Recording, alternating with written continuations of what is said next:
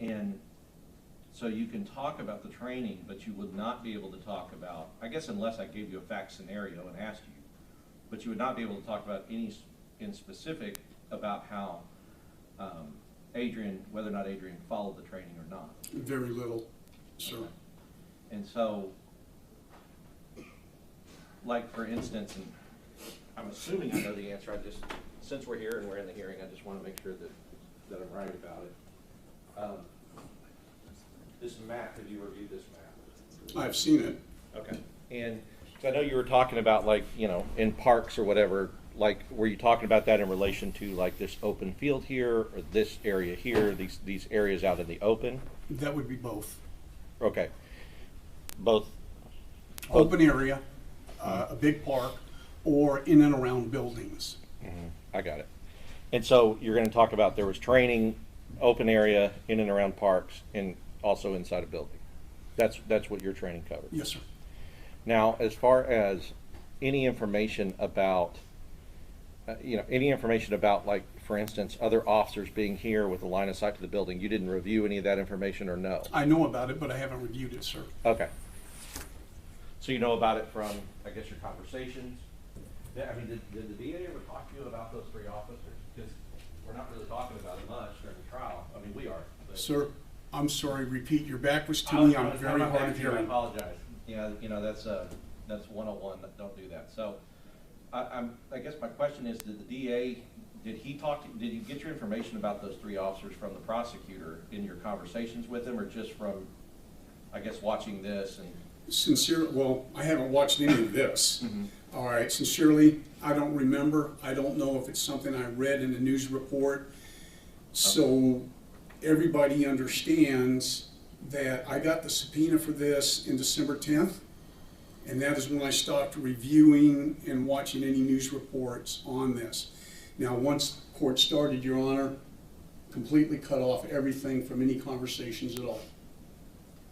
And, and I'll just tell you, I appreciate understanding that you did it, but they have told me from the beginning they were offering you as an expert, and so you would have been able to. I'm going to object to that, Your Honor. They asked what I was going to offer. I said, it's just doing training, and he said, well, that may be an expert, so would you please call him in? So I have not designated him as an expert. That is a misrepresentation to the court. Well, it's not intentional. I mean, I didn't say it was intentional. Okay, I got it. Oh, we don't need to argue that. Let's just go. Let's go. Come on. Okay, sure.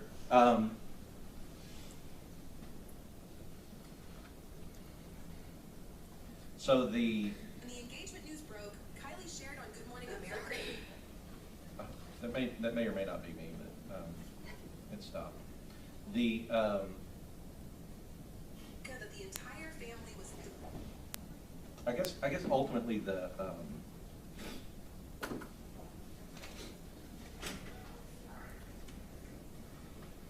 ultimately then your understanding is that you are simply offering your testimony as to the facts of your training course, your training, and the fact that Adrian took your training. Can you tell us when he took it? I think it was 2018, sir. Yeah. I'm sorry, Your Honor, may I look at this?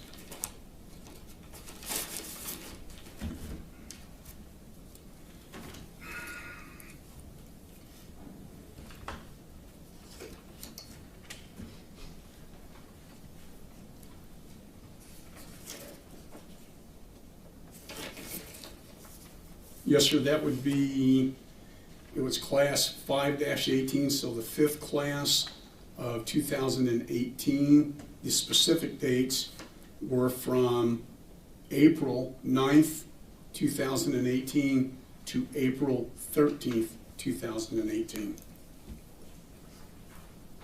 And is that done in Dallas? No, sir, that was in Uvalde. In Uvalde. So Yes, sir. I guess that's what I'm asking. So you go to Uvalde. Yes, sir. And were you training at Robb Elementary? No, sir. Okay. Where were you training? We used the college, the police academy. We used their grounds. Now, we did not go into schools, mainly because school was in session, if I recall correctly, but we had 70 false walls that we put up to represent long hallways, classrooms, And in these scenarios you talked about with 75%, did any of those scenarios, do you have a,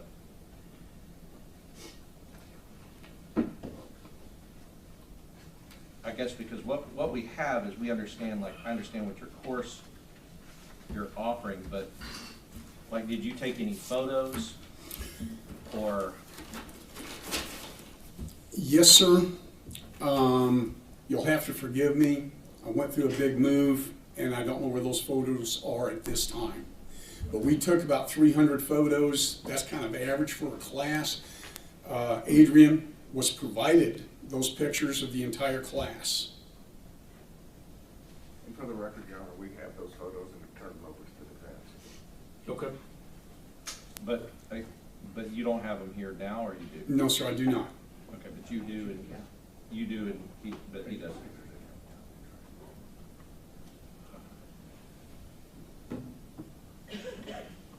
Did you review those photos with that the DA has in his possession?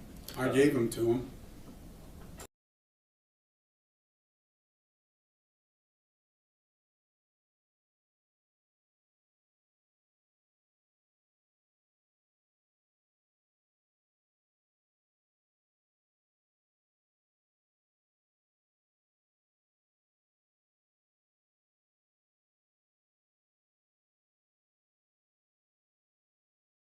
Vehicle accident, like in front of the location?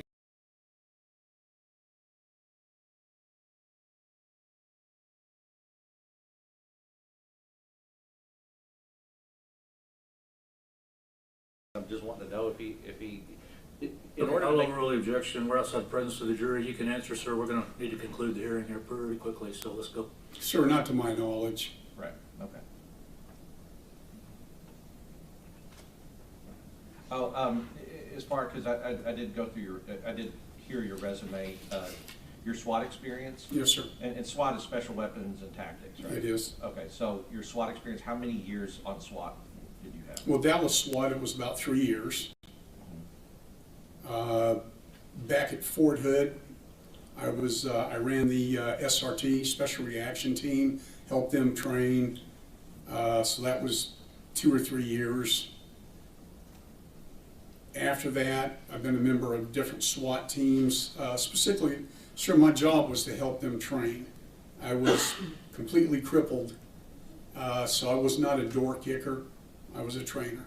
Sure, okay. No, and I appreciate your service in every aspect of your service. Thank you.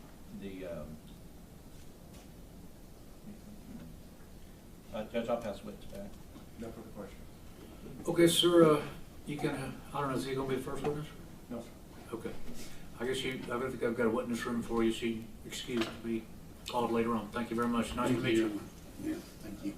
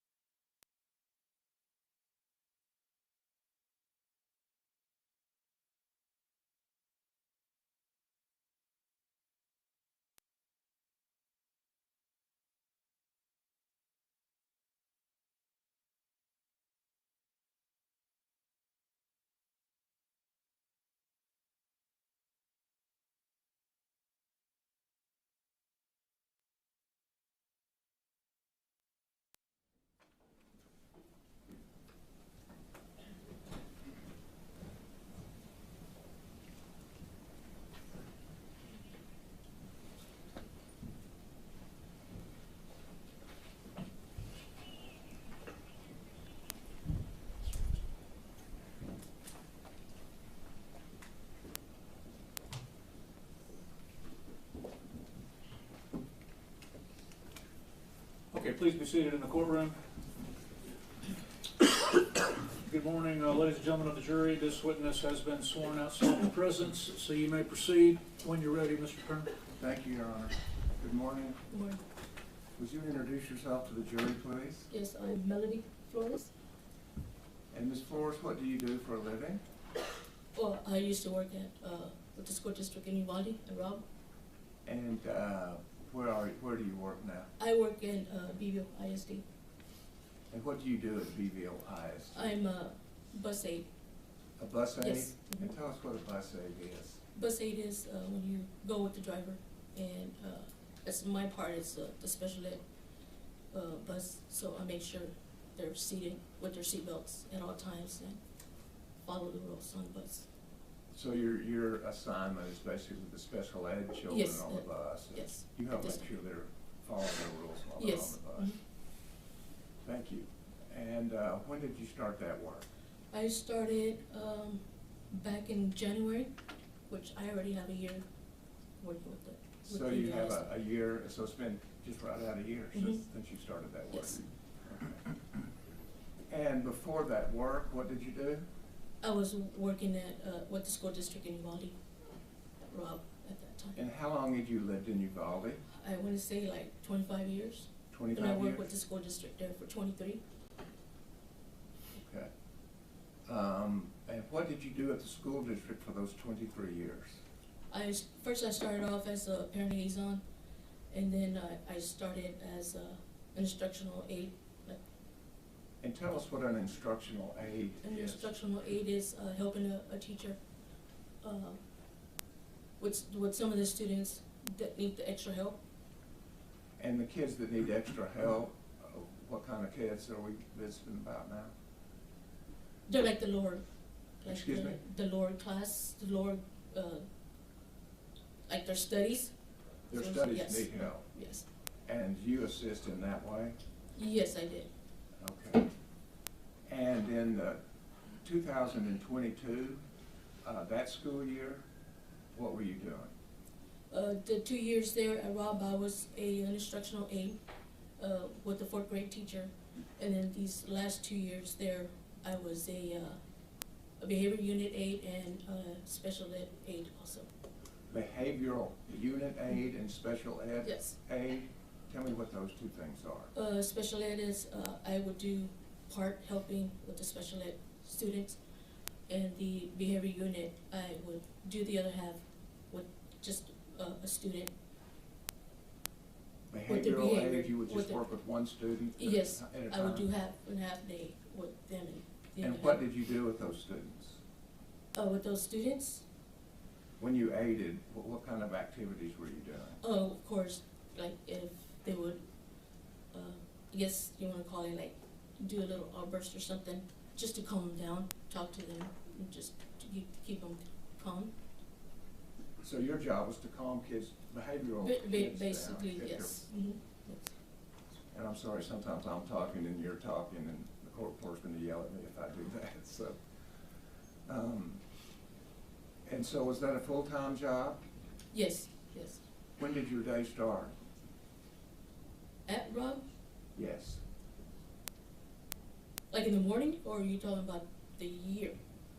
Well, I was talking about the mornings, The morning, my time was from 7 in the morning till 3:30. 7 in the morning till 3:30. Yes. And where did you report at 7:30? At 7, I would go into the office to clock in. And after you clocked in, what did you do? Then I would go set my stuff in the classroom and wait out there. Well, not wait, but to do the duty that I needed to do. So before school started, you would do bus duty Because I had to wait for some of the students. for your kids specifically? Right, yes. And how many kids did you take care of? At that time, it was 3, actually. You had to wait for 3 of them to get off the bus. There was 2 and 1, and then the other one was later on, a couple of minutes after, yes. So 2 buses, but you ended up with 3 children? Yes. Mhm. And what did you do with the children? And then I would, of course, take them, if they needed to go to eat breakfast and stuff, I would take them, and then we report to the room, to the classroom. Okay. And now I'll direct your attention to May 24th, 2022. You were working that day? Yes, I was. And did you go through the same procedure early in the morning that you just described to the jury? Yes. And did the kids go to the cafeteria then? At that day, like I said, I was waiting for one of them to take them, but he didn't show up that day. But we did take the other students, yes. And so that morning, how many students did you have? 2 that got off the bus, but in the classroom we had about 4 or 5 that day. That you were not responsible for taking off the bus, the other 2 or 3? I was, but they, like I said, one of them didn't show up for that day. Okay, Yes. thank you. What did y'all do that morning? That morning we're just in the classroom, keeping them busy with activities and stuff like that before it was our time to report to the cafeteria for their awards. So they had an awards day? Yes. And what time was the awards day? I don't remember exactly what time. It was our turn to go to report to the cafeteria. And how long did you stay at awards day? We were done, and then we just waited there for a couple of more minutes, and we saw the other teachers with the classrooms, and while they were presenting the awards to them, I want to say maybe like, I don't know, So you 20, don't 30 have- minutes, I guess. I'm sorry, say that again? Like 20 to 30 minutes that we stayed there, so they, Okay. And are we in mid-morning now? yes, just, And then after the awards were presented, what did you and the class do? like I said, we waited there for a couple of minutes, and then our teacher said, we're ready to take the students back to the classroom, so that's what we did. And what age were these students? We had 3rd and 4th graders at that time. Okay. And did you get back to the classroom? Yes, we did. We did. And what happened next? We were there, and and it was like almost time for them to have their lunch, where we had somebody bring their lunches to the classroom because they eat in the classroom. Okay. Do all students have the option then of having their lunches brought to them in the classroom? Yes. Okay. And so, what did you do in regard to lunch? What I did is, we were there, and of course we had the TV on, that's cartoons and music and stuff for them, and they were eating, and of course they were watching TV and stuff. And the teacher already was already eating her lunch, and I said, well, I'm gonna go ahead and warm up my lunch, and that's what I did. So you were eating your lunch as the children were eating their lunch? Right, just about, yes, because I was just barely warming up my food. And did anything disturb your lunch? Yes, it did. And what was that? I had the school radio, which I carry with me. Let me And, stop you there then. Tell me about the school radio. It's a radio that I carry where we can communicate, And like who can you office or, communicate with? excuse me? Who do you communicate with? Whoever calls me, or I need to call somebody. Is it just for that school, just for Yes, Bob's just school? for that, yes. Okay. And is it just adults or is it kids too? No, it's just for the employees only. And you keep that radio with you? Yes. And you got a call on the radio? Oh, I didn't actually get a call. There was a call, and we didn't understand what they had said, because the teacher said, what did she say? I said, I had no idea, because I don't know, I couldn't understand. And then So the first communication, you couldn't understand No. what was being said? and then the second time they called, and they said that there was a shooter, and he was jumping the fence and had a gun. Do y'all have a fence around Rob's school? Yes, we do. And could you describe that fence? It's chain link, I think that's what you call it. It's all around the perimeter of the school. Okay. And what were the words that you heard? When we kind of understood, they said that he's jumping over the fence, he's shooting, he has a gun. So a man jumping over the fence, shooting, and has a gun. Mm-hmm. So what did you do when you heard those words?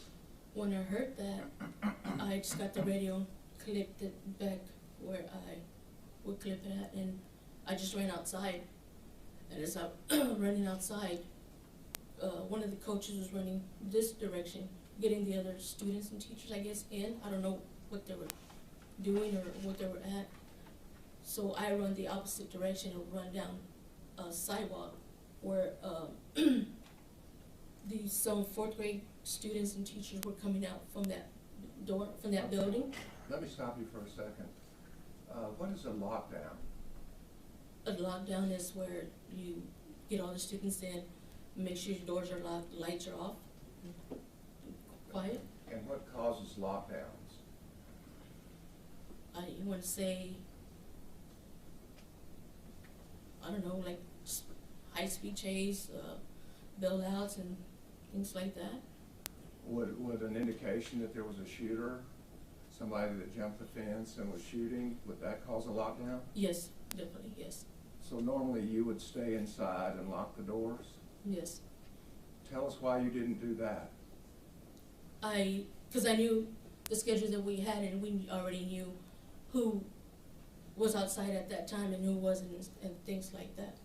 And who would be outside at that time? Some of the students with some of the teachers either having recess or just coming out from lunch or before lunch in the playground. So it was your understanding of the schedule that caused you to go outside? Because what they had said, what was said on the radio. And what was the schedule for people being outside at that time? What was it, like I said, it was someone were going out to recess, or someone going to lunch, or someone coming out from lunch. And so that was your concern? At that time, yes, because if there was kids outside, like I said, there were some of the classrooms and teachers were coming out from that fourth grade building door, and that's when, because that's when I heard that. Well, of course, we have to take precautions with that and stuff. And as I was running over there, I was telling them to get back in, and they were like, it's kind of confused for me telling them to go back in. Who were you telling to go back in? The classroom, the fourth grade classrooms that were coming out with some of the teachers. And where on the fourth grade classroom were you? I was running down the sidewalk, going to that building, to the fourth grade building. Because I was actually in my classroom at that time. And the north side or the south side or the east side or the west side? It was on the south, on the side of where the pavilion, where they have PE, that building, there's that door. They come out from there. The announcement to you had been that there was a shooter? Yes, But wouldn't that pose a threat to you? right, but I just wanted to make sure that the kids were in and safe. And so you ran to the south side. Yes, and Were there kids out? they were coming out, yes, and then I believe Coming there out was of where, ma'am? the fourth grade building door. Okay. And I kept telling them to go back, and they were confused, like, why? And I guess there's fire shots, and that's when they ran back in to the building. And where were you when you were telling the children to go back in? Like I said, I was running down the sidewalk, and when we all heard that, they went in, and I kept running to make sure, once they all went in, I wanted to make sure that door was locked. Okay. And so as you were running down this toward the fourth grade, did all the children get back inside? Yes, at that, yes. Did you leave until all the children got back inside? I didn't make it to the door to see if it was locked or not. So you were headed to the south door for the purpose of locking it? Or making sure it was locked. And why did you want the door locked? So nobody would go in, whoever was there. But you didn't make it to the south door? No, I didn't. Tell us why. Because there's right there an area in the corner where the ACs are at, and it's fenced up. And that's when I saw the shooter right there. Had you seen him before that period? No, I didn't, no. It was You just just that seen time the when I kids? saw him. And so it was right by the ACs? Yes, right in the corner, that's where. Describe what you saw.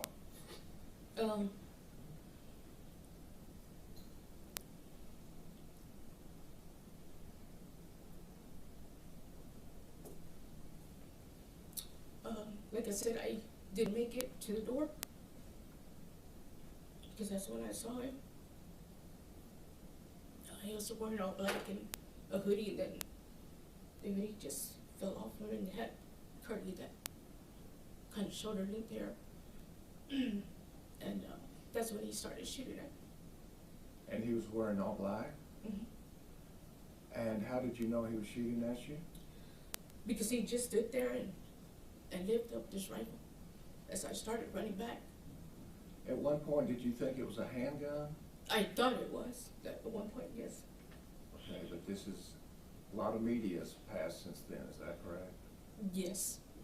But at the time, that's mainly what we want to know about, is at the time that you observed it as opposed to other influences, okay? Mm-hmm. So at the time, you thought it was what? I thought it was just a regular handgun or something. I And didn't- why did you think he was shooting at you? I mean, because I was running and he just kept shooting, and when I looked back, all I could see was that he was still standing there. And all I could see was just the fire coming out of the barrel. Okay. Now, when you saw him, what did you do specifically? I just ran. I ran away from him. And did you take a pattern as you ran? I did. I was running, and Excuse me? I was running, and then I looked back. Like I said, that's when he was still standing there and was shooting, and I could see the fire from the barrel. And then all of a sudden, I ended up on the ground. I was on the ground. You fell down? Mm-hmm. Let me stop for a second. I never asked you, do you recall what you were wearing that day? I want to say some khaki slacks with the orange peach color shirt. Okay. And you fell down? Yes, I did. And what did you think when you fell down? I thought he had shot me. Just because of the circumstances that Yeah. occurred. Had you been shot? Have I? Had you been shot? No, I wasn't. Okay. And how long did you stay on the ground? I want to say just a couple of seconds because I was like, I need to make sure, these kids are in to, make sure these kids, I take them in somewhere for them to be safe. So you got up immediately? Mm-hmm. And what happened when you got up? When I got up, I seen this vehicle drive right up to me, and I was telling Describe the him vehicle? it's a white vehicle. I know it was a PD vehicle, but it didn't have, all the, I guess you want to call this logos on there or something. It was just a plain vehicle, white vehicle. And when you got up, where was the vehicle? It was like kind of like almost parked It next was to almost parked? And to then where I was at on the ground. when I And got what up. happened then? That's when I said that he was heading into the fourth grade building, and we needed to stop him. We needed to go in and stop him before he went in. Who did you say that to? It was a PD. I cannot recall who. You didn't know him or be able to I identify him? really didn't know who. And what did you say to him? I told him that he needed to get stopped before he went into the fourth grade building, and we needed just to stop him. And what did he say? He did nothing, 'cause Did you say it more than once? I did What did you say the second time? the same thing, but Which was what? we need to go in and we need to stop him. He needs to be stopped before he goes into the fourth grade building. Did you tell him what he was wearing? No, I didn't, no. Did you tell him where he was? I think I told him he's right there running in, he's in the corner, he's running in to the fourth grade building. And did you use any arm gestures to point out where he was? I did. Tell us about that. I just kept pointing, he's going in there, he's going to the fourth grade building. And how many times did you say that? I want to say a couple of times. did you hear anything from this gunman while you were talking to the police officer? To the gunman, the shooter, Uh-huh. I just kept hearing shots. You heard gunshots? Yes, Where were they coming from? that's where he was going into the fourth grade area. That south area? Yes, Could you see the gunman at that time? no, I couldn't. No, But you heard where the gunshots were coming from? Yes. And when you heard the gunshots, what reaction did that have with you? like I said, I just had to make sure that everybody was in, the kids, and as I'm getting up and trying to find a place, I see a teacher, a second grade teacher. I'm not sure exactly what she was doing. I don't know if she was the last one in or she was opening, I don't know. So when I went over there, she told me if I wanted to go in. I said no, because I need to make sure your door's locked. And so. Let me just stop. I think you're getting a little ahead of Oh, us at this time. How long had you been talking to the police officer when you heard the continued gunshots at the south end? Couple of seconds, Just a second or two. maybe 3 to 5. And how many shots did you hear? Couple. Okay. And when you heard the shots, did that cause a reaction from you? Did you say anything to the officer? Like I said, I kept telling him that he needed to be stopped. He was going before he goes into the fourth grade building. And while you were talking to the officer, did anything on the east side of that fourth grade wing catch your attention? The east side is you talking about The side that, yes ma'am, that you were on? it was just shots. There were more shots? Did you see the window break? I did not. Excuse me? I didn't. Okay.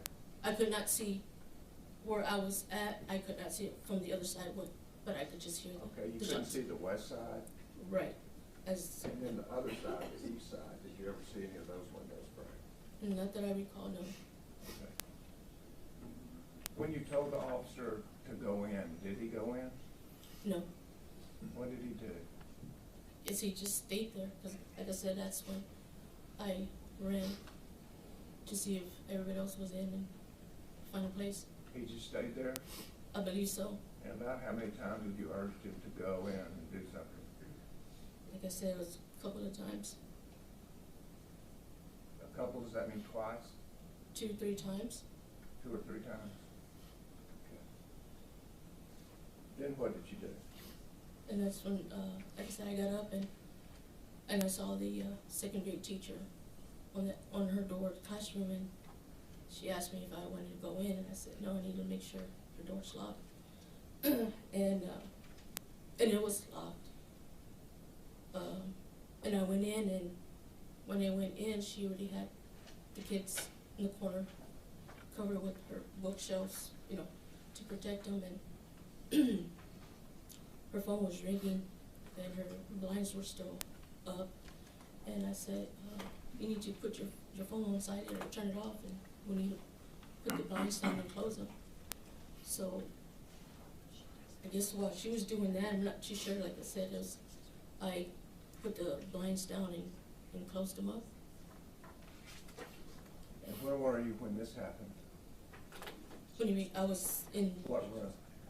I don't remember the room number, but it was a second grade teacher classroom. While you were in the room, what happened? And then I started looking around.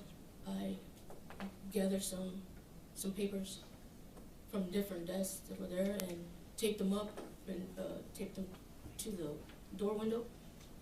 And then I put a chair on the door handle, which I guess I didn't do it right because it fell.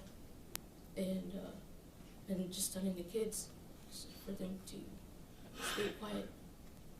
I wasn't gonna let nobody. Excuse me? I wasn't gonna let nobody hurt them.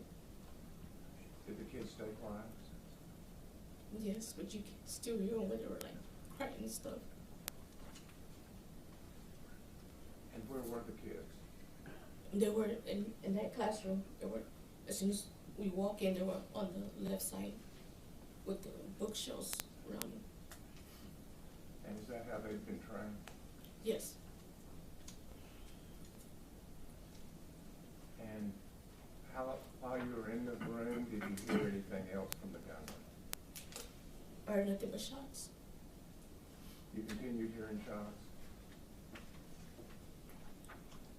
Could you describe how many? I just kept shooting and shooting. And you could hear that where you were? Oh, yes.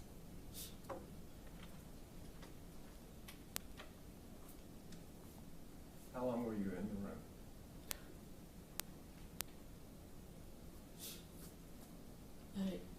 That day for me was like fast forward, slow motion day for me.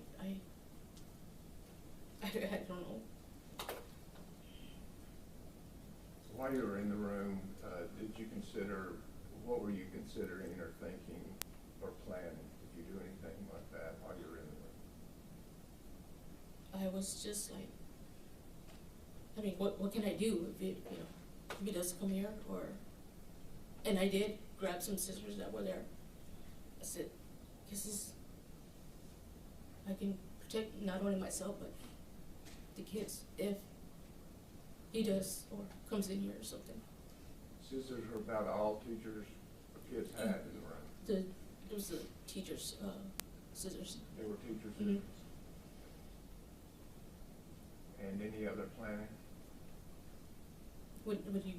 Did you do any other thinking about what would happen? That's about it. I mean, Okay. Fair enough. How long were you in the room about? it was a while.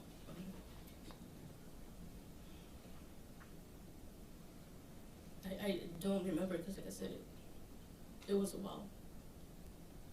And how did you leave the room? I guess whoever was going by classroom in that area was knocking on the door, and which we got a knock, and I was trying to tell the second grade teacher not to open the door because at that time they didn't say who it was or anything like that. But she went in and opened the door, but it was law enforcement. Okay. And what did law enforcement do? They said that if we're okay and stuff, and they were there, but for us to wait because they were still gonna go down the hallway in classrooms, and that they would be back for us to. And did they come back for you? Yes, they did. How much later did they come back for you? It didn't take them that long until they finished going down the classrooms down that hall. And when they came back, what happened? When they came back, they said for them to hold their hands together and go behind each other and To do follow them. what? To go behind each other and hold hands and to follow them. And did the kids do as they were told? Yes. And where did y'all go? They took us down like 2-3 blocks down the street away from the school. And then what happened? And we just waited there Until when? until they brought buses or whatever vehicles they could get to pick us up. And you were taken where?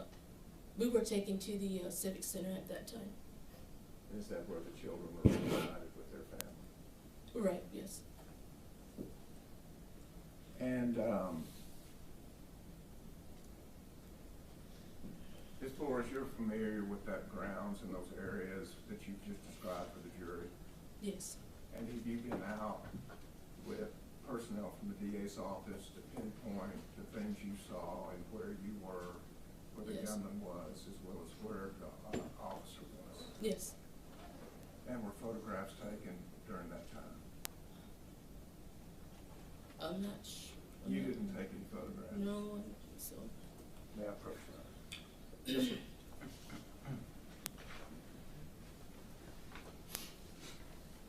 Showing you exhibits 9, 921 through 924.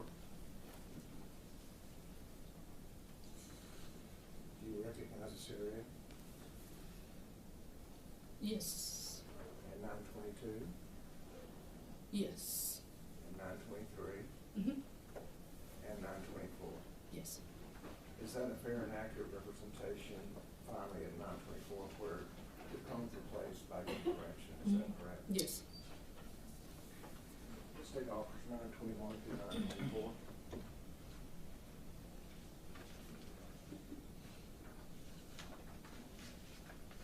No objection, Your Honor. Admitted. And they be displayed. Yes, sir.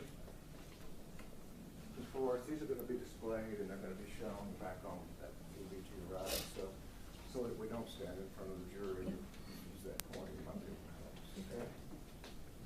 Starting with State's Exhibit 921. Can you tell us when you got that first radio communication, where you would have been? I would have been in that area over there. That's the classroom. If you need to stand up to get close to it. I was in this area right here. That's where my classroom was at. And you're talking about the second building from the bottom. Yes. And was that's your classroom? Yes. And when you heard the communication, you didn't understand that communication, but you heard a second one? Yes, I did. And tell me about that one. They just said he's jumping over the fence. He's got a gun. He's shooting. And where is the fence? This is way over here. Okay. So you get a communication and the gunman is jumping over the fence shooting. And where do you go? Like I said, I'm coming out and I start running over here, this direction, because this is where some of the fourth grade students and teachers are coming out. And I'm running and I'm telling them to go back in, and that's when they're gunshot. And I just made it just so like. Okay, right let me stop you for just a second. So you ran in the direction where you believe the gunman was jumping the fence? I didn't really know what direction or who this person was until I saw him right here in the school. Okay, so you didn't know where he was. All you had was information that somebody has jumped a fence and they're shooting. Yes. You didn't know where they were, No. but you acted. You're right. And you acted for what purpose? To be safe. To save who? Everybody, the students, everybody. And what, did you see students? I saw what they were coming out of this building right here. And how far out did they get? I guess they got just about right there. So they hadn't yet gotten to the green area. Not these, not these. And where are you? At this point, you see the kids? Yes, I was like right here, telling them, yelling at them for them to get back. And that's when they heard gunshots, and that's when they went back. And I guess I just made it to right here while the gunman comes out right here. Okay, about how many kids were outside? Outside, out here. I don't remember. Fair enough. And is there a recess area?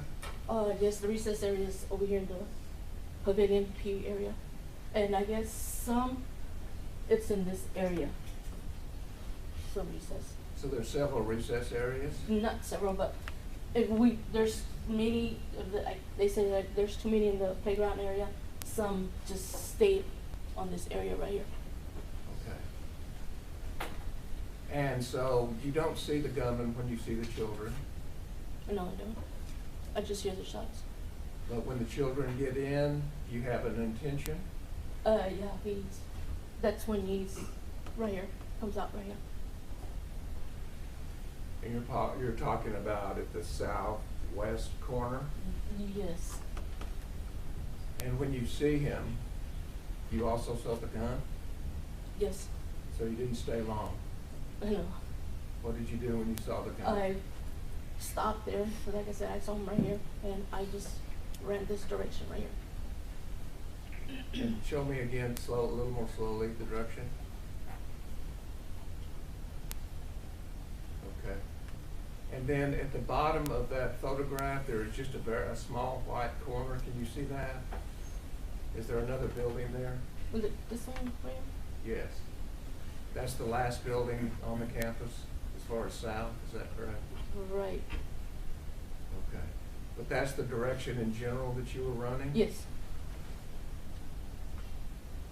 And when you turned to run then, I suppose you weren't watching the gunman? Not until I said, well, let me see if he's running behind me, you know, and that's when I looked back to see if he was still there or not. But he was still right here. Okay. And where did you fall? I felt somewhere around this area right here. And can you describe what vehicle that is that's on the photograph? That's one of the, Excuse me? that's a PD vehicle. Is that the place that the PD vehicle parked? It was a different one. Excuse me? It was a different vehicle.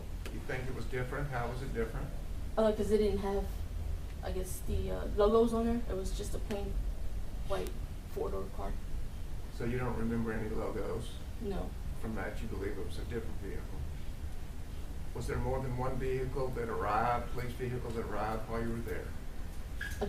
That was the only one. Okay. The one I saw. 'Cause that's when I ran into this area right here. Okay, Went but into the before you cash- ran in, did you have a conversation? Did you talk to the officer? I didn't talk to anybody. I was just telling them, What were you telling him? like, we need to go in. He needs to be stopped. And where was he? He was, like I said, there was the other vehicle was here, and he was just, I don't know exactly what he was doing, but he was just like running back and forth. Pacing back and forth? Yes. As you were telling him to go in, Yeah. and you pointed to where he was? Yes. And then where did you go? Like I said, I believe this is a second grade building, and I went into one of these second grade classrooms. Thank you. You can sit back down.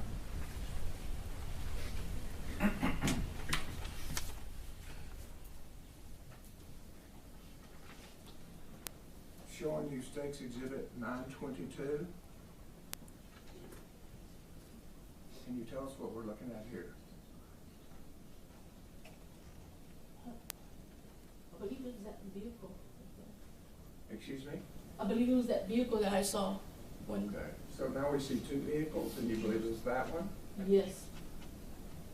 And on the first vehicle, is there markings that you can see there?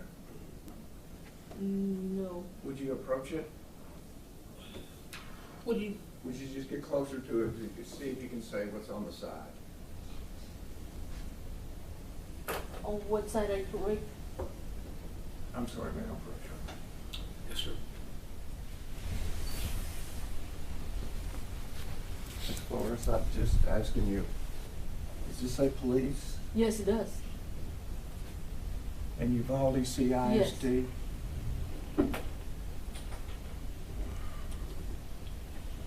Thank you.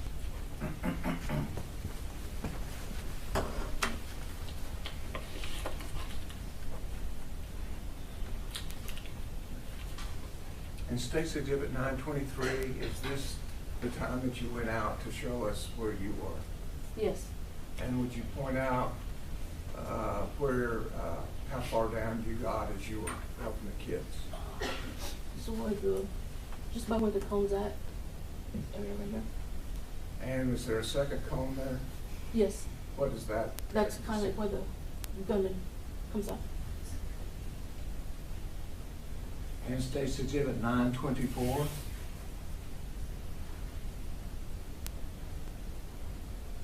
Do you see that first cone still at where you were when Yes. you were telling the Mhm. kids? And did you show us the direction of the path that you ran? I believe it was somewhere right in here, this area. So from that farthest cone, you ran to the second cone. Would you point out which cone? Somewhere right here. And then the third cone? I fell in somewhere in this area. That's Is why that I ended where up you on the fell? ground. That's where I kind of ended at on the ground. And where was the police car? still somewhere right over here. And does that fourth cone indicate where the officer was? Talking about this one here? Yes. Yes, still.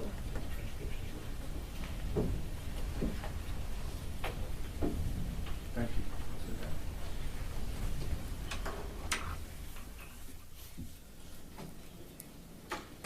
Ms. Forrest, when this happened to you, did you talk to your family?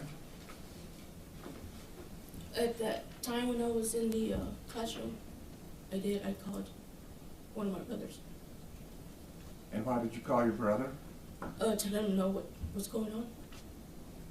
And did you find out what was going on? Yes, there was a And shooting going on. Excuse me? There was a shooting going on. There was a shooter on the campus. And did your brother have any advice for you? I told him what was going on and what happened. He just said for me to hide and to check myself if I was shot or not. Did you eventually go to the police with this information? To the police. Did you give a statement to the police about what you just told the jury? I know, because I left out of town, and when I had told them that I wanted to come back when the funeral services started. So I did. I came the day before, and they had a report to the Fairplex. To who? I had a report to the Fairplex, but I didn't make any reports to as the PD as you're talking about. Uh-huh. Did you eventually give a statement to police officers? It was when I got there at the Fairplex. It was Texas Ranger. Oh, a Texas Ranger, okay. Thank you. And how is it that you got with the Texas Ranger? Because I went in there and I had some people there. I don't know, they were like counselors and stuff like that, and that's when they told me that Texas Rangers need to speak to one of them or something. I really don't know exactly how it all started there. I eventually ended up talking to a Texas Ranger. But you just remember talking to him? Mm-hmm. Thank you. Pass the witness. May I proceed, Judge? Please. Good morning, Ms. Flores. Good morning. My name is Nico LaHood. I'm one of the lawyers that represents Adrian. I'm assuming you've never testified before? No, never. Okay. You a little nervous? Yeah. And it's emotional. So there's no gotchas here. I'm gonna ask you some questions, Okay. and I may ask you questions about what you perceived or what you remembered. Mhm. And it's not that I'm questioning your character, but we're gonna be I may be questioning your perception or your memory. Okay. Okay. But just don't think that as a personal attack. Okay. It's going to be just observational questions, okay? If you don't understand my questions, you ask me to repeat them and I will. Okay. And if we need to go slow, we need to stop, I'll do that, okay? And for the court reporter, you have to say yes, or you have to say a word because she's typing it down. Okay. Okay. So you were, it seems like for Robb Elementary and for VIVO currently, you are a special education aide. Yes. I'm going to take a side note here. I'm a daddy of a special needs son, so I appreciate what you and all people, all professionals like you do. Thank you. There's no doubt in my mind you're a special type of woman. You've been doing that for 23 years, 25 years? Yes, sir. That is a unique type of teacher, so my wife and I thank you, okay? Thank you. Because you talked, and I knew that because I'm sure you're involved in ARD meetings, right? Those assessments. At for one what- point I was, but Okay, and that's part of your duties, Yeah. dealing with special Yeah. needs kids. But you described outbursts, and you have to deal with outbursts, and Yes. as a daddy of a son on the spectrum, it's a meltdown.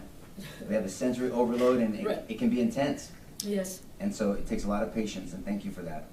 So I want to direct your attention to May 24th, 2022. We're going to get into this, and you testified that everything started the way it normally does for you, and you went Yes. through the procedures with the government. At some point, you were eating lunch, and you described where that was, and you heard on the radio something, but you didn't understand what it was. At first, right, correct.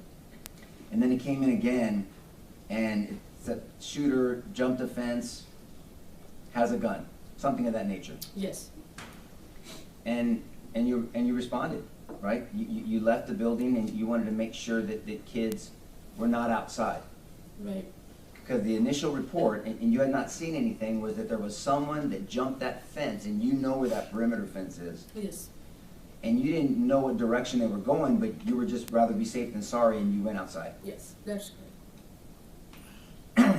So you get outside, and your instincts were correct. There were some children that were trying to come out of that south end of the fourth grade building. Yes, Now, you had already seen, because you could see the playground, there were no kids in the playground, thankfully. right, Right, so there were no kids on the playground. You were focused, when you got out there, you were focused on those children Yes. coming out of the building. Mhm. And can I have states, government's exhibit, was it 920, 922?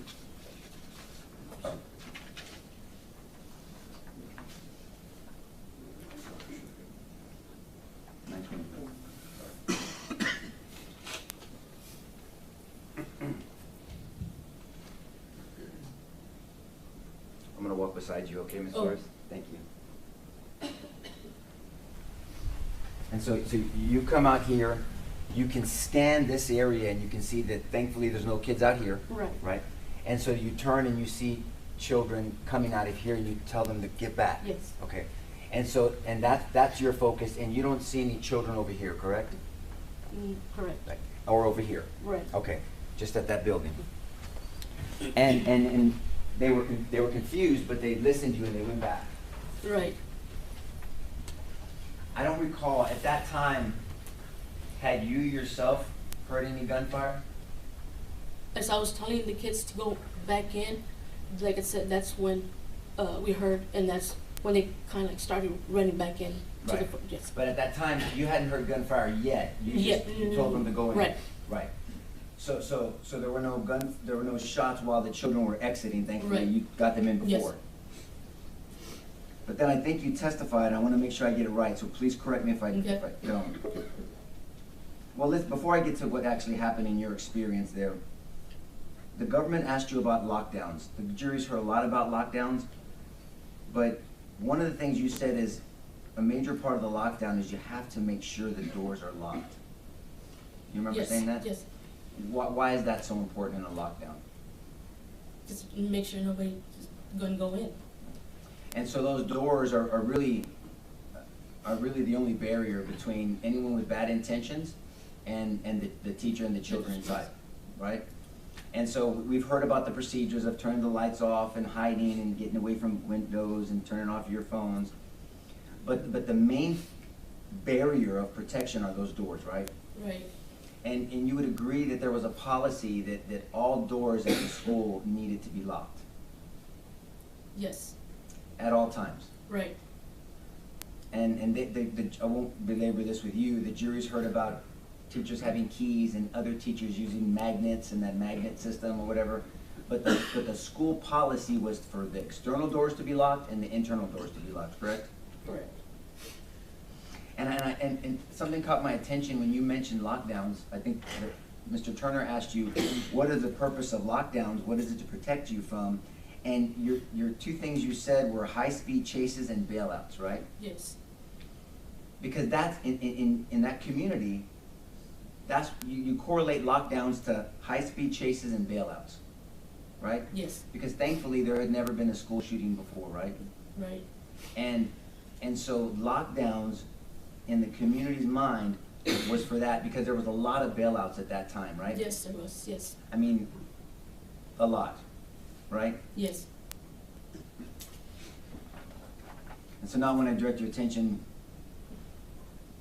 about your engagement here, or what you testified about the shooter. Can you put your back up?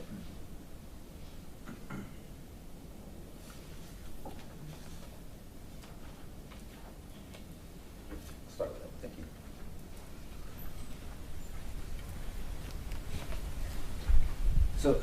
So you testified that I think you pointed it out on one of the other ones, and we'll get there. The shooter was somewhere out here. When he shot at you, you can stand up if you need to.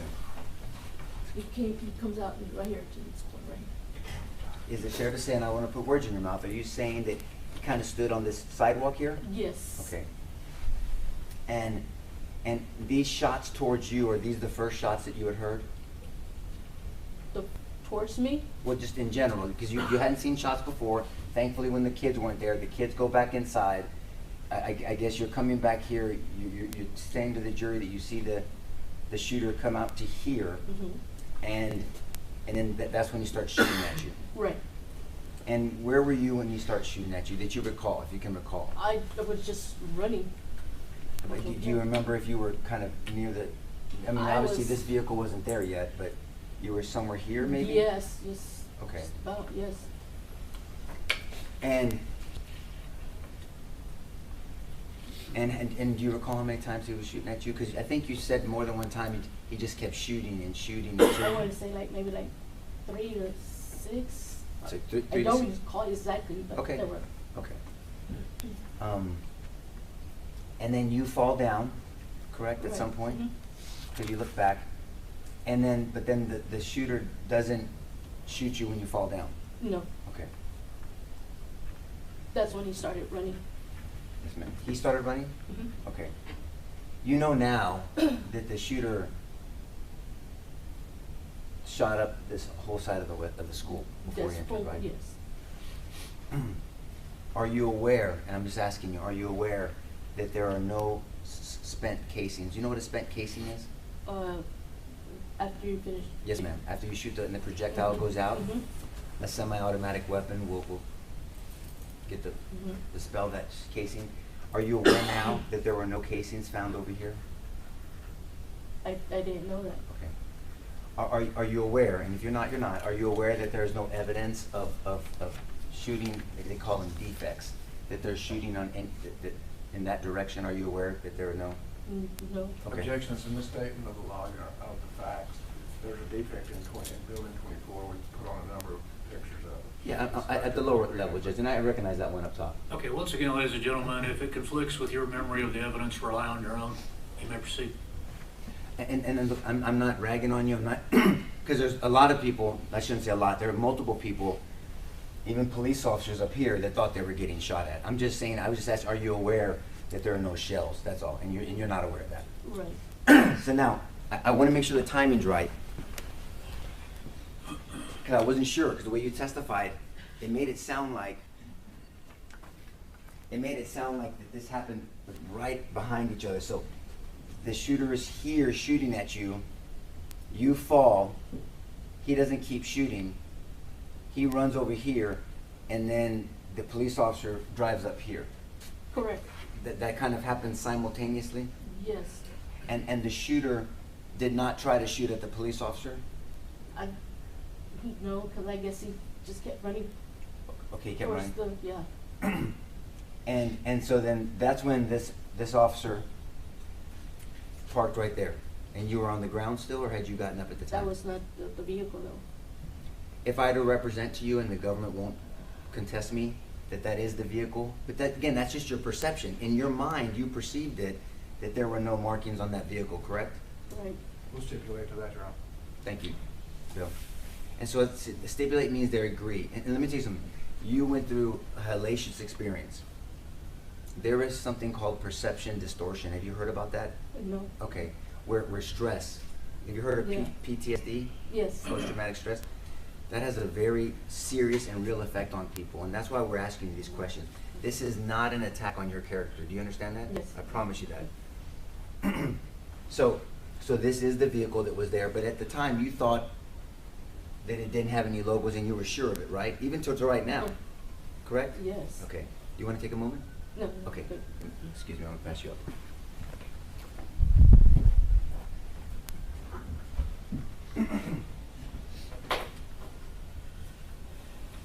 And so may I have permission to ask you about some of your other perceptions? Okay. Okay. You initially described the officer as wearing khaki pants, correct? Yes. a white shirt. Believe it was white, like a bluish. Well, no, you said white. Remember, you've spoken to a Texas Right, Ranger? yes, it was, Right. yes, I did say, yes. Okay. You spoke to, well, this for clarity, you've spoken to a Texas Ranger and you spoke to Mr. Rick Garza with the DA's office here, right? This gentleman Yes, behind, yes. to my right? Okay. And so you described that officer in that vehicle as having khaki pants, correct? Yes, A white shirt, correct? yes, Short sleeve white shirt, yes. right? And a full beard. It wasn't a full, no. But that's what you had spoken. But that's, okay, yes. Yes, ma'am. Yes. You had said that to Mr. Garza and then Ranger Pettis previously, correct? Right, Okay. And so if I represent to you that Mr. Gonzales had a dark uniform on, no white shirt, no shirt sleeves, and no khaki pants, and did not have a beard, that's kind of an example of your perception, right? Right. In your mind, that's what you saw, right? yes, Okay. And so the officer gets out, and at the time you didn't know it was Mr. Gonzales, right? You didn't know it was Adrian. no, I didn't, really, no. But that officer, I believe the government asked you, you testified that he just was kind of pacing back and forth? Yes, he was. And that's your perception of what he was doing? Is it fair to say that, I mean, I can see it's emotional now, but at the time, because this was real time, that you were frantic? You were extremely excited at the time? Excited as, This was traumatic experience. yeah, Right? I mean, Yes. so you're running out, you get this call, your instincts were correct because you know the school. You have an absolute love for children. I know that, it's obvious to me. And so you go out there to warn children to go back in. Yes. You're yelling at them, because I think you're yelling at them to get inside. And then you see this shooter, whether he shot at you or not, I believe you saw him. mhm, And then you fall because you're running, because at the very least, you perceive that he's shooting at you. And then you fall, so you think, I believe you told investigators, he got me now, he's gonna get me, right? right, Matter of fact, you initially told them that you thought he shot you, yes, but he had not shot you, thankfully. right, Okay. But you thought he did. yes, And so, that's all I'm trying to say. I'm trying to set this tone. There's a lot going on in your mind at that time, right? yes, Okay. And so you perceived Mr. Gonzales as, you didn't know it was him at the time, as pacing, right? right, But he was getting out. He's assessing you because you're yelling things at him, right? yes, You're saying he's over there, correct? mhm, You're with Adrian for somewhere between 2 to 7 minutes, right? right, But that, you've said that to Mr. Garza before, right? You said that you were with Adrian and you gave yourself a range. You were with him in that scene for anywhere as low as 2 I didn't minutes? recognize the PD that was there, I'm sorry, I didn't hear that. What I did you did say? not, I didn't know, I didn't recognize the PD officer that was there, that was telling that to, When I mean Adrian, I'm talking about the PD officer.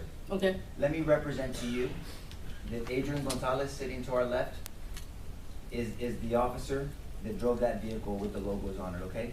And he's Okay. the officer that you were dealing with. So if I say Adrian, I'm sorry, I mean Mr. Gonzales, the PD officer, okay? okay, So you're yelling at him instructions, but he's getting out. At some point, there are gunfire, right? At some point, there's Yes. gunfire. Do you recall the PD officer, I'll just say PD officer, do you recall the PD officer radio in and saying shots fired, shots fired? I don't recall it, Okay, but if that's on dispatch, that dispatch will be the best evidence for that. Do you recall at some point after getting instruction from you and you're yelling at him and he's ducking, do you remember him moving around the vehicle to get behind it for cover? You didn't know it was cover, but do you remember him getting behind the vehicle? I know I would see him, see that PD, pacing back and forth, Yes, ma'am. So you're pacing back and forth. Could that be that he was going behind the vehicle to get behind it for cover? I'm sure. Okay. Do you recall hearing him say, west side of the building, supposed to be wearing black? No, I don't.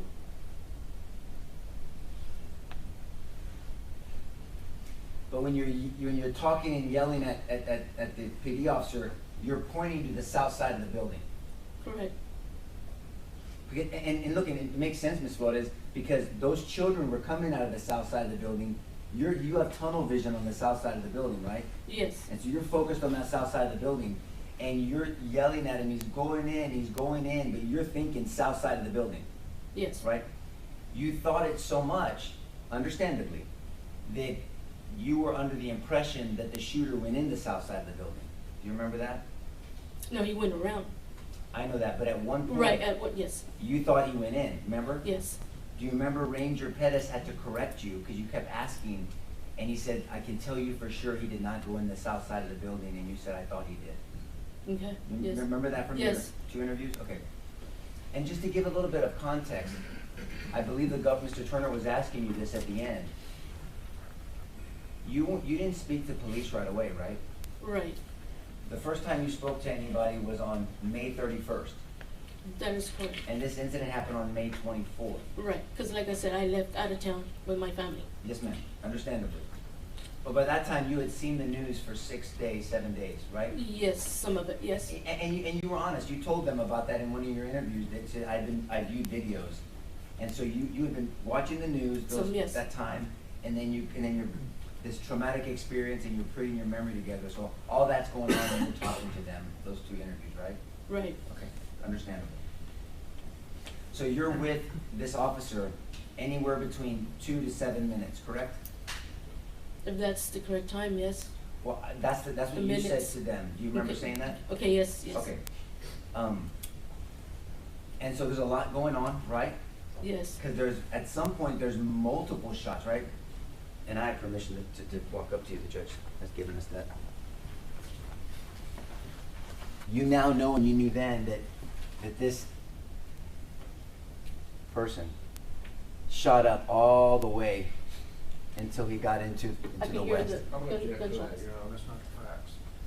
It's Okay, once mistaken. again, ladies and gentlemen, if it differs with your recollection, rely on your own, you may proceed. Do you know that the shooter multiple times at the building? I don't know what the government's comfortable I have with, no but, objection to multiple times the building, but he pointed all the way up the building, that's what I object to, that's not what. well, the facts evidence are. will show what it shows. Judge. Okay, overruled. You heard my admonishment, ladies and gentlemen. Let's proceed. Thank you, Judge. So there were multiple shots at this building all the way up until this monster got into the building, right? Yes. You know that now. Yes, But when you were telling to the ranger, Pettis, and to Mr. Garza, you in your mind, you really thought that he had entered here. yes, it's, Yeah. And so you're yelling at the officer, and you're telling him, you're saying he's on this side of the building, and you're pointing here because you really thought it was on the south side of the building. And so there's this dialogue back and forth between you and the officer for those 2 to 7 minutes, right?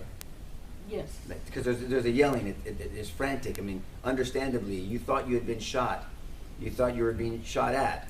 You're yelling at him. You knew that you got children back in the building, but you thought he followed those kids in the building, right? right. At some point. Yes, yes, And then you explain that he's on the west side of the building, and you say he's on, so there's it's definitely not intentional, but there's kind of this south side, west side discussion going on between you and the officer, right? At some point in this yes. engagement. Is that a fair statement? Yes, 'cause I really wasn't like really listening. I was just, I know. And have you heard of something called auditory exclusion, where stress makes, you get tunnel vision visually, but then you can also you can exclude things auditorily because there's just so much stress going on. Right. And so there's just a lot going on, a lot of perception, you're communicating with the officer, and because you're really in your heart of hearts, and I don't think anybody doesn't believe you, and these children were in danger. But you had a specific perception of what entrance this man went in, right? Mm-hmm. Okay.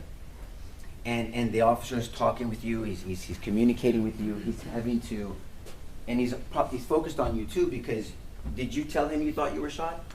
I didn't tell him. Okay. No. But you're on the ground, Right, And when you hit the ground, and I mean hit the ground meaning when you fell, do you agree that it created kind of like a dust? Yes. Because it's all dirt right there, right? Right. And so, and he drives up to you. That's where his car is. He drove all the way up to you, right? Yes. So even though there was if you don't know, maybe you know now, that there was a call of a person at the school with a gun, he didn't, obviously that vehicle is not parked on the corner. This officer in this vehicle drove into the trouble, right? He drove in, he acted, he drove to you. They didn't know it was you, but I mean, he drove to your area, right? Are you aware now there were 3 other officers over here? I didn't, I couldn't see. And you know now. Okay, yes. But this officer isn't these officers, right? They stopped over Right. here. This officer made it over here, right? Right. At some point, after that 3 to 7 minutes, you described to the jury and the government asked you, you go to that classroom with Trevino, and you see that officer move up. He moves up at some point, right? Mm-hmm. Do you agree with that? Kitty moves? I'm not sure because, like I said, I was in the classroom doing what I that needed to be done. And while you're talking to this officer, because there's that 2 to 7 minutes, there's actually shots being fired. You guys both can hear shots. Right. So he's hearing shots. You're talking to him. You're giving him instruction. I'm not going to put words in your mouth. You said he's pacing, but let me suggest he was taking cover, but he's talking to you, and shots are being fired throughout this whole time. The mischaracterization of her testimony. She can correct me. She said that he was pacing, not that he was taking cover. Okay, once again, ladies and gentlemen, if it differs with your recollection, rely on your own, overruled, proceed. No. I said that you said he was pacing. Do you remember me saying that? Yes. Okay. So, and if I say something, you want to correct me, you can say, Nico, stop. I'm going to correct you. You can do that, okay? Okay. Okay. So,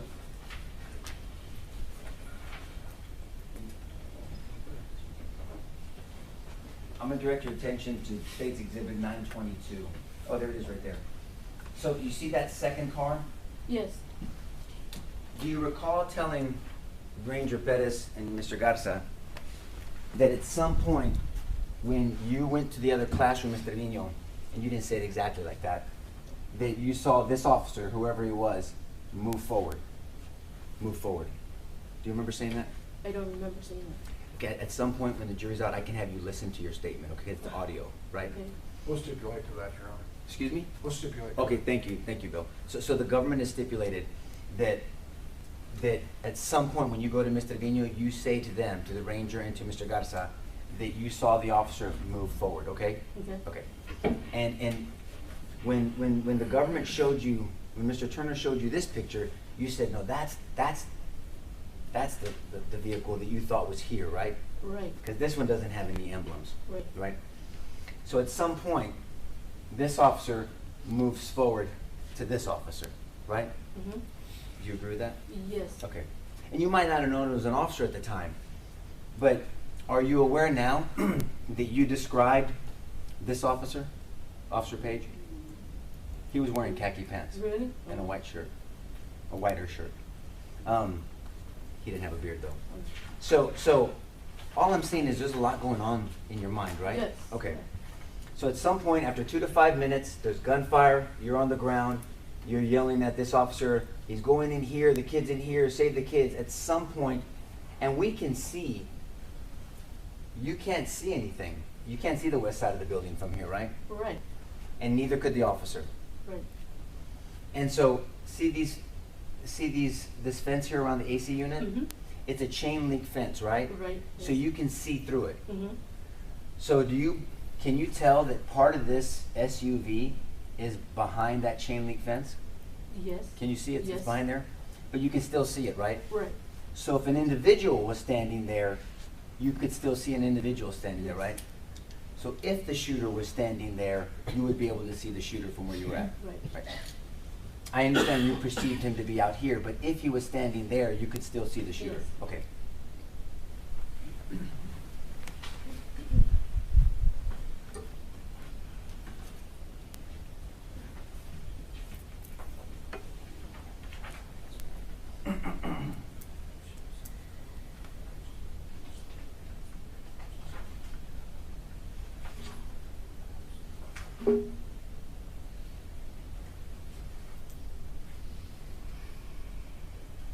I want to talk about another one of your perceptions, and I think that Mr. Turner tried to clear it up. At some point, you told Ranger Pettis and Mr. Garza that you believed the gunman had a handgun. At some point, yes. And then you when you told him that, you were sure about it. You were sure that it was a handgun, right? Right. And then either the ranger or Mr. Garza, I can't tell on the audio, corrected you and said it was a long rifle. It was not a handgun. Right. Right. And you correlated the handgun to a handgun that you carry sometimes, and so that's in your mind. That's Right. what you correlated that to.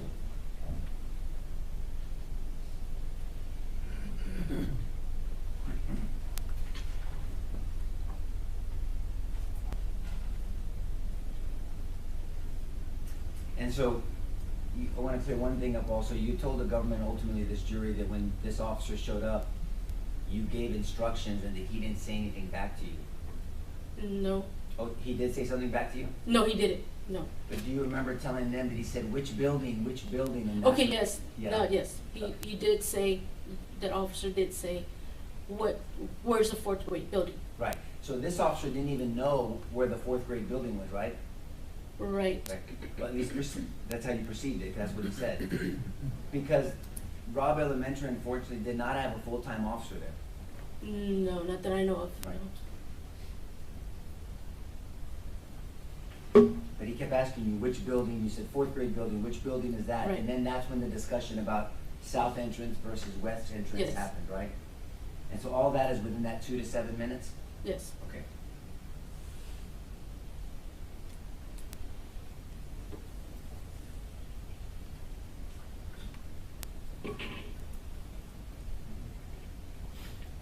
Ms. Flores, thank you so much, and I want you to know that all my questions had nothing to do with your character. You have an outstanding character, okay? God bless Thank you. you. Pass the witness. We good? Yes, ma'am, and, when you said the fourth grade building, the officer said, which building? Yes, he said, where's Is that when where's you the fourth started grade? pointing? Yes, And where did you point? to the fourth grade building.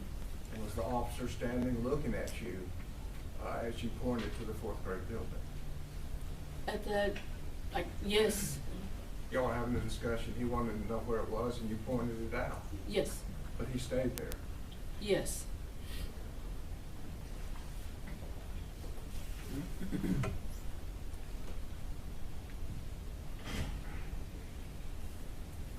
I want to ask you about that short trip that you had down the walkway toward that south door, toward this door. Mhm. And show us about how far you got down toward that south door, Just about right, somewhere right here. and where did you see the gunman? He's standing right here. Okay. Is there a little culvert just right here, a few steps behind that? Yes, so it's part of the sidewalk Okay. going to the parking lot, fourth grade parking lot. A culvert where a casing was located? I'm not sure. Okay. But the kids go inside the door, Yes, back in there. you're focused on them. Yes. When you see the man, how's he dressed? He has the black jeans, the black hoodie, and the hoodie fell down from. And black's a dark color. Mhm. And so if something black is in front of black, it would be a little bit more difficult to articulate what it was. Yes. And when you saw the man with what you perceived as a gun, whether handgun or rifle, you turned and ran. Right. And when you turned, that means you turned away from him. Yes. So you didn't see where he went.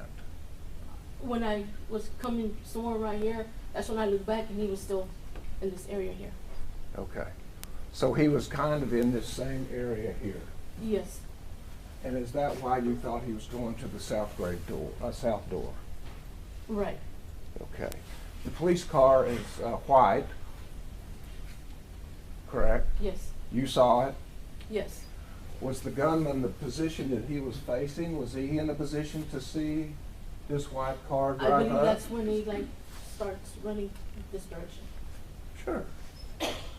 When he sees the white car, then you say, you believe that's when he went that direction? Yes. Is that just your common sense, or did you see that? That's what I saw. Okay.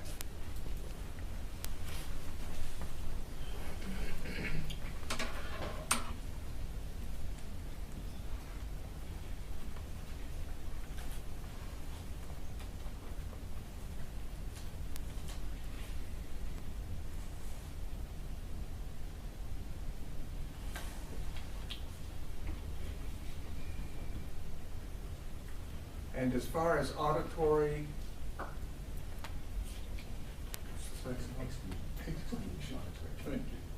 auditory exclusion, I believe Mr. LaHood said that an officer got on dispatch and said, shots fired, shots fired.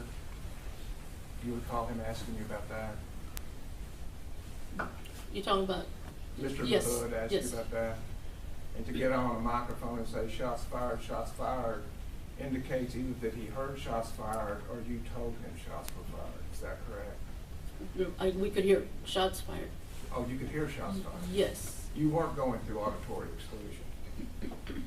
That meaning, like, I'm sorry. I mean, that time, I mean, you can hear the shots. And I don't know, I don't recall him Okay. or the So PD. you clearly could hear the shots? Yes. And you didn't get on the police radio to say shots fired, shots fired? No. Okay. But whoever did was in a position to either hear the shots or you told him shots were being fired? Right. Did you tell him that shots were being fired? Well, you can hear them. I, Didn't have to? no. Okay. That's what. I hope you keep teaching special ed kids. I really Thank do. you. God bless you. No question, Judge. Okay, recall either side. Yeah, No, no, sir. subject to recall. I don't want to belabor it, but we might have some follow-up with this, but. Okay, so you want to recall. Yes, Your Honor. All right, thank you. They should All right, leave, they should go leave town and come back. Yes, that's fine. Okay, ma'am, the rule's been invoked in this case, and all that means is, since you're subject to recall, you need to stay in touch with the DA's office in the event of a recall. We'll give you as much notice as possible, but more importantly, don't talk to anybody about the case other than the lawyers until you're aware the case is over with. Okay. All right? So thank you, you're excused today. Thank you. You'll call the next witness, please. Sherry Hotmeyer, if I said that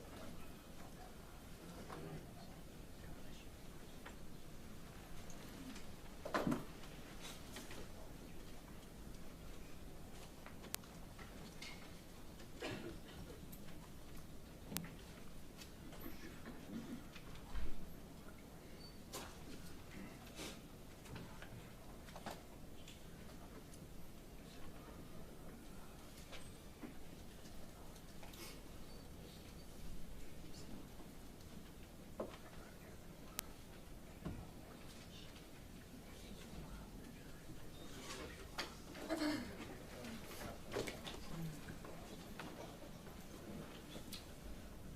You want to come up, ma'am? Raise your right hand, please.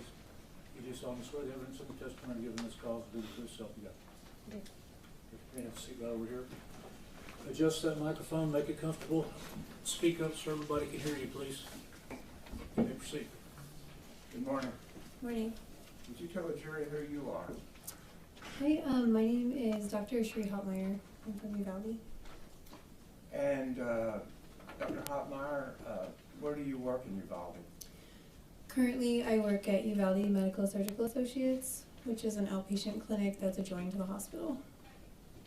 And when you say adjoined to the hospital, does that just mean you have a business relationship, or is it also physically adjoined to the hospital? The building is right next to the main hospital. It's also owned by the hospital. And tell us what your credentials are. I'm a doctor of osteopathic medicine, which is essentially, there's allopathic and osteopathic. We do the, same training, but we do a little bit more in musculoskeletal. In what? Musculoskeletal. Muscular and skeletal? Mhm. Okay. And when did you get your education? I completed medical school in 2011, from 2007 to 2011. And after medical school, what did you do? Then I went to residency at Christus Santa Rosa in San Antonio, family medicine residency program. How long is that residency program? That was an additional 3 years. And after the residency, then what? And then I graduated in 2014, and I moved out to Uvalde and began working, and I've been there ever since. Ever since 2014? 2014, yep. And so, May 24th, 2022, what were you doing on that day? I was working at the time I was working at a different clinic, which was right down the road from the hospital, and we had just finished morning clinic, and we were in a meeting. A meeting with other doctors? Yes, with the staff at the clinic. A business meeting? Business meeting. And about what time was this?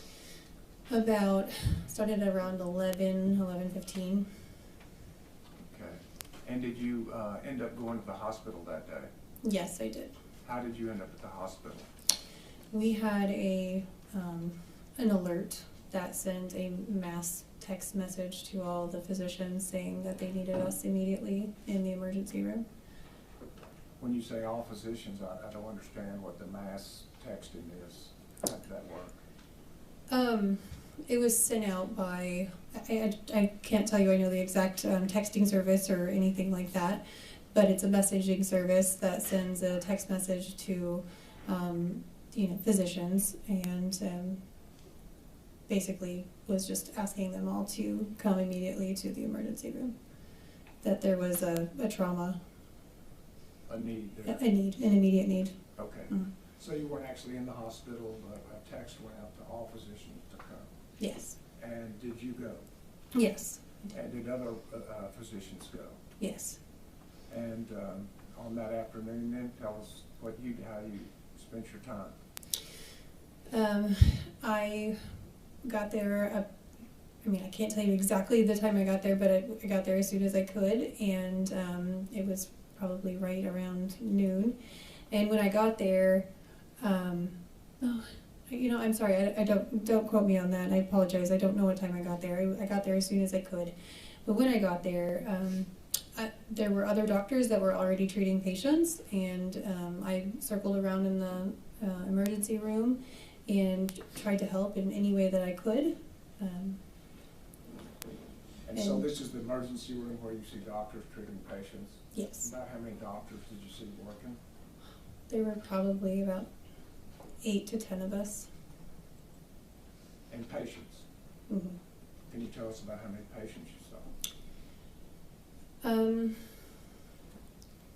There were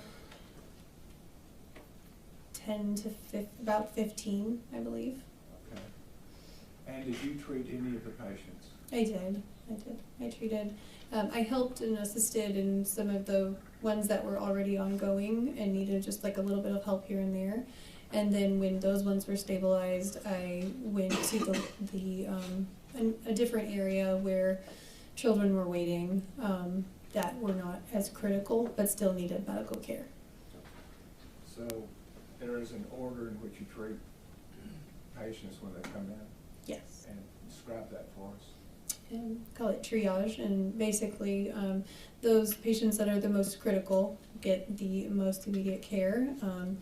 The ones that need to be stabilized, it's all hands on deck, and we do everything we can to get that patient better.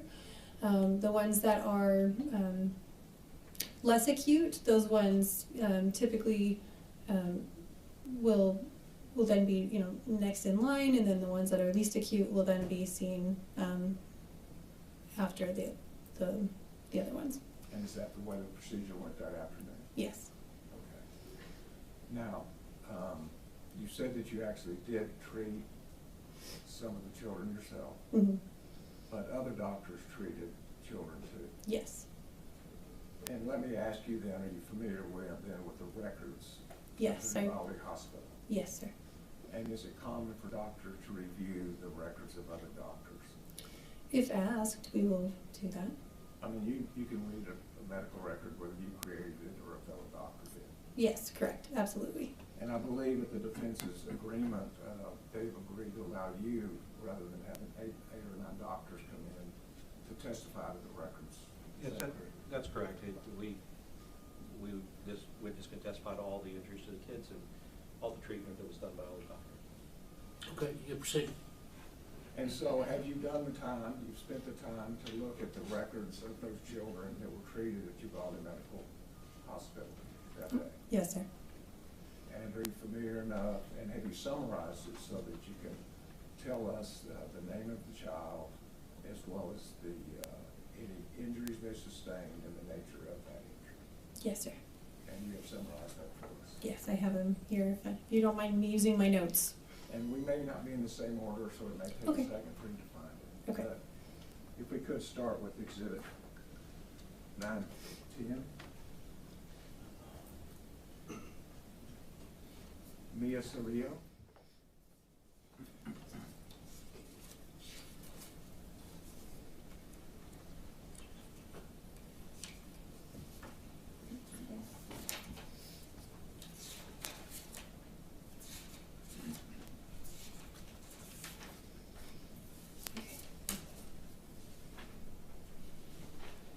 Could you tell us what injuries Mia Cerrillo sustained? From the summary on the medical record, she had pretty significant shrapnel injuries. And what is shrapnel injury? Shrapnel is basically little parts of, or fragments of bullets. Fragments of bullets that get embedded in the skin or other locations. And was there a location in which she had the shrapnel? Yes, sir. She had fairly significant shrapnel to her thorax, which is basically the back and the chest area, in the left flank, and then on her left shoulder. And when you see shrapnel in somebody, do you remove that shrapnel? If it's superficial enough, then yes. Otherwise, it can work its way out. Sometimes it, may need to be surgically removed if it's symptomatic, if it's causing pain or causing nerve impingement. So with all of these shrapnel wounds, the issue is if it's superficial, it can be removed? Yes. And if it's deeper, why would you not remove it? Just have to weigh if, it's doing more harm than good, then you would definitely want to remove it. I mean, sorry, not good. It's not going to do good. Excuse me. If it's not causing symptoms, then it's something that could potentially be left in. Because going in could cause harm too. Yes, absolutely. It could cause, pinching of nerves. It could cause pain, pain with movement. And the nature, because it was shrapnel, do you have an opinion as to whether or not this was a gunshot wound? I think it's definitely a gunshot wound. Thank you.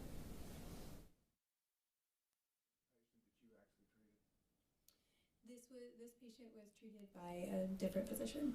Thank you. 905.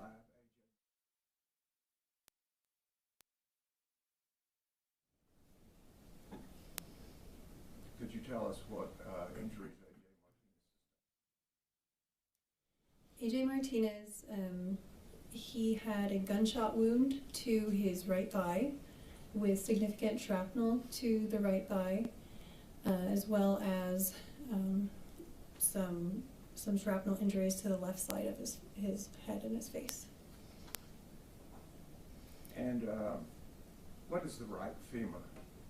The femur is the long, big bone on the top part of the leg, right here. And so was this shrapnel penetrating shrapnel or superficial? Was the shrapnel? Did it penetrate or was it on the superficial?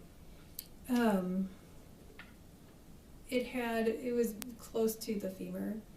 and it had multiple shrapnel injuries in the subcutaneous, which is basically the layer below the skin, and in the deep soft tissue, which is Deep soft tissue. mhm. Thank you. Exhibit 906.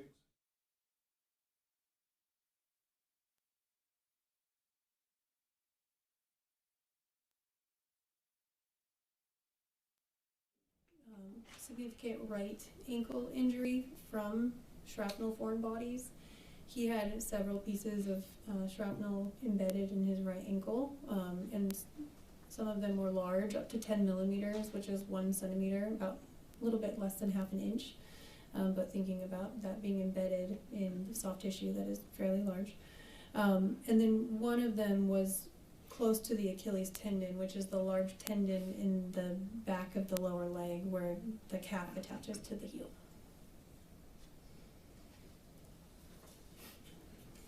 Kendall Oliver.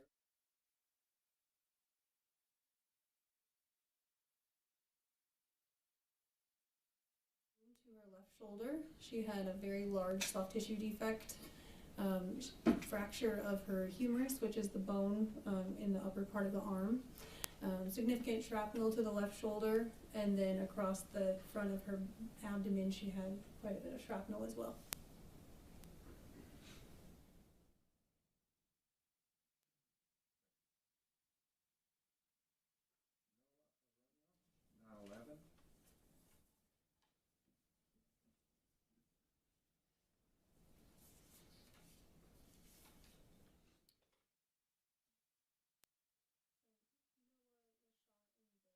Shoulder. He had an actual gunshot wound. It was described on the CAT scan as a massive soft tissue defect containing multiple bullet fragments of the right shoulder. And then, of course, multiple shrapnel pieces in that area as well. And what is massive? So this exit wound was described as 4 centimeters by 4 centimeters, which is about 1.5 inches. In such a small anatomic area for a child. That's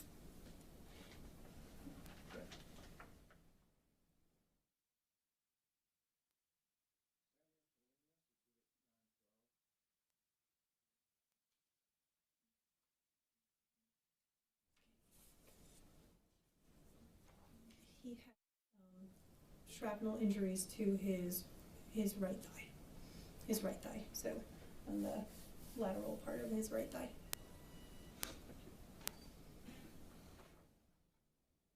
Chloe Torres, exhibit 914.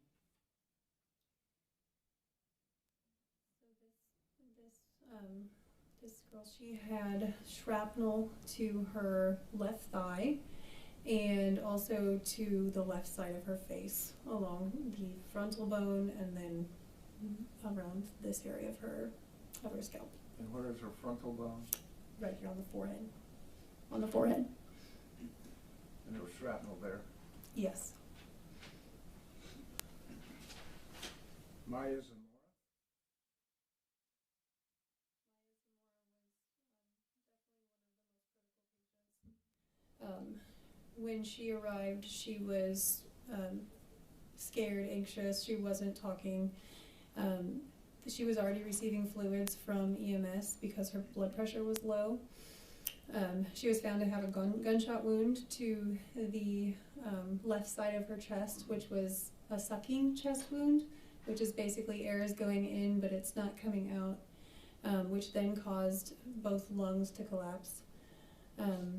She had a very, very large gunshot wound to the left shoulder, the left arm, and then the right hand.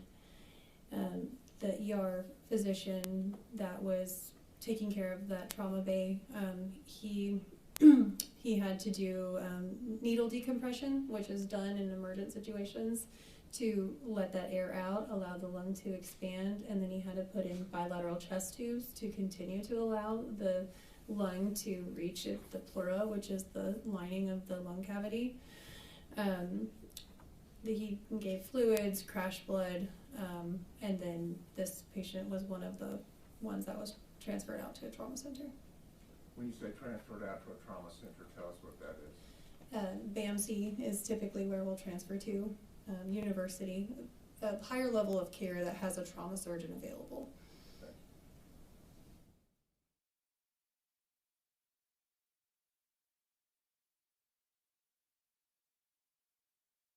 Reported that he had a bullet go past his thumb and then it created significant ringing in his ears. Yeah. And Jordan Oliveris, 907. He reported that when he was running from the active shooter, he hit his lower leg on an object, and he had a big bruise on his lower leg.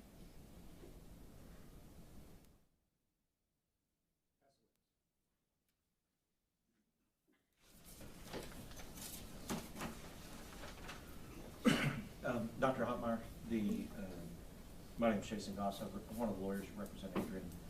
I just want to say, I know that you would just say it's doing your job, but we appreciate that you did that, help those kids. I don't have any other questions. Anything, redirect? No, Your Honor. Excuse, not subject to recall? Yes, Your Honor. No, no recall. Okay, Doctor, you are excused. The rule's been invoked, so we would appreciate it if you just wouldn't discuss the case with anybody until you're aware the trial's over with. Yes, sir. Thank you very much. Thank you.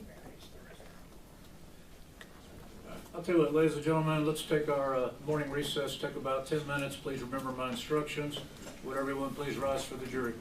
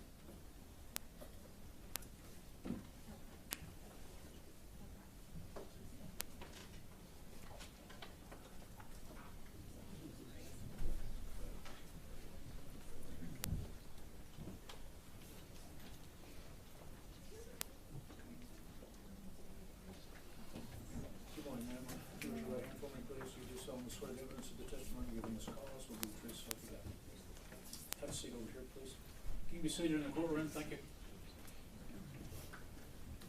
State's called the next witness. She's been sworn, so you may proceed. Good morning. Good morning. Please state your name for the record. Jamie Torres, And Ms. Torres, where do you currently reside? Don't give me the specific address, but what town do you live in? Uvalde, Texas. And in May of 2022, where were you living? Uvalde, Texas. Now, I'm going to be real specific and go ahead and take you back to May 24th of Okay. 2022. Are you the mother of Chloe? And for the record, can you spell Chloe's first name? Khloie. And what grade was Chloe in on May 24th of 2022? 4th, And how old was Chloe at the time? 10. And what school was she going to on that date? Robb Elementary, And what grade was she in? 4th. And do you recall what room she was in at Robb Elementary? 112. Now, you were not at school that day, No. and was there something special about this going on at school that day that she was excited about? Yes. And what was that? Sorry.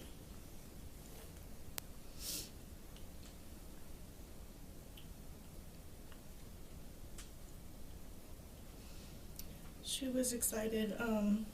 She had left early that day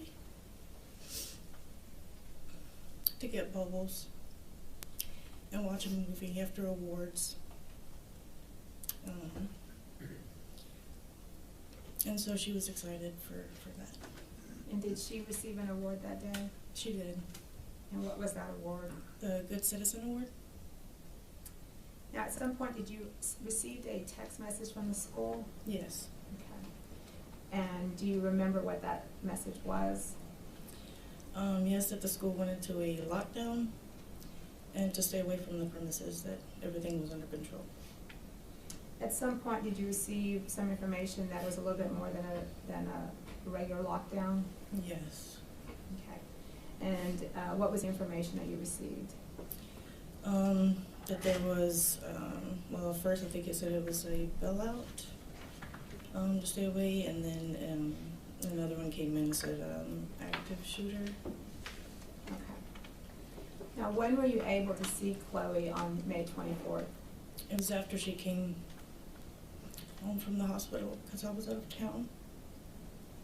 And she was at the hospital for physical injuries that she suffered? Yes. And can you describe for the jury what those injuries are or were? Yes, she had bullet fragments in her forehead and in her left thigh. Now, those bullet fragments in her head, do they still exist today? Yes. What about the ones in her leg? Yes. And does she suffer from the fragments in her head? Yes, she gets headaches frequently. And then in her leg, if she walks kind of far, sometimes she'll say that she has to stop because her leg was hurt her. Okay. Yeah.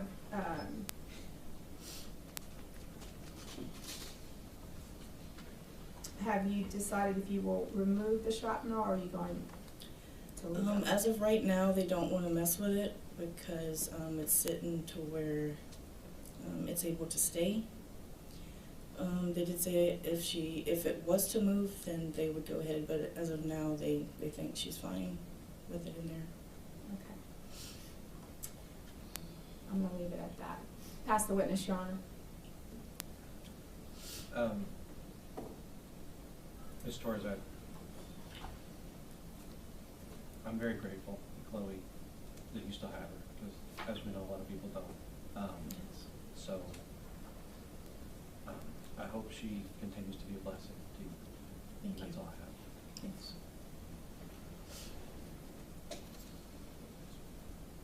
Pass it. Okay, recall either side. No recall, Your Honor. No, Judge. Okay, ma'am, you are released from the subpoena and you are excused. Thank you very much. Thank you. State calls Jennifer Haby.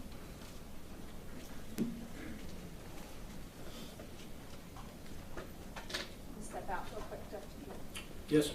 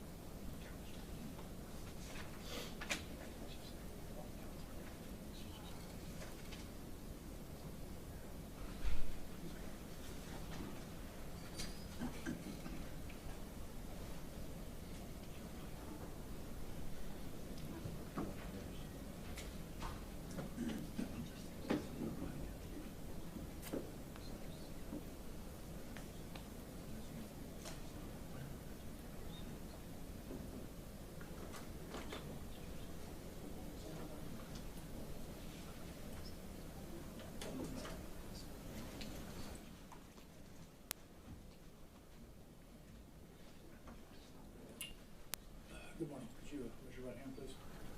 You solemnly swear the evidence in the testimony you're giving this cause to be the truth, so help you God. Have a seat right over here. That microphone will adjust, make it comfortable, and speak up so everybody can hear you, please. Good morning. Good morning. Please state your name for the record. Jennifer Haby, And Ms. Haby, where are you currently employed? Bluebonnet Children's Advocacy Center. And what is your job position there? I'm a licensed professional counselor. And where did you go to college at? Texas State University and then Sul Ross University. And you got your bachelor's degree from Texas State? Yes, ma'am. And what was that in? Education. And what did you get from Sul Ross University? Master's of Education and Counseling. Okay. And did you previously work for the Uvalde Independent School District? Yes. And what did you work as? I was a teacher. And was that before you obtained your master's? Yes, ma'am. Okay. And are you a licensed professional counselor? Yes, ma'am, through the state of Texas. Okay.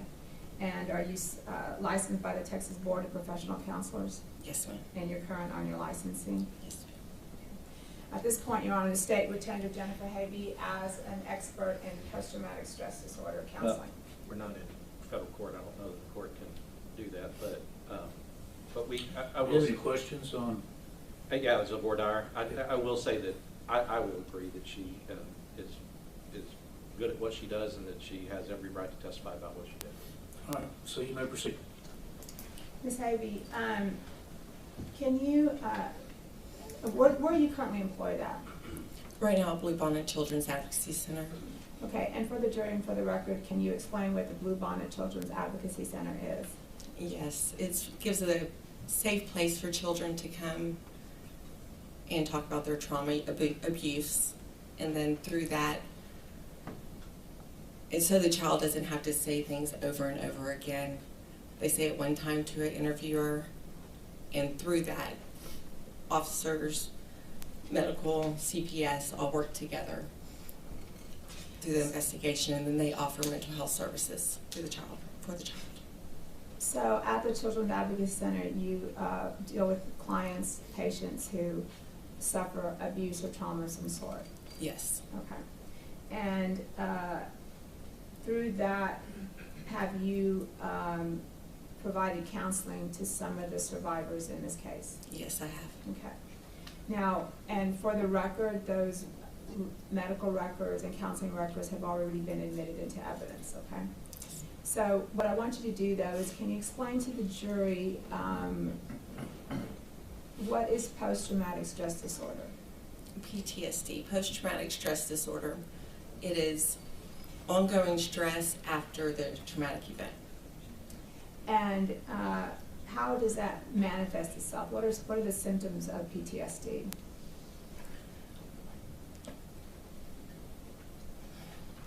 It can manifest itself in many ways, through the body, through headaches, stomach aches, nausea, as well as not wanting to leave your home or not being able to leave your home, socially, trust with others, And we call that disassociation.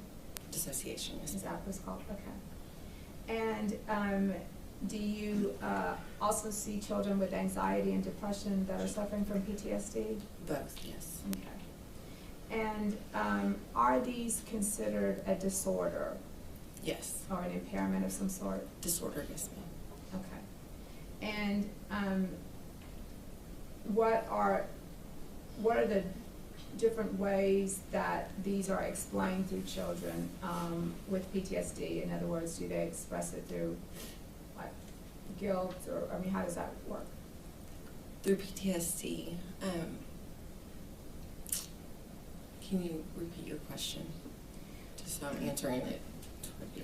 Right. Well, if they have PTSD, do they also have maybe other impairments? Such as Yes, I want to apologize. Yes, usually with PTSD, anxiety comes as well with it, hand in hand, only because the stress, your body becomes alert, hyper alert, and stress rises, and that brings on anxiety. Okay. Do you know what survivor's guilt is? Yes, ma'am. Can you explain that to the jury? Yes, it's when a survivor feels guilty for living. And have you seen that through some of your patients through their counseling? Yes, ma'am.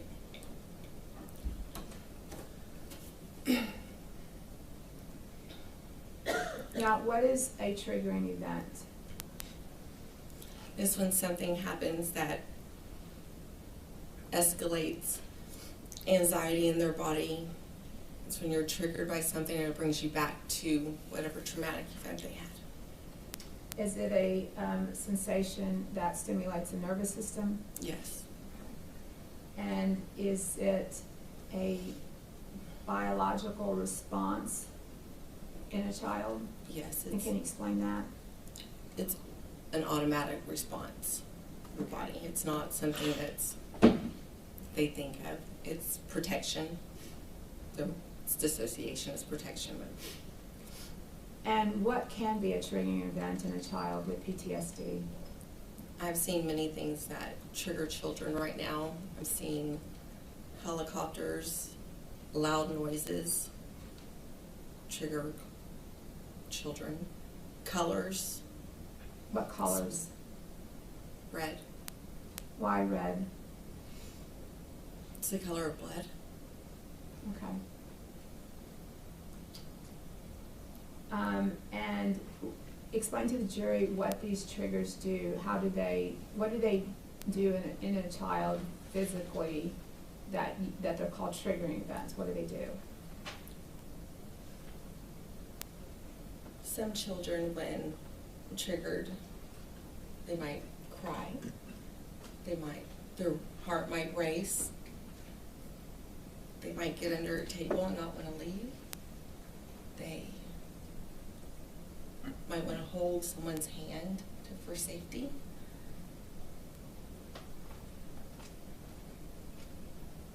I have many clients I'm trying to go through, so many of them.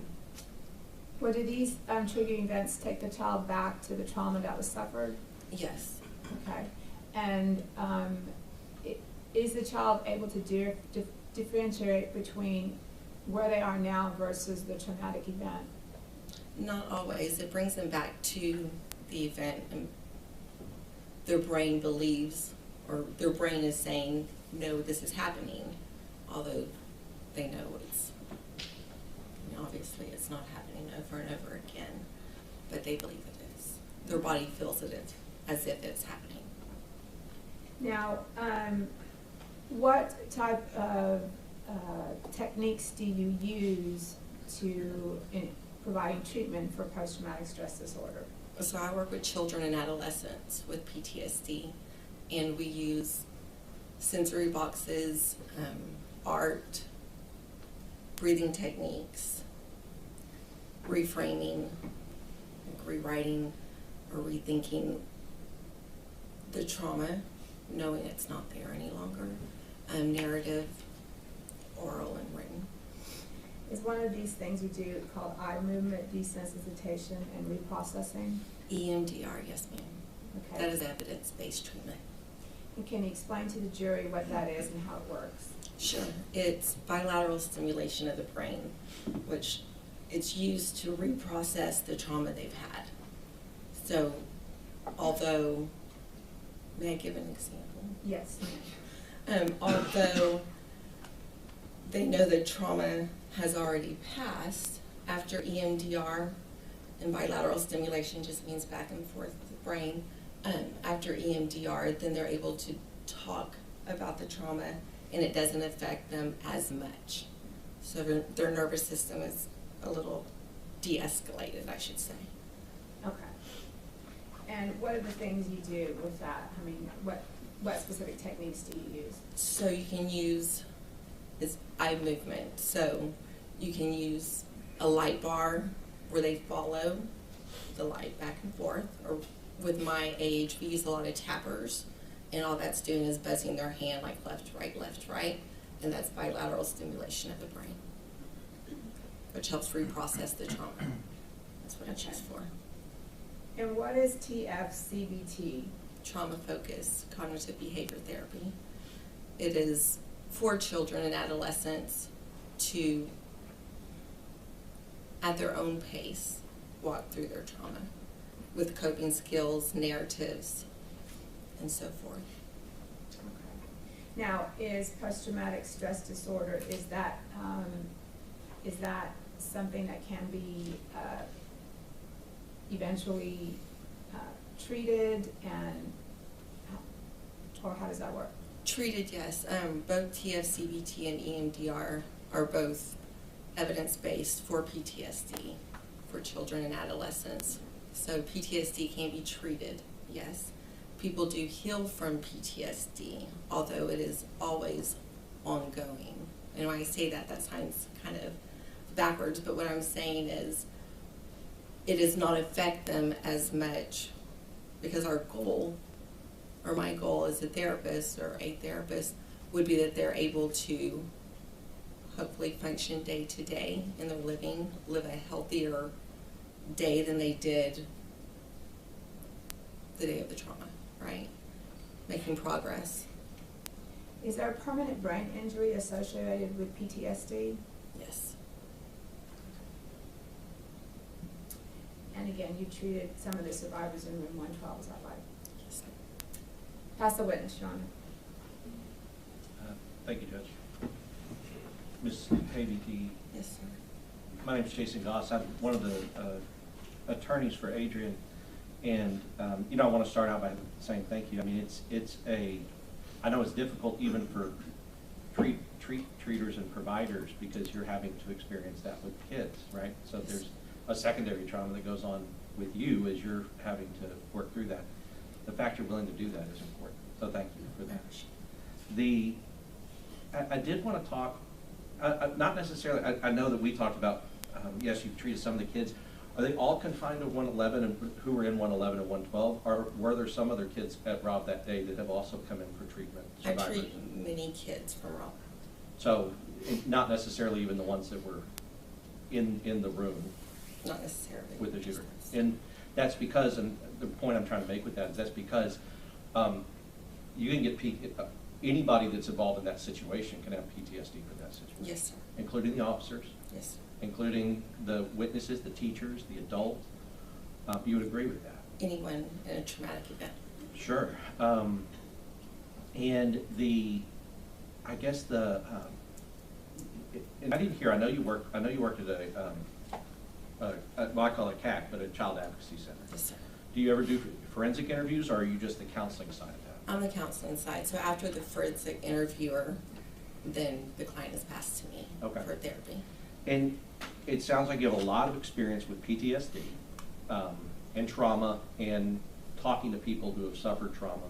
So I want to ask you some questions about your understanding of the medicine and the science in your discipline, and as far as like what you have been able to learn about how people who experience trauma, I guess, relate and talk about it. Okay? So you would agree that like with the kids you've worked with the adults you've worked with who has experienced that kind of trauma, the next day after that is not, they're not 100% accurately recalling everything that's happened perfectly, because trauma affects memory and stress affects memory.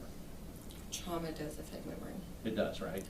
And you know that. And so asking somebody the next day who's gone through a situation like that, what happened, you might not get exactly what happened or exactly in the right order or exactly in the right times, right? Because if they've gone through a stressful event like that that has caused trauma, then their recall of that can be inaccurate. You would agree with that? You might not. Every person's different. Sure. And just so you know, I'm not talking about any of your kids or any of those kids at Rob. I'm not talking about any of their statements or anything about them. I'm using your experience to talk about, because there are other witnesses and other people that were at the scene who Yes, sir. also kind of went through this. You see what I mean? Yes, sir. Okay. So the stress, you know that stress can be, like maybe you know, maybe you don't, but stress can cause things like auditory exclusion when it's happening.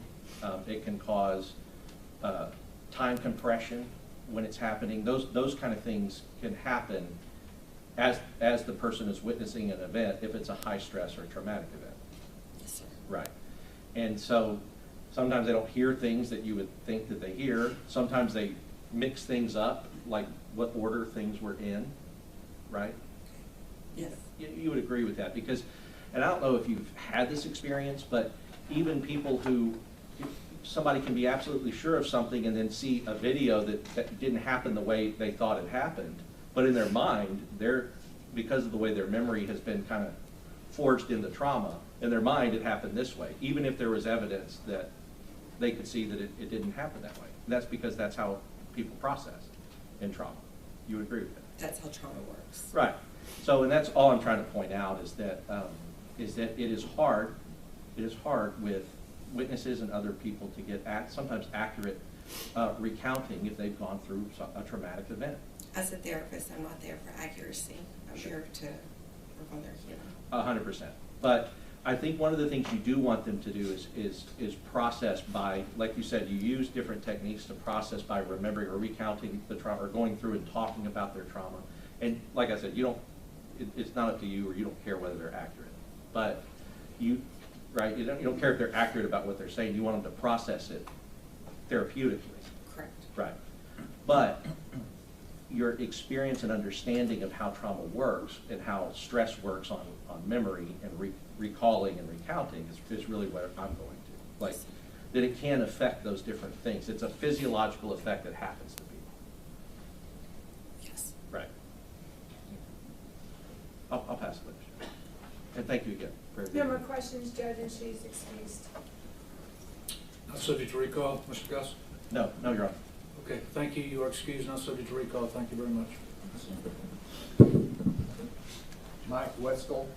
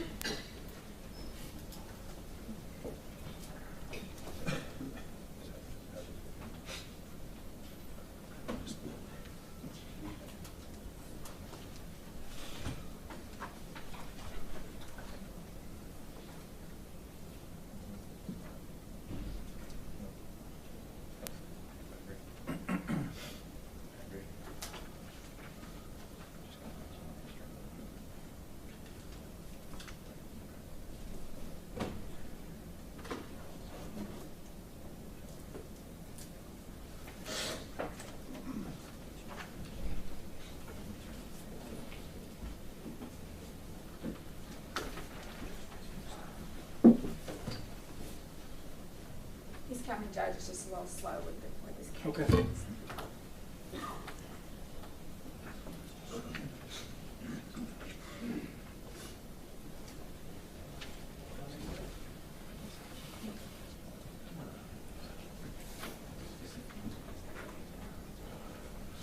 Okay, ladies and gentlemen, this witness was previously sworn outside your presence. He is under oath, so you may have a seat, sir. Thank you. Ladies and gentlemen,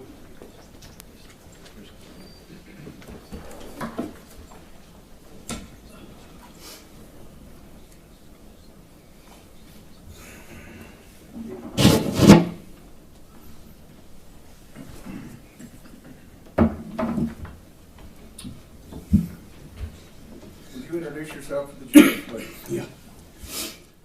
Afternoon, ladies and gentlemen. My name is Michael Whitskall. I'm a retired police officer. My career is with Dallas, and I'm here as an expert witness in training of law enforcement. And what do you do these days, Mr. Whitskell? These days, sir, Yes, sir. I am retired. I sold the law enforcement business, and I am now a gentleman farmer. Does that mean you're broke? Most of the time, yes, sir. Would you tell me what your career in law enforcement is, please? Share that with the jury. All right, law enforcement, I started with Dallas in 1988. I graduated from the academy in 1989, and as typical, I spent several years on patrol, and then I switched to Dallas SWAT. I was with the elite SWAT teams for several years, and then I ended up getting hurt pretty bad, so I went back to patrol, at which time in 1998 I was forced into medical retirement, and that injury eventually led to the loss of my left leg.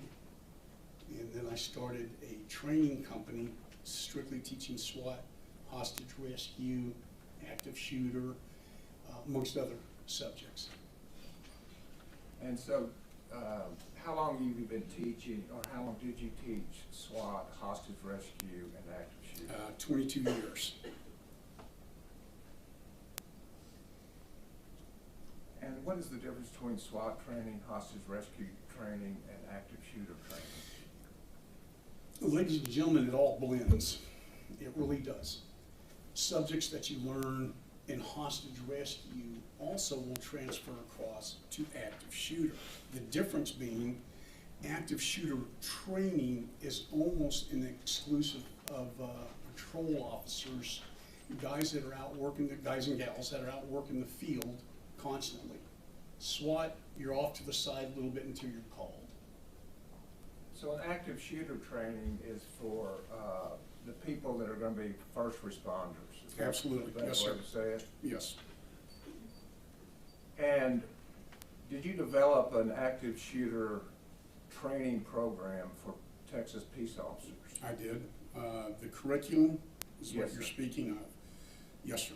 Could you tell us about the training that you developed? First and foremost, everything is as much hands-on as we can possibly make it. So it's 25% lecture, PowerPoint lectures, and 75% hands-on out in the field doing drills, scenarios. I based this curriculum back in my military days. I was trained in hostage rescue and how to clear an embassy, because back in the 70s, a lot of people don't know this, but we lost a lot of embassies. Embassies and schools, there's a lot of similarities to them, long hallways, offset rooms, big rooms, classrooms and stuff. So that's what I based the curriculum on at the start. Now when I was with Dallas, my sergeant, Tom Shelton, far-reaching, we went into schools long before Columbine, and we did what would be now called active shooter training. We did this at Sunset, I think that was a middle school, I don't remember, South Oak Cliff High School, and several other elementary schools. And so you have decided to divide it 75%, 25%. Yes, sir. Why is that? It does no good for an officer to be trained in something unless, of this nature, okay, of this nature, to be trained in this type of thing without hands-on, to develop almost an automatic response. I'm sure you've heard the term muscle memory and things like that. Yeah, absolutely. You cannot do that in a pure classroom setting. And so you spend 75% of the time in the field. Yes, sir. And what does in the field mean? We very infrequently, ladies and gentlemen, were we able to actually get into a school, because a lot of times schools were running at the time. So we had false walls that we put up, long hallways, 100 feet long. We'd have rooms off to the side. So we would be doing drills on what we could simulate for a school. Now, we also did in this curriculum, the 75% part, we did, because we've had active shooters in churches.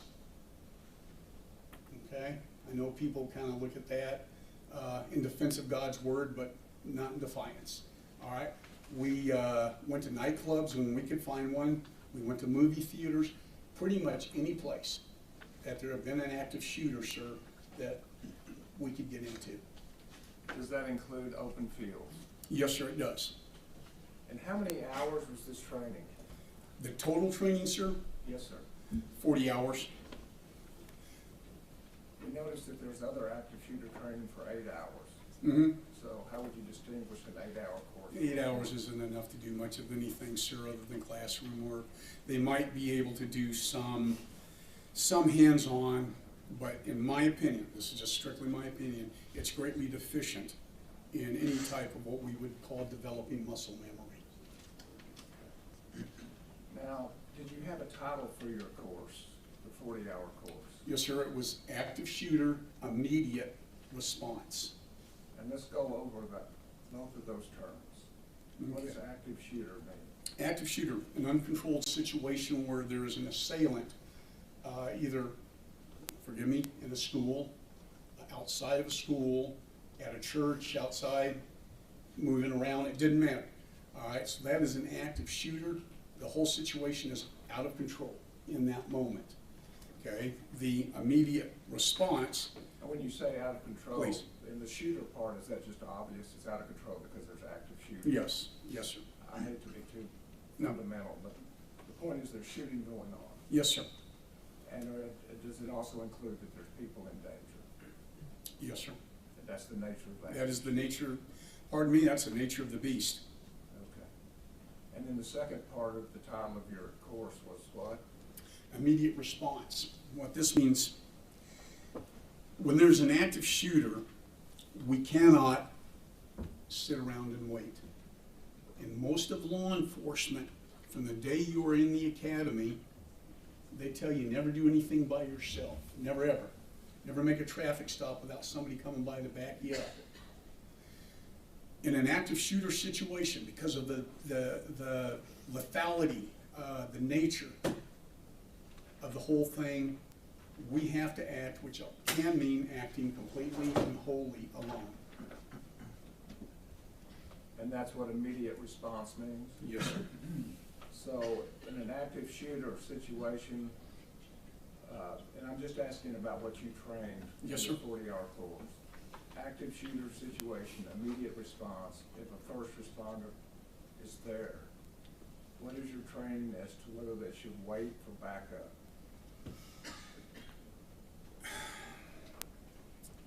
We've got to stop the killing. There's no other way I can say that, folks, okay? You can't wait for backup. I know there are curriculums out there, sir, that teach, always wait for 2 or 3 more guys. In my opinion, and the way I train people, you don't have time to wait. You've got to make a move. And is that what solo entry is? It can be, yes, sir. And when you say you got to make a move, where do you make the move to? What does your training teach? Depends on the circumstances, okay? Outside, if it's a big park, all right? I know where the bad guy's been. By bodies, by blood trails. I know where his direction might be going. You do that by auditory sounds, gunfire. My job then is I've got to get in front of him to keep him from entering soft targets. What's a soft target? These days, pretty much anything, sir. I'm sorry. Schools, churches, hospitals. Why is it called a soft target? Because there's no defense. They don't have, most of the time, they don't have security guards.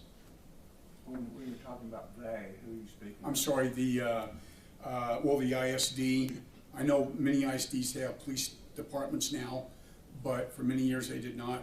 Hospitals might have some security, they hire off-duty cops, but it's never enough. And you can never put everybody, you don't have enough people to put at every door. I guess by soft target, are you saying a target which people can be Easily. victims of an active shooter? Yes, sir, easily victims of an active shooter. Is that why time is of the essence? Yes, sir. And what does gunfire have to do with what your action is? Depending, okay, if I'm the responding officer, depending on where I am at, I hear gunfire, I need to march to the sound of gunfire, and I'm heading that direction. All right, I'm not just hanging back. If I'm in a situation to where I know that there's been an active shooter, I see all the evidence, blood holes in the wall and stuff, then I follow that evidence also. So if you get there a little late, you may see evidence of the active shooting that's already occurred. Yes, sir. Or has been occurring. Yes, sir. But if you get there before there's bodies or blood trails, is gunfire important to you? It's critical. And critical, it means what? I need to move toward that gunfire. What if you're alone? I need to move to that gunfire, sir.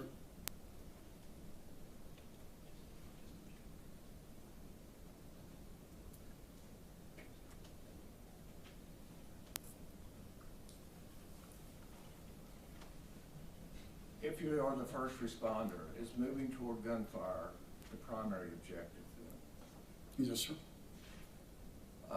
Is it also important to tell other officers where you are? It's all happening at the same time. Now, this is basic police. I did not teach this. They should know this. I get out. If I'm the responding officer, I'm on my radio. I'm moving to where I hear gunfire. I am telling my dispatch or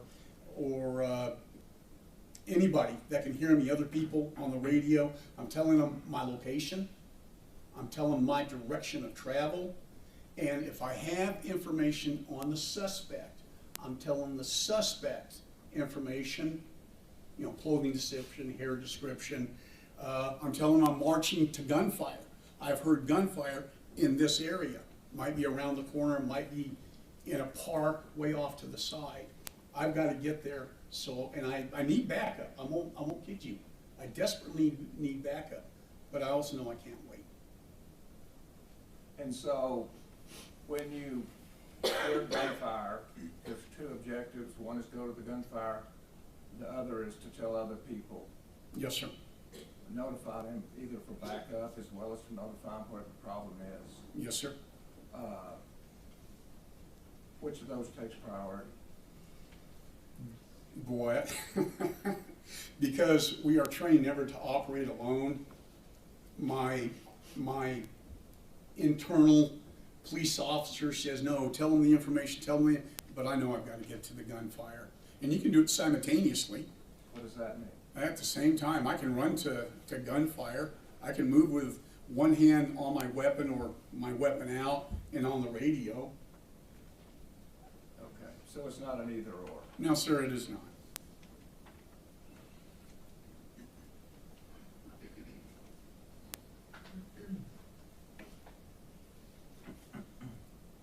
And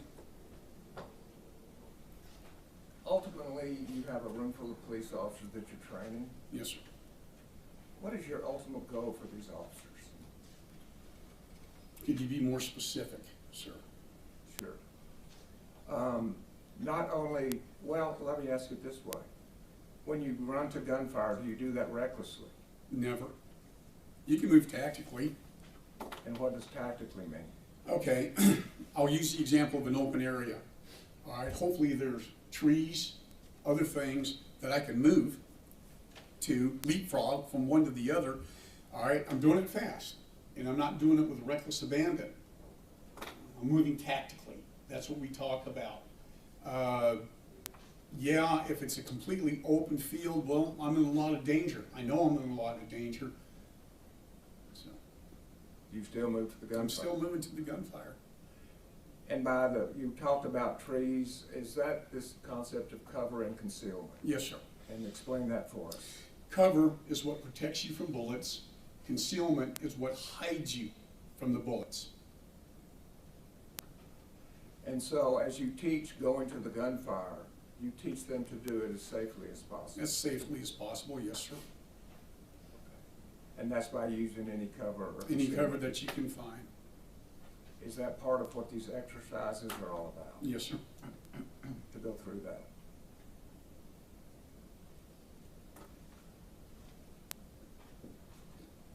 Now, fear is part of this active shooter, right? There's a threat. Yes, sir. And does your curriculum cover that issue? We discuss, yes, sir, I'm sorry, I cut you off. We discuss how to handle fear. Everybody's afraid. And if you're not afraid of gunfire, you're a little bit of a knucklehead. I've been in the military. I was under fire many times. All right, yeah, I was scared. Same thing with being a cop. But you have to learn to fight through the fear. Do you teach all the officers in your class how to fight through the fear? We discuss it, sir. That's not something you do in the field, but we teach them, you know, really to fight through the fear.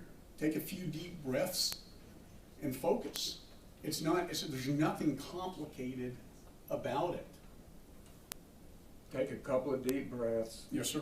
And focus. And focus.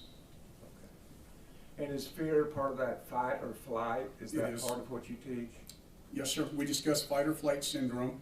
And what is that? It is, excuse me, fight or flight.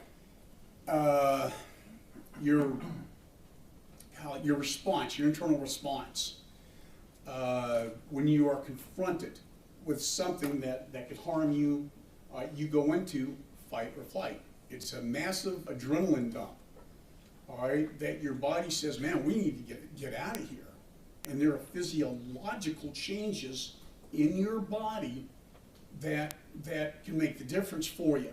For instance, your heartbeat can be normal. I don't know what your heartbeat is normally, but it can go up to 200 beats a minute within not even a second. That's part of fight or flight. And you have to fight through it because your natural reaction is, man, I got to get away from this. And we can't do that as police officers. So it's part of the lecture, how to fight, how to work through that. We discuss that, yes, sir. So you expose the officers to that information. Yes. Knowing that it's a potential. Knowing that it will happen, sir. Not a potential. It's not a potential, it's a certainty. And so now could we move to the field? Yes, sir. So how many days do you say stay in the field out of this 40-hour work week? Well, I mean, every day is 25, 75. Every day? Every day. Okay. Fridays were usually a little bit of a short day because when we say it's 40 hours, I guarantee you those officers were out there with me for about 50 or 60 hours. All right, 40 hours is all that we could give them credit for. So that's the basic then? Yes, sir. Well, no, sir, the active shooter. Okay. And then this is where you set up different scenarios. As best we can, yes, sir. What we would do is we'd set up the panels for the long hallways, about 100 feet, sometimes longer. We'd have rooms that were enclosed or at least half enclosed.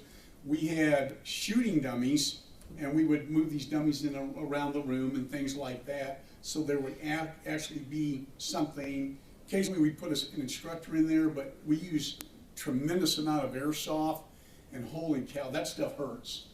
And what is airsoft? What's that, sir? Airsoft, what is Airsoft. Airsoft is like a BB gun. All right, it's a biodegradable BB that it'll go away after a while, but they hurt, they sting, and all my instructors have to wear, and students too, when we're doing these drills, they have to wear protective gear. So you make it as lifelike as you possibly As realistic as we can. There are things, sir, that I can simulate, emulate, and there are certain things, even in training, I cannot. It's impossible. What do you mean by that? Odors, sound, the smell of gunfire, blood. So training, you're not going to be firing off weapons? I did not do live fire. That's with real ammunition and stuff. That was by choice because it was actually, sir, a liability issue. But we used tens of thousands of BBs in a school. Okay. And as part of your training, open areas, did you train in open areas or Yes, sir. have a scenario of open areas? We tried sometimes. We were very limited with the amount of the open area that we could use. Uvalde, we used a park, but there were people in the park, so we couldn't really do scenario-based training other than have somebody, an instructor, walking around, and the officers would have to maneuver into position to neutralize that threat. And in the training, the 75%, did that include solo entry by officers? Yes, sir, it did. And did it include multiple? Yes, sir.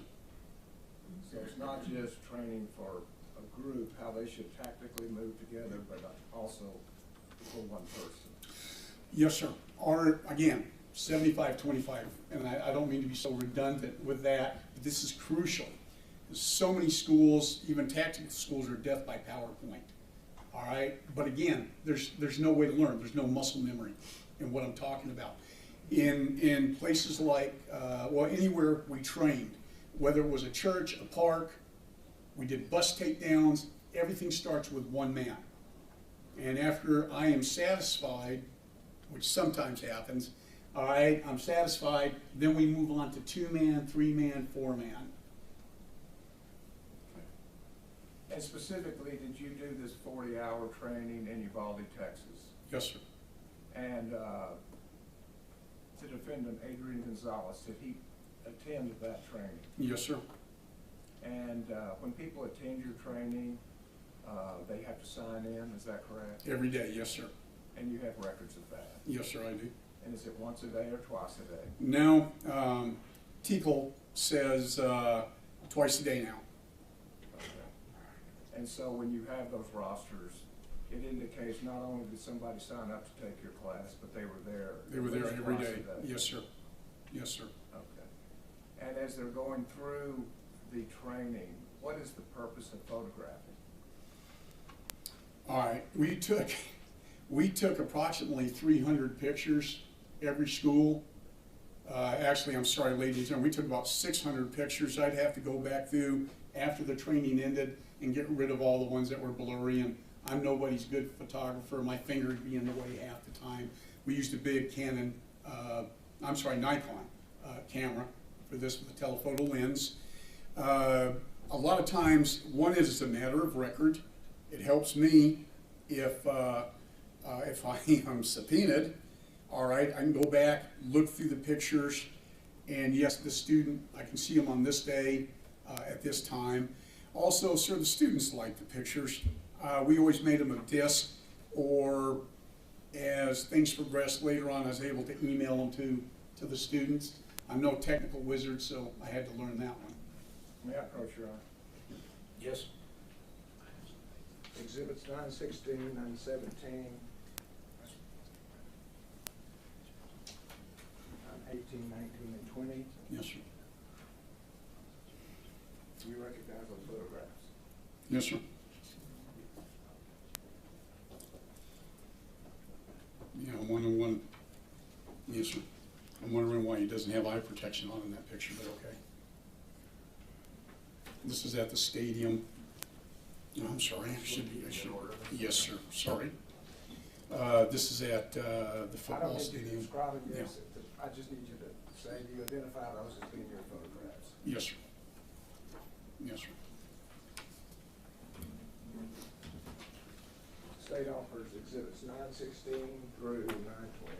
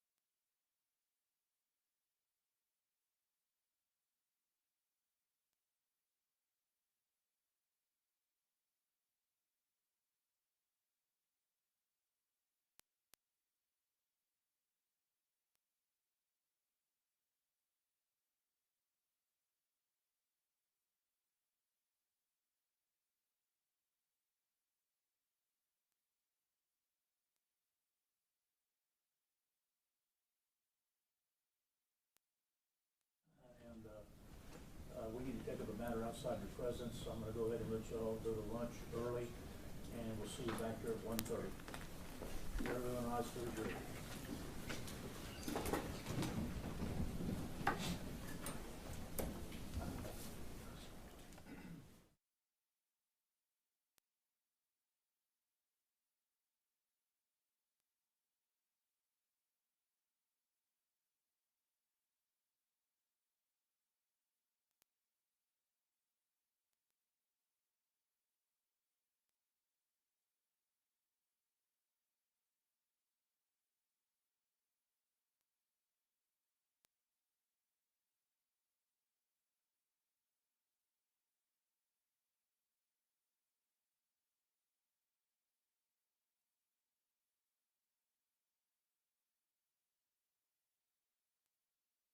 Also, I can see why that's a concern for theirs. The purpose of introducing multiple photographs was just to show, because he's in different clothing, that he did participate in each one of them. I think that there's one that's obvious. 919, I would withdraw. And 917. All we're really asking is just to edit it out, just black marker over yeah. the thing, so it's not, I can. Yeah, but let's go ahead and, over the lunch recess, go ahead and redact, what's displayed on the cap. Yes, sir. And then tender it to them to see if they're satisfied with that. Thank you, Judge. All right, we'll be in recess till 1:30. You can go ahead.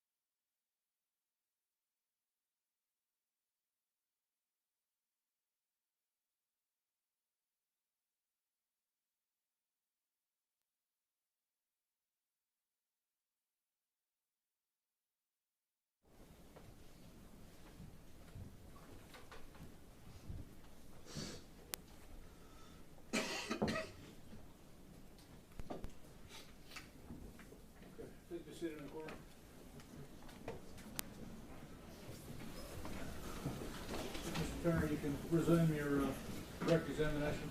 Thank you, Your Honor. Just to kind of close this out, the name of your enterprise was, Charlie Mike Enterprises. so that's the name of the business that put on active shooter training. Yes, sir.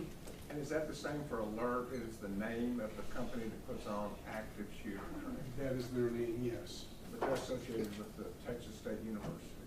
I'm sorry, sir, please say again. Are they associated with Texas State University? Yes, they are, sir, as far as I know. And you just looked at State's exhibits 916 through 920, is that correct? Just before the lunch break. Yes, sir.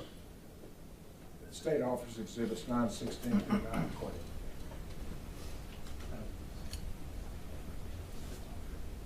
That's fine, no objection, Judge. They're admitted.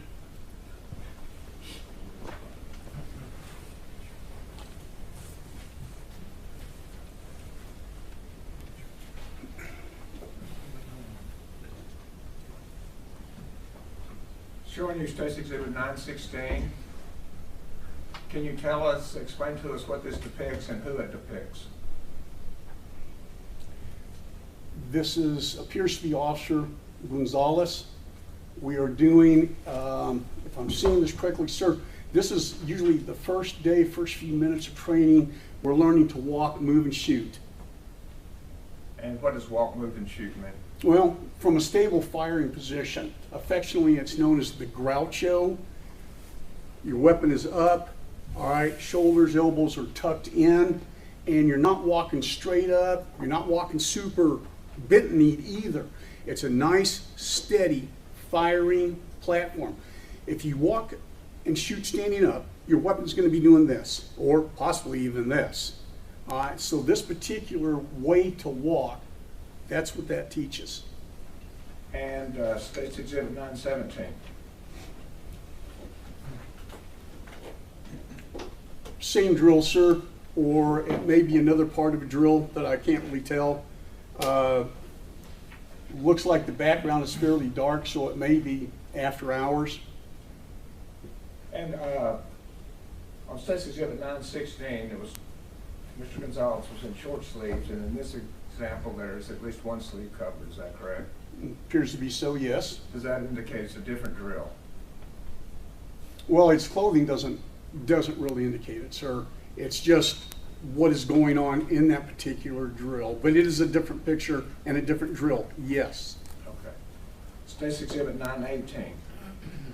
Is this also Adrián Gonzales? Yes, sir, it appears to be so. And what is this drill? This drill, we're at a football stadium, ladies and gentlemen, and teaching the guys how to take down an active shooter, like at a high school football game. In this case, I can't really tell how high up the assailant is. Sometimes we put them way up at the top, in the middle of the bleachers. Either way, it teaches the officer how to move up steps without falling on his face. You can see his, it appears to be his left hand slightly touching the guardrail. That doesn't make contact again, so you know that your footing is sure. And State's exhibit 919. Okay, those are the false panels. You can see the walls. In this case, these walls are like about 7 feet tall. This is known as the heavy head. You can see the two officers. They actually would be moving down a hallway. All right, you can see the officer, just barely make out the officer in the rear. That is rear security. He checks back as we're moving, as we're progressing. Now, a couple schools of thought. You're either marching to the sound of gunfire, like we talked about earlier, right? Okay, or you know what room he's in and you're moving toward that particular room. In this case, Officer Gonzales is checking the hallway, a little bit back and forth, and his wingman in this case, is covering deep into the hallway. So this is if you have multiple officers responding at the same time? If you're lucky and you have them, yes, sir. And State's exhibit 920, is this also Officer Gonzales? It appears to be so, yes, sir. And when I say Officer Gonzales, are we speaking about the same Adrián Gonzales who's at the far end of the tape? Yes, sir, we are. And when was this course taken? If I recall right, April 2018. I can check my notes again if you wish me to. That's the witness. Mr. Whitskoll, my name is Nico LaHood. Yes, I'm sir. one of the lawyers that represents Mr. Gonzales. We've never met before, correct? That is correct, sir. Have you testified before? Have In you what- testified before? In what manner, sir? Here or, No, not in this trial, in well, any as a trial. police officer, yes, sir. Yeah. Have you ever testified as an expert before? No, sir. Okay, so this is the first time. Yes, sir. Okay. And so you understand cross-examination. I'm going to ask you questions. If you don't understand my question, then please ask me to repeat it, okay? I understand, sir. Okay. So you gave us some of your experience. You served 3 years in SWAT with the Dallas PD, Yes, sir. and then you served our country in the Marines. In the Marine Corps, And yes. thank you for your service, by the way. And so you did, I think you said you used kind of your experience in embassy sweeping to Embassy clearing. clearing, but you were sweeping a building. I'm sorry, I'm using a term of art, right? Understood. So embassy clearing to formulate this curriculum, Yes, sir. right? And I think you alluded to it on direct examination. Your curriculum is, in your opinion, a proper way to handle active shooting or some type of involvement tactics with these officers that you're training, correct? It is, sir. And you said it on direct that other experts may have different opinions and different curriculums. That is correct. Your curriculum is just one way of doing it. One of perhaps many.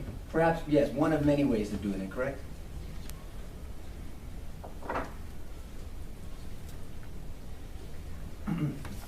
And so one of many. And so I want to talk about that because you're testifying that Mr. Gonzales took one of your courses, correct? He took multiple courses from me. Active shooter was just one of them. And you say multiple courses as in two? He took basic SWAT, advanced SWAT, hostage rescue, active shooter. Okay, so 4. Yes, sir. Okay, over, and are they all 40 hours? No, sir. All the hostage rescues were 60 plus. 60 plus on hostage rescue, okay. Yes, sir. But on active shooter, it's a 40-hour course? It's only 40 hours. Okay. And you say only 40 hours in all fairness, because have you heard the term of the 10,000 hour rule to be an expert in anything? Yes, sir. We have another saying, 5 minutes to dress like one, 5 years to be one. That's right, okay. Say that again, because I might use it later. But 5 minutes to dress like one, 5 years to be one. fair enough.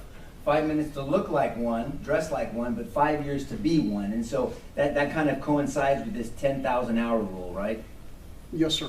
Give or take. And so you use some phrases and they're general terms, concepts of you can't sit around and wait when there's an active shooter, correct? Correct. We have to stop the killing, Yes. right? And I want to talk about that because there's also another concept of we cannot use reckless abandonment either. I'm sorry, yes. Right, it's okay, take your time. Because if an officer uses reckless abandonment, no one is protected by that type of behavior from an officer. It does no good to get yourself killed while you're trying to stop the killing, sir. And you've heard the term, and I don't mean to sound crude, but a dead cop is no good to anybody, That is correct. right?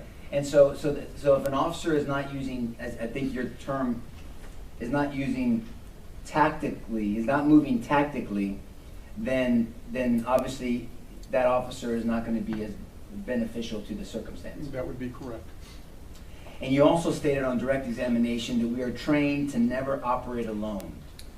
You start learning that in the academy. Right. And that's an overarching theme in law enforcement that obviously it's safer to not work alone and to have backup. I think you used the term wingman. Yes. Right, is that correct? Yes, I'm sorry, yes. It's okay.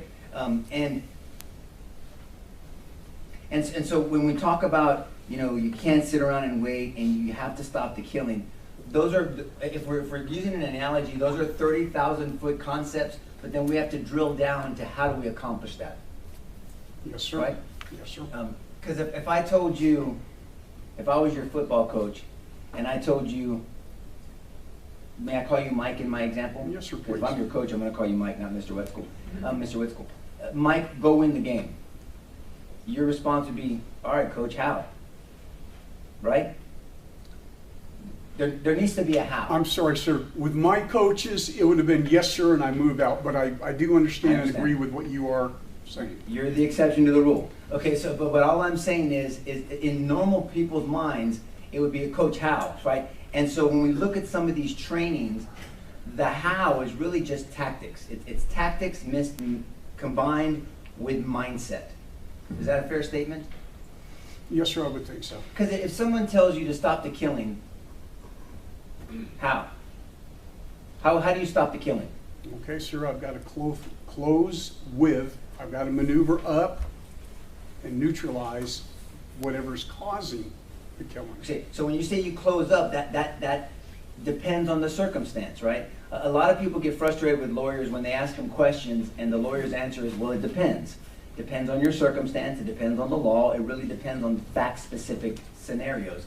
So it depends matters in tactics as well. Would you agree with that? Circumstances, yeah. Right? Yes. And you can't train for every circumstance. That would be impossible. It would be impossible. And so what you can do is create an environment of training where you create a mindset and you give them some set of skills to hopefully apply in a circumstance, right? Correct. You know the difference between training and conditioning? And I'll define it better for you. Well, define it. I don't mean physical conditioning. You can train for something and then you can be conditioned in what you train for. Example, I box, I do martial arts, and so someone can train how to punch, but everyone looks good on the heavy bag and the mitts, but then you get into sparring and we test your skills. Does that make sense? I follow. Okay, and so it's called stress inoculation. Have you heard of that term? I have. Will you please explain to the jury what stress inoculation is? Okay, in my opinion, Yes, I sir. mean, what In I your have opinion. understood Yes, to sir. be, it is when you're under stress or there is, okay, I'm going to have to use law enforcement, someone is shooting at you, all right? You're under great stress. We talked about fight or flight a little bit earlier. Your heart goes from normal beat up to 200 beats, about that fast, all right? When you train correctly, you train hard, inoculation, if you will, all right? It is what I talked about earlier, muscle memory. Now, muscles do not have memory. All right, it's part of your brain, all right, and what it does is you do something so much and so often, or respond so much and so often. It's like this young lady typing. She can look away and she's typing. She's done it so much and so often, and I need to, dare I say, under stress here in the courtroom. When I'm talking, it's under stress. Yes, sir. Yo, I'm following you. All right. So my point is, do you think she's probably trained more than 40 hours to do what she's doing at her level? Well, no doubt. No doubt. And so an example of stress, I have permission to stand for the judge previously. So a stress inoculation would be a difference between if I were to shoot at a target and you're showing me proper hand grip, high on the tang, this part is the tang or the beaver tail, right? I'm gripping properly. We'll talk about hand grip in a second. I'm shooting, pop, pop, and I'm putting off rounds. 2 rounds within 10 seconds is a pretty easy shot, right? 2 rounds in 10 seconds. I mean, that's easy, right? Anybody. Now, stress inoculation would be if I holstered my weapon, and you remember what horses are in basketball, where you run up and down the court? I've never played basketball. Okay, well, sir. you know, if you had me sprint. Sir, I'm following you. Okay. Go ahead. Let's say you had stress inoculation. Example would be I'm holstered, I'm in my uniform with my vest and my boots, and I'm running up and down 3 times. I come back to the same as I'm coming up. I'm drawing my weapon. And then You're engaging. and now I'm engaging, but I have this stress Yes. response because I'm breathing heavy because I just put myself through some stress physically, right? That is correct. Okay, so that's an example of stress inoculation, and that matters. Yes. Because then you're not only training your body, but you're also training your mind, your focus, your attention, right? Correct. You're also trying to prepare the officer for tunnel vision, because that's just normal under a stressful situation. Officers that normally, like right now, Jason used this example with another witness. Right now, I can see Mr. Turner, I can see his investigators, I definitely see all the jurors, and the bailiff and the judge. I'm not focused on them, I'm focused on you, but under stress, my focus comes like this, and if you're my threat, I'm just focused on you, and I won't see all these other things. Yes, sir. What you're describing is affectionately known as tunnel vision. Yes, sir. That's exactly what I was talking about. and they've heard about tunnel vision. There's also auditory exclusion, where I'm listening for things, but under stress, I won't hear normal things, and I exclude certain things that I don't think are relevant to my mind, essentially. Essentially. Okay, there's perception distortion. Under stress, what I perceive is happening may not really be what's happening, right? Is that correct? Say that again, sir. Perception distortion. Stress can make you distort what you think you're being perceived. And that's why officers train under stress, so they can make the right decisions. That is correct. Okay. And there's also time distortion. Under stress, something that took, 5 minutes may seem like 3 seconds to me, or 5 seconds. Yes, sir. Okay. These are just general concepts, by the way. Yes, sir. Okay, so when someone is coming into a course, is it fair to say that you make an assessment of the people before they go into your course? Muzzle discipline. That is what, sir, Yes, sir. the first day, Yes, that sir. slide that you showed just a moment ago, all right, and I talked about doing the Groucho. That is what that is for, learning to move and shoot. The stress is in the class already. I'm not standing there yelling and screaming at officers. We don't need to do that, Sure. all right? But you're making an assessment of the officers, because you're going to be working, even though you're just using not real weapons, right? They're soft weapons. They're soft weapons. But still, you fight like you train. You've heard that term, right? That is correct. And you're trying to do muscle memory and condition yourself. Mhm. So you're looking at muzzle control. Can I sweep you, Greg? No. Okay. So if you're going to see if officers are doing this kind of stuff, or if they're not controlling and having discipline of the muzzle, whether it's a rifle, a long rifle, or a handgun, you're assessing them. You're assessing their grip, how they're holding.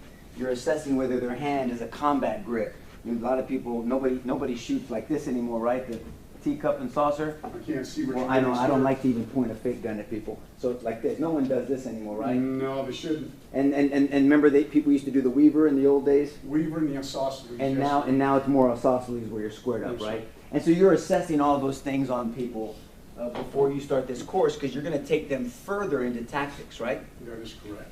And so that's what we saw on State's Exhibit.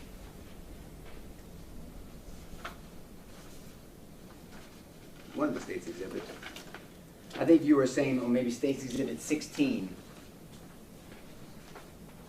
or 17, that you might have been assessing them. Here, Yes, all sir. right, what you cannot see in this picture is, as a rule, hard rule, I always had an instructor walking around looking at his or her position, all right? In this picture, you know what, this might have been in the theater because it's dark. Yes, sir. Behind him, all right? My instructors and I are roving. We're watching everybody make entry and how they're moving. And instructor to student ratio matters as well. Critical. Right. Yes, sir. And matter of fact, and please don't take this as a personal attack. You noticed something about your own training. You noticed somebody without glasses. I saw that, you picked and it one of out. my instructors should have picked that up right away. So take it easy on them. But that's something that you would have, if you would have seen that, then you would have said, "Oh, that definitely is not acceptable." Ladies and gentlemen, I probably would have hit the ceiling. Right. Give me 1 second, sir. Please.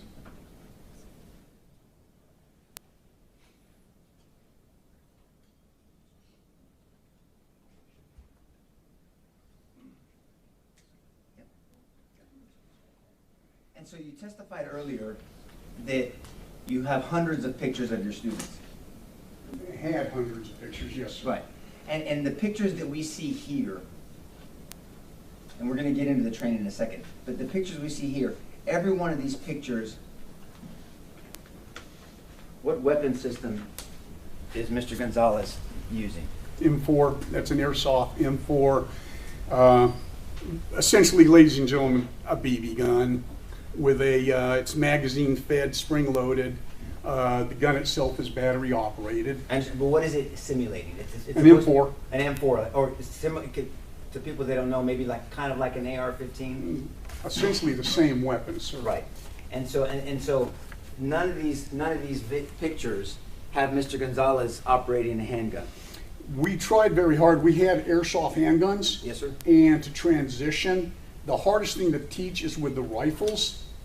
They should be experts in their handguns, as it already is. You said transition, so what you mean by transition is that if somebody has a rifle, and then for whatever reason this gets jammed, and we've heard testimony that can happen, right? Weapons can jam, and you're taught with a handgun to tap and rack it and try to get it back into work, into service. If this jams or you run out of rounds, you may have to discard that and go to your secondary weapon. You just drop it and go to your handgun. Right. Conversely, if your handgun drops and you've got an AR, you transition to that. Yes, sir. But in these pictures we've seen, your students are training with a weapon system like this, with an AR-15 or an M4. Yes, sir, because that is the hardest one to train on. I understand, but that's the one you recommend somebody handling a school shooting or an active shooter. You prefer a weapon like this, correct? I would prefer it. And so, right, you have to do what you have to do. But I'm just saying, if you had a choice, if we had an AR-15 here and a Glock or your weapon, your pistol of choice, and I asked you which one would you prefer in a gunfight, which one would you pick? The AR. Without hesitation, right? Yeah. And so all of the courses are dealing, they're training with the AR-15. I understand the reasoning because it's harder to train with, but that's what these courses are entailing. They entail using an AR-15 or an M4 as a primary weapon. Essentially correct, however. So there is a however with this. Okay, I don't mind. I should not have to train people on their duty handgun. I understand. All right. Now, You're assuming they're coming in with some basics. yeah, but we do use, and forgive me, I don't know if we used it in Adrian's class. Sure. We do have airsoft handguns that we make them go back and forth. I don't know, I'm sorry I've slept since then, I don't know if we did that in his class. And even though you can't use live rounds, well, you could use live rounds if you had a shoot house, correct? An alert has a shoot house. They do, my personal opinion on actual shoot houses, they are extremely dangerous and people have been injured. I know. And then you said your personal opinion, correct? Because other people have different opinions. They love them. Right. But just as an example, a shoot house is an actual house, and there's places where the supervisors can observe from above, and they're watching teams actually move and breach, and we'll talk about a center-fed room versus a corner-fed room, and transitioning to their weapons and slicing the pie and doing all kinds of tactics with live rounds. Yes, sir. Not against another human being, against targets, but they're using live rounds so they can, the loudness inside of a building is different, right? Mhm. You understand there's echoing Yes. and can distract somebody to try to figure out where that shooting is coming from. Is that a fair statement? It can be, yes, Okay, sir. and I'm not criticizing your curriculum, I'm just saying that your curriculum didn't involve that. No, sir, mainly because we were a mobile training team, Yes, sir. and I can't carry a shoot house with me. However, there were places, Asheville, North Carolina, that I didn't do this as Charlie Mike, I did this when I was teaching with Texas A&M, that they had a really nice shoot house. Down at Texas A&M, they had at the time a nice shoot house. Yes, sir. All right, so yes, but with Charlie Mike Enterprises, as a rule, no. I understand, because you can't take a mobile shoot house with you, it has to be set. But also, and again, this is not a criticism, it's just a reality, you didn't have furniture in your curriculum to Actually, what we do, sir, is we fill the room with boxes, and that Okay. represents, it's things, anything, it doesn't have to be furniture, anything that an officer can trip over or bang into. All right, we set these boxes up in the room, and there's a lot of them, and if you touch it, it's a do-over. That's, we escalated up to that level, sir. Would you agree that me running into a box right here is different than if I'm moving quickly and I take this corner and I peel off wrong and I catch this corner? It'd be different if I hit this big table versus a box. It's gonna hurt. Right, it's gonna hurt. And so that kind of stress, all I'm saying is, again, because your curriculum is mobile, and I understand completely, you just didn't have the luxury of having furniture as well. That is correct. Okay.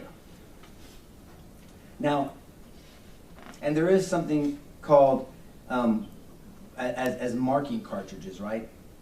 You've heard of marking cartridges? You mean like sim rounds? Yes, sir. SEM is Yes, sir. Yeah. Yes, sir. So I know marking what they are. cartridges is the general term. You have FX and you have SEM rounds. They're the brands. Is There that are fair different ones, ACT and several. Right. Go ahead. And so marking, will you explain to the jury what marking cartridges are? Well, if I understand what you're talking about, it's almost like a paintball round that marks where you hit on a target. You guys have seen paintball, I'm assuming? Yes, they have. All right, yeah, splat of paint, you know where you're hitting, you know where you're aiming is the goal in this. And so a lot of people can use these marking cartridges, or we'll call them SEM rounds, even though that's the brand. Marking cartridges, 'cause then you can actually do live training. And like a paint round, if I'm shooting or if I'm using, and you can see who's actually hitting who, and they hurt. Yeah, Right? They leave a little bit of mark, and they make some noise. It's not like a discharge of a projectile, but they make some noise as well. Yes, sir. So it helps inoculate to maybe closer, it's a little bit closer to maybe a real situation. Would you agree with that? Okay, yes, I do, sir, but please understand, airsoft can make a report, albeit not loud. Yes, sir. All right, they do have marking, what you would call marking BBs. We don't often use them because we found they fouled our weapons too much. Yes, sir. But there were times, especially in hostage rescue training, that we would use those. And then also in the curriculum, it's impossible in a mobile class like yours, although effective, to do breaching of a door. When doors were available, a lot of times the sponsoring agency would furnish the doors. The college did not. They didn't have anything that we could use. But you wouldn't have a frame like that jury room behind you. I mean, so there's a difference between breaching, if this is the room, an inward swinging door, and then an outward swinging door, right? I mean, that's a big difference when you're trying to breach. That is correct. And with an outward swinging door, there's a lot of things to negotiate, meaning you need a tool to get into it. Yes, sir. Maybe a Halligan tool. Yeah. Hooligan, Halligan, but some type of pry bar, and then you need a sledgehammer to get that in there, and then you have to pry it open, and you need 2 or 3 people to actually do that process on an outward swinging door. It is complicated. It's complicated, and because it's complicated, it's not safe, right? I would say essentially Right, I correct. mean, so if you have somebody, if this is our room, if this is our door, it's an outward swinging door to Mr. Turner, and so there's someone in this room, and you have no idea where, and that's part of the training. There's someone waiting for you, wanting to cause harm or cause someone else harm. It's much more complicated because you're trying to pry and you're trying to negotiate this door and then get in and tactically see what you have to do when you peel off or confront the attacker. Correct? Correct. That makes it more dangerous for an officer. And more difficult, yes. More difficult, more dangerous, and that's why that you should have, it's suggested to not do that alone. That is correct.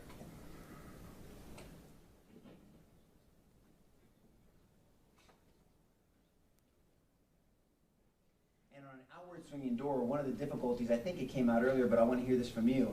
You can't just kick open a door on an outward swinging door because of the jam and the way it opens. That is correct. And so specifically, I want to talk about your training.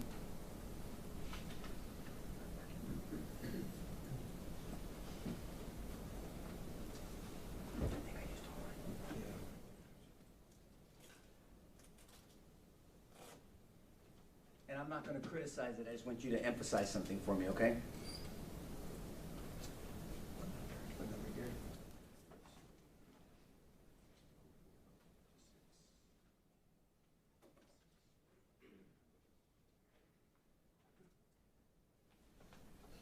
I'm handing you what's been marked as Defense Exhibit 10 for identification only. You recognize Defense Exhibit 10, do you not? Yes, sir, I do. Okay, you already know what I'm going to show you, right? Yes, sir. Okay, I'm going to stand behind you for a second. Is that okay? That's fine. So Defense Exhibit 10 is a copy of your curriculum, correct? That is correct, sir. And is it fair to say that it's a fair and accurate depiction of your curriculum? If you want to look through it. I don't need to, sir. What specific question? Judge, we move into evidence defense. Submitted. Thank you, Judge. So we can read here. A part of the course rationale is active shooter situations evolve quickly, and there is no way to anticipate their course or direction of action. That is correct. Unpredictable. Yes, sir. Right? It might start one way and then end up in a completely different way, correct? Mm-hmm. And is that a yes, sir? Yeah, I'm sorry, yes. You don't have to say yes, sir, to me, but just for her, you can say yes at least. And so, is it fair to say that you've never heard of an active shooting situation, especially a school shooting, that ever started with a crash? You refer to a car crash. Yes, yes, and thank you for that I've clarity. never heard of Yeah, it. because normally someone that is that sick in their brain and want to do something evil like that, they're very calculated. They get there unassuming because they don't want to give anybody notice to act and do the most amount of damage as they can, correct? Mhm. And so Yes. they don't want to get in a crash. So the fact that there's a crash is not normal for an active shooting situation or a school shooting, right? The only one, sir, that actually comes to mind is San Bernardino, and that was more terrorism than it was, but they did shoot quite a few people. Right. And so on course objectives, you have survival tips, you have negotiating, because that's part of it, right? You have to negotiate with somebody if there's a hostage. Okay, potentially such. Yes, sir. Okay. Right. Yeah, you're trying to cover all the scenarios. Would you agree that there's a difference if you look at that board over here? I saw it, sir. Okay, man, you're on it. Okay, so then active shooters, you have I don't have my glasses, barricaded subjects, and then you have potential hostage situation, correct? Yes, sir. Okay, and all those can stem from what you think is an active shooter initially, right? It can initially start as an active shooter, that would be correct. It says on negotiating overview, should the suspect or suspects barricade themselves and or take hostages, the first responders must be trained to de-escalate and control the situation through clear and concise negotiations. It is called first responder negotiations, and I recommend all police officers take that course. Okay. Your course? Any course on negotiations, I sir. thought you were trying to advertise. Okay. No, sir, I'm retired, I Okay, farm. no, I'm just making sure. Okay. And because of the different terrain, we feel officers need to train in these locations, in the actual location of a school, churches, movie theaters, strip malls. That's always the optimal position, is to train in the actual location, right? That is our curriculum. Yes, sir. And sir, please understand, ladies and gentlemen, I am not, even now, I'm not allowed to disrespect, show anger, or say my training's better about somebody else's training. Please understand that. I do. All right? I felt that we had to train on all these other locations. Yes, sir. Other people do not. And you're being very respectful. So respectfully, you can disagree with someone else's opinion on training. Yes, sir. And respectfully, they can disagree with yours. I would hope they'd be respectful. Yes, of I mine. do Yes, too. sir. I wouldn't tolerate it. But all I'm saying is these are just different people's opinions. These are suggestions. Yes, they're, sir. they're not mandated. These are suggestions on tactics. Is that a fair statement? Fair. Okay. And on clearing entry, you have 1 man and 2 man, correct? Yes, sir. Under 1 man, it says CME, and that's you, right? Charlie Mike Enterprises? Mm-hmm. CME does not endorse nor encourage, what is that phrase? Yes, sir, I don't have You it. want me to do it for you? It's okay. Please, I got please read it, yes. CME does not endorse or encourage going it alone. Okay, may I clarify this? Of course, but is that what you? Yes, that, and it says it's there. Okay. All right. You go on and I'll ask you All some more right. questions. Ladies and gentlemen, please understand that I don't ever endorse an officer doing something by himself. But if people are dying, then you've got to get in there and stop it. The first part of our entry curriculum, sir, in the manual, all right, in the drills that we do, it always starts with 1 man. Under the guise that, sir, that 1 man can make a difference. Yes, sir. All right. Or 1 woman. Or 1 woman, Okay. yes, sir. So and then it says our goal in training first man entry and clearing is to give the officer the best chance for safety, survival, and success.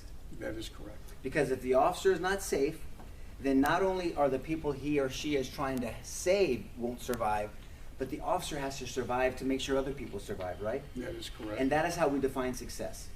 You have an alive officer that hopefully, God willing, can prevent more people from dying and have more live victims.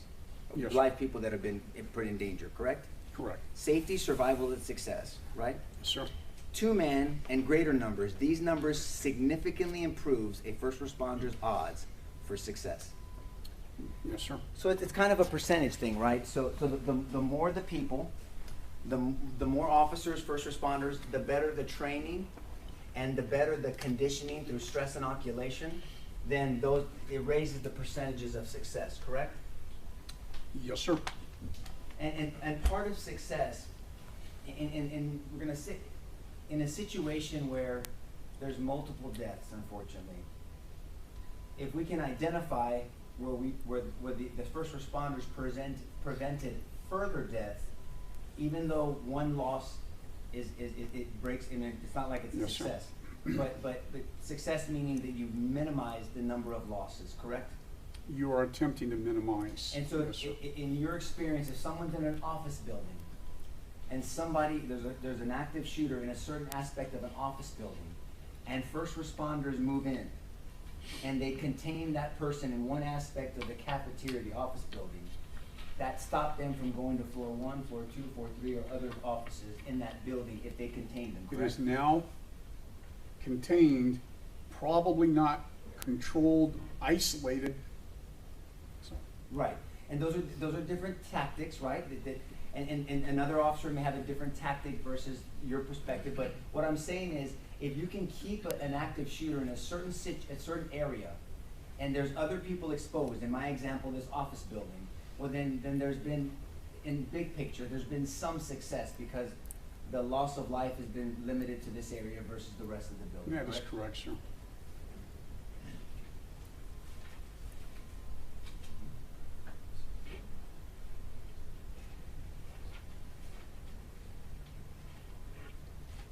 And I think you said on direct examination, we talked about it, but I want to talk about something specifically you said on direct. You said that there are curriculums that say that you should wait for 2 or 3 guys to show up before you act. Yes, sir, there is. And you agreed with that at one point, but you have a different opinion. Sir, I mean, in certain circumstances, sure, but I've never really agreed with it because I understand that an officer, almost every officer I know, if they're there and they can stop it, they're going to go for it. And I agree with that, but you have to see what you need to stop before you can stop it, right? Sir, it's based on, and you touched on it earlier, Yes, sir. Auditory. Yes, all sir. right, what you're hearing. And I do not know the circumstances very much on the outside that Yes, sir. Mr. Gonzales was dealing with. All right, but witnesses, the first few seconds, I mean, everybody has heard that witnesses are not good because they start thinking about it, they start changing their story. The first 30 seconds to a minute talking to a witness, that's usually fairly accurate. Can I ask you this? Yes, please. You're not relying on any studies to say that, right? It's opinion, but there was a study out of Okay. Northwestern University that talked about this. Right, and there's plenty of opinions that talk about eyewitness testimony and how it's not reliable. You've heard of those studies too, Oh, right? absolutely. Okay, so Yeah. there's a lot of studies out there, so let's talk about this. But when you show up to a scene, and if the scene is done, it's different than showing up to a scene where someone is still under the excitement or the stress of whatever they've seen or dealt with, right? Yes, sir, we touched on it earlier, or this morning, on fight or flight. Yes, sir. All And, right. and so if you show up to an active scene, and an active scene means it has not been dealt with and it's still going on, right? If you show up to an active scene and a witness is frantic and yelling directions at you, you're not suggesting that an officer should automatically just take whatever they say and then run into carelessly. No, sir. Okay. I'm not, but what they say, if they're pointing, and I don't know the circumstances. I sir, understand you don't. But if they're pointing, if they're trying to give me some type of description, I'm going to try and roll with it. Sure. Until or unless something better comes out.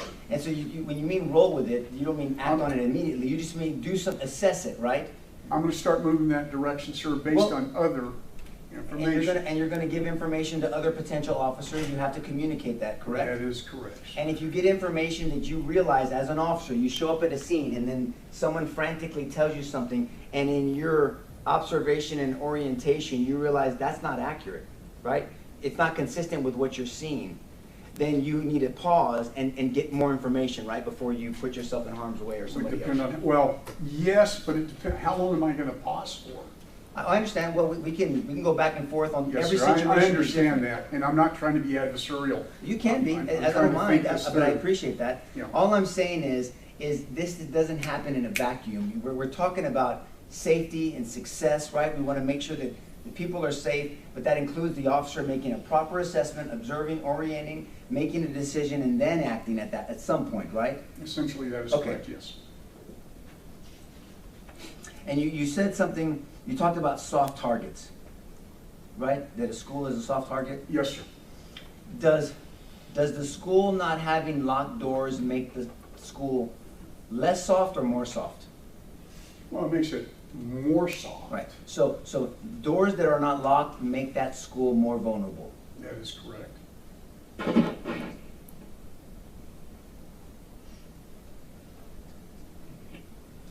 Thank you, sir. Appreciate you. Pass away this, Judge. Yes, sir. Just make sure I understand, if you have a witness that's hysterical, but pointing and giving description, you said I roll with it? What? I'm gonna move, I'm gonna go that direction, get on the radio as I'm moving, talking to, trying to communicate with my people, letting them know, this is my direction, this is what I've been told, this is what I am hearing, all of that, sir. So you do take that information seriously? I do, very. And that's based on also on a Northwestern University study about how accurate that early information is? Yes, sir, that came out in about, the 1990s, forgive me, I don't recall exactly. So it's been around a while. Yes, sir. And officer safety, that's what your program is all about. Yes, sir. How to get there as safely as possible. As best, as fast, and as safe, yes. But with an active shooter, there's something on the other side if you don't move quickly, is that correct? Unfortunately, yes. And what's that? People are dying. So you have to move quick. I have to move quickly. Time is of the essence. Yes, sir, it is. Every second.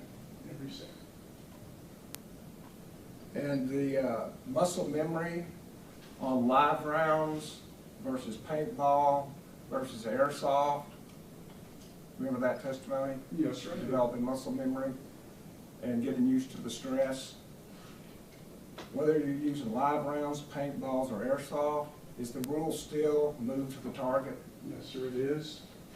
And please understand, ladies and gentlemen, the fundamentals of marksmanship are the same. Whether you're using what I would call sim rounds, marking rounds, paintball, airsoft, the fundamentals, sight alignment, trigger, squeeze, and how you move, how you control your weapon. It's all the same. And when you say there's an assumption that a police officer knows how to use their own sidearm, what are you saying about that? They've been trained on that since the academy. They've been trained on it since the academy. If they're a smart officer, they go to the range once or twice a week and train and practice with their own weapon. They make sure that they are equipped with the best weapon possible. Granted, most cities issue what they want you to carry, but I'm going to make sure I know everything about that weapon that I can possibly know. Okay. And so, are police officers certified on their weapons, or do they have to prove their worth on that weapon? Unfortunately, we certify only once a year. Qualified, we call it. It's not really certification. But once a year, people need to understand, ladies and gentlemen, qualification isn't training. It is the end of result of training. Makes sense? Okay. But as far as training, officers can go as often as they want. They may have to pay for it out of pocket, but yes, sir. That's the witness. And so you talk about your active shooter course, that's 40 hours.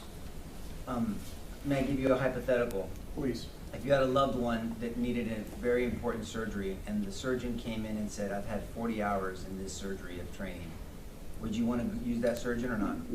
Certainly not, Okay. sir. May I need to qualify my answer on something though. Well, I know you're going to recommend more No, but it was another training company that pushed that we can't do more than 40 hours on Got that. it. That's where I was going, so please. I got it. But I'm making the point about 40 hours. 40 hours is not the holy grail of No, amount of sir, hours. that's to why train. it's incumbent upon the officer to train on his own too. Right, and that's why when it comes to shooting, you said if the officer's smart, once or twice a week, they're going to go to the range. If you can. If you can. And so that has to do with muscle memory, stress inoculation, and all the other things in doing with active shooting. 40 hours is just the beginning, not the end, correct? That is correct. And you talk about time of the essence. Since every second matters, as the government asked you, locked doors give officers time to get there, correct? Give me a scenario, sir. because Let's I'm just not talk really- about that office building. Okay. Someone's going into an office building or to another school, because I know you don't know about the facts of this case, right? You have not reviewed anything. So let's say we're going into another school, and there's someone that has bad intentions, active, there's a person with a weapon that can do a lot of damage, and they're coming to the outside of the school to get in. Yes, sir. If that door was locked, If it is locked. time yes, is sir. of the essence.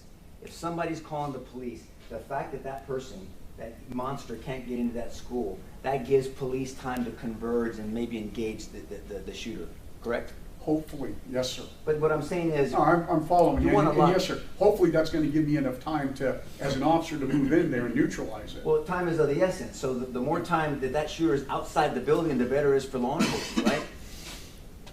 Essentially, yes. Yeah. And if law enforcement was outside, looking at, with line of sight, that would even be better. That door is locked and then there's officers that had line of sight on this guy. That would be better too. For the officer to be able to react. I and see what you're respond. saying, yes. And let's say the person got inside the building for whatever way. If the individual classrooms were locked, that time is of the essence. And that would give law enforcement more time to catch up or to find out where this person is at to engage this shooter, correct? Correct.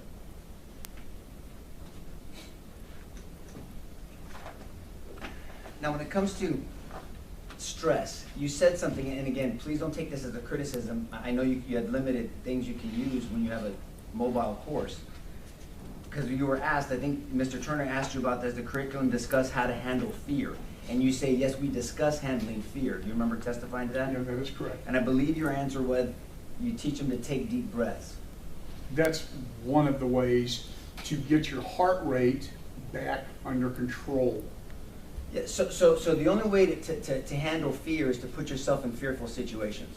Is that a fair statement? Enough, that's fair enough, yes. That's stress inoculation. You Yes. inoculate yourself little by little. I mean, we do it in combat sports also. You do light sparring, touch sparring, then you do light sparring, and then you then you go at it. Yes, sir. And now it's a full stress you're in.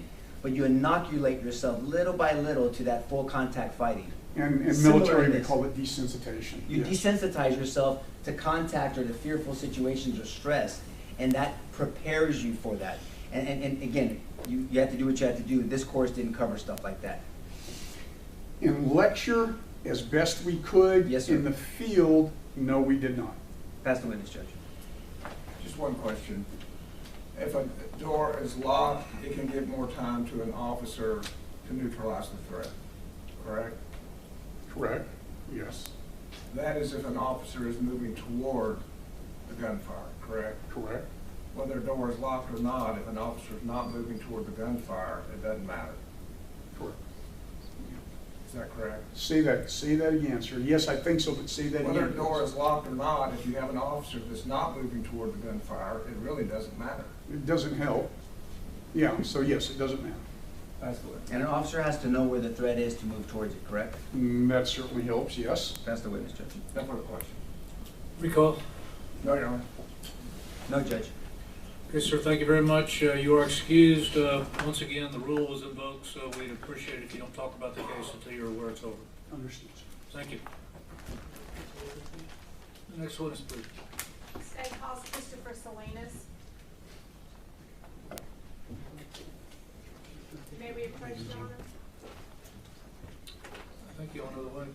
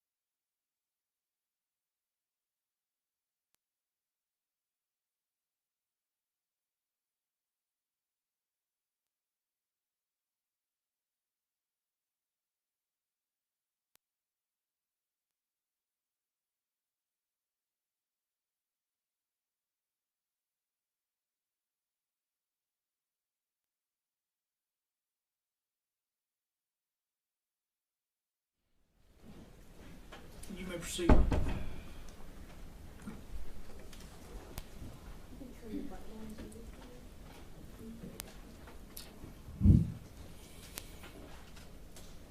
Good afternoon. Please state your name for the record.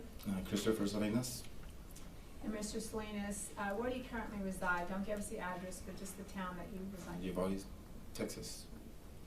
And in May of 2022, where were you living? In Uvalde, Texas. And I'm gonna go ahead and take you back to May 24th of 2022. Are you the father of Samuel Salinas? Yes, I am. And just so we know, how many children do you have? I have 4. And is Samuel your third child? Correct. And what grade was Samuel in on May 24th of 2022? In 4th grade. And how old was he at the time? 9. 9 years old? And was he, where was he going to school on that day? At Robert Elementary. And who was his teacher? Ms. Garcia. And was that in Room room 112. Room 112. And was there something going on that day, something special for him? Yeah, just a party after the day of school. Is it- Celebration of the end of the school year. Okay. And was there an award ceremony that day? Correct. And do you know if Samuel did receive an award that day? I do believe he did, yes. Okay. Now, you were at work that day? Correct. Okay, but did you receive a text from the school? I did receive a lockdown, I believe, text. Okay. And when did you become aware that it was something more serious, that it was a serious situation? When I got the phone call from the hospital. Okay. And was that the Uvalde Memorial Hospital? Correct. And when did you see Samuel on May 24th? After I got back from the call, then I left work. So it was about 2.5 hours later when I saw him. Okay, and what was at the hospital? Correct. And what was he at the hospital for? He was shot on his thigh. Yeah. Where was he shot at? On his right thigh. And did he have shrapnel in his right thigh? Correct. Now, does he still have those shrapnels and those bullet fragments in his right thigh? Yes. And what, is he able to resume activities because of the shrapnel? Very limited. Okay. Explain to the jury his injury. His gunshot wound to his left thigh. He can walk. Very limited. He has pain all the time on his right thigh. So he puts more weight on his left thigh, on his left leg, so he won't feel so much pain on this gunshot wound where he got his nerves and everything. So he complains a lot of pain through any exercise activities, walking, running. He'll do it, but then the next day he can't get up or walk or anything because of the pain is so severe for him. Okay. Now, is there certain things that trigger Samuel or bother him that you've noticed since May 24th? And can you explain to the jury what those triggering events are? Popping sounds, slamming doors, loud arguments, just violence on TV, things of that nature. What about any particular colors? Red. And why red? I think it's just a picture of what he saw in the classroom. Okay. And have you seen Samuel disassociating with certain members of your family? Okay. And have you seen him instead only gravitating to certain members of your family? Okay. And who would that person be? My oldest son, Sebastian. Now, Mr. Salinas, is the child that you picked up from the hospital on May 24th the same child that was taken to school that day? No. Okay. No. Ask the witness.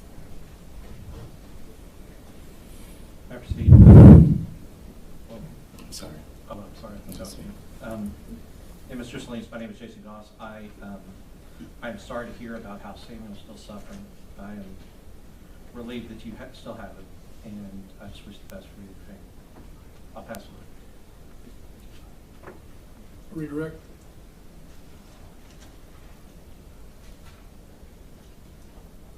He passed. Did you have any redirect? Oh, I'm sorry, Ron. No redirect. Okay, recall, either side. No, Your Okay, sir, you are now released from the subpoena. You're now subject to recall. You're free to leave or stay, whatever you want to do. We just ask you don't discuss the testimony you gave in court until you're aware the case is over with. Thank you.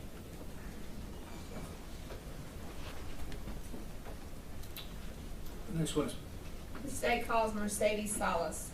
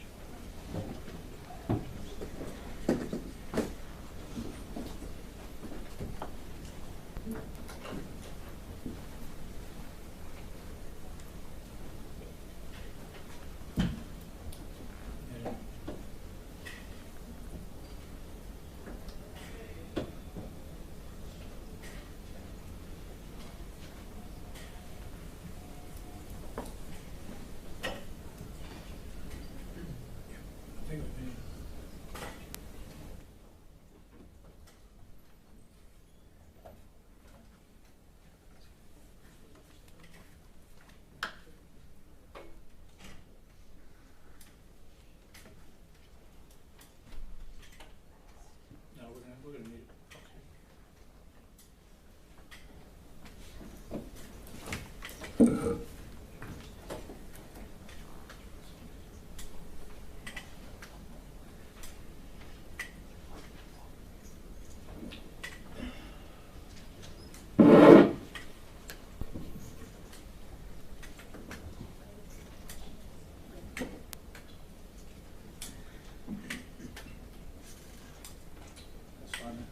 Good afternoon. Would you raise your right hand, please? You do solemnly swear the evidence in the testimony you're giving this cause will be the truth, so help you God. Yes. All right, take your time, and we're gonna have a seat over here in the witness stand, right behind, right in front of the bailiff.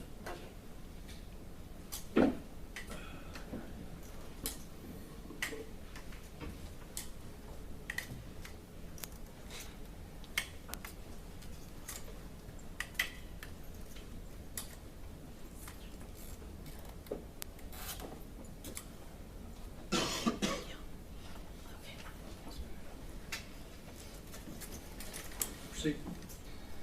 Good afternoon. Good afternoon. Please state your full name for the record. I'm Mercedes Salas. And Ms. Salas, where are you currently employed? Uvalde CISD. And what is your job position? Fourth grade teacher. In May of 2022, where were you employed? UCISD. And what was your job position then? Fourth grade teacher. And in May of 2022, what campus did you work at? Robb Elementary.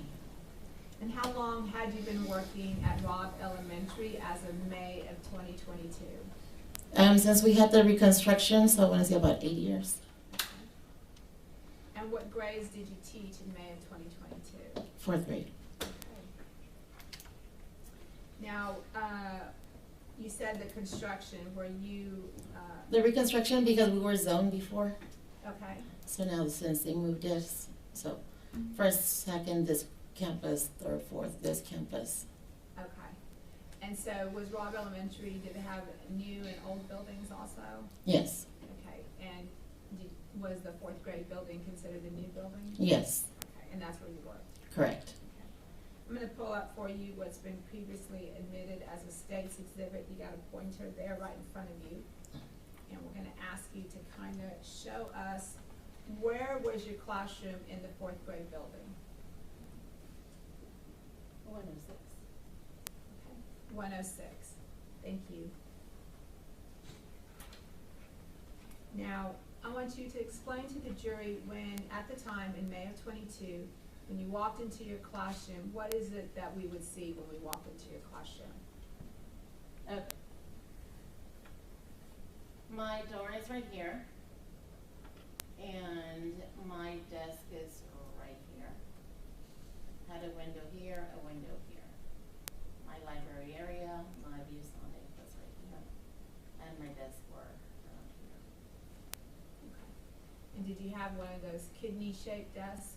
No, mine was just a regular wooden rectangular Okay. desk. It was a good size.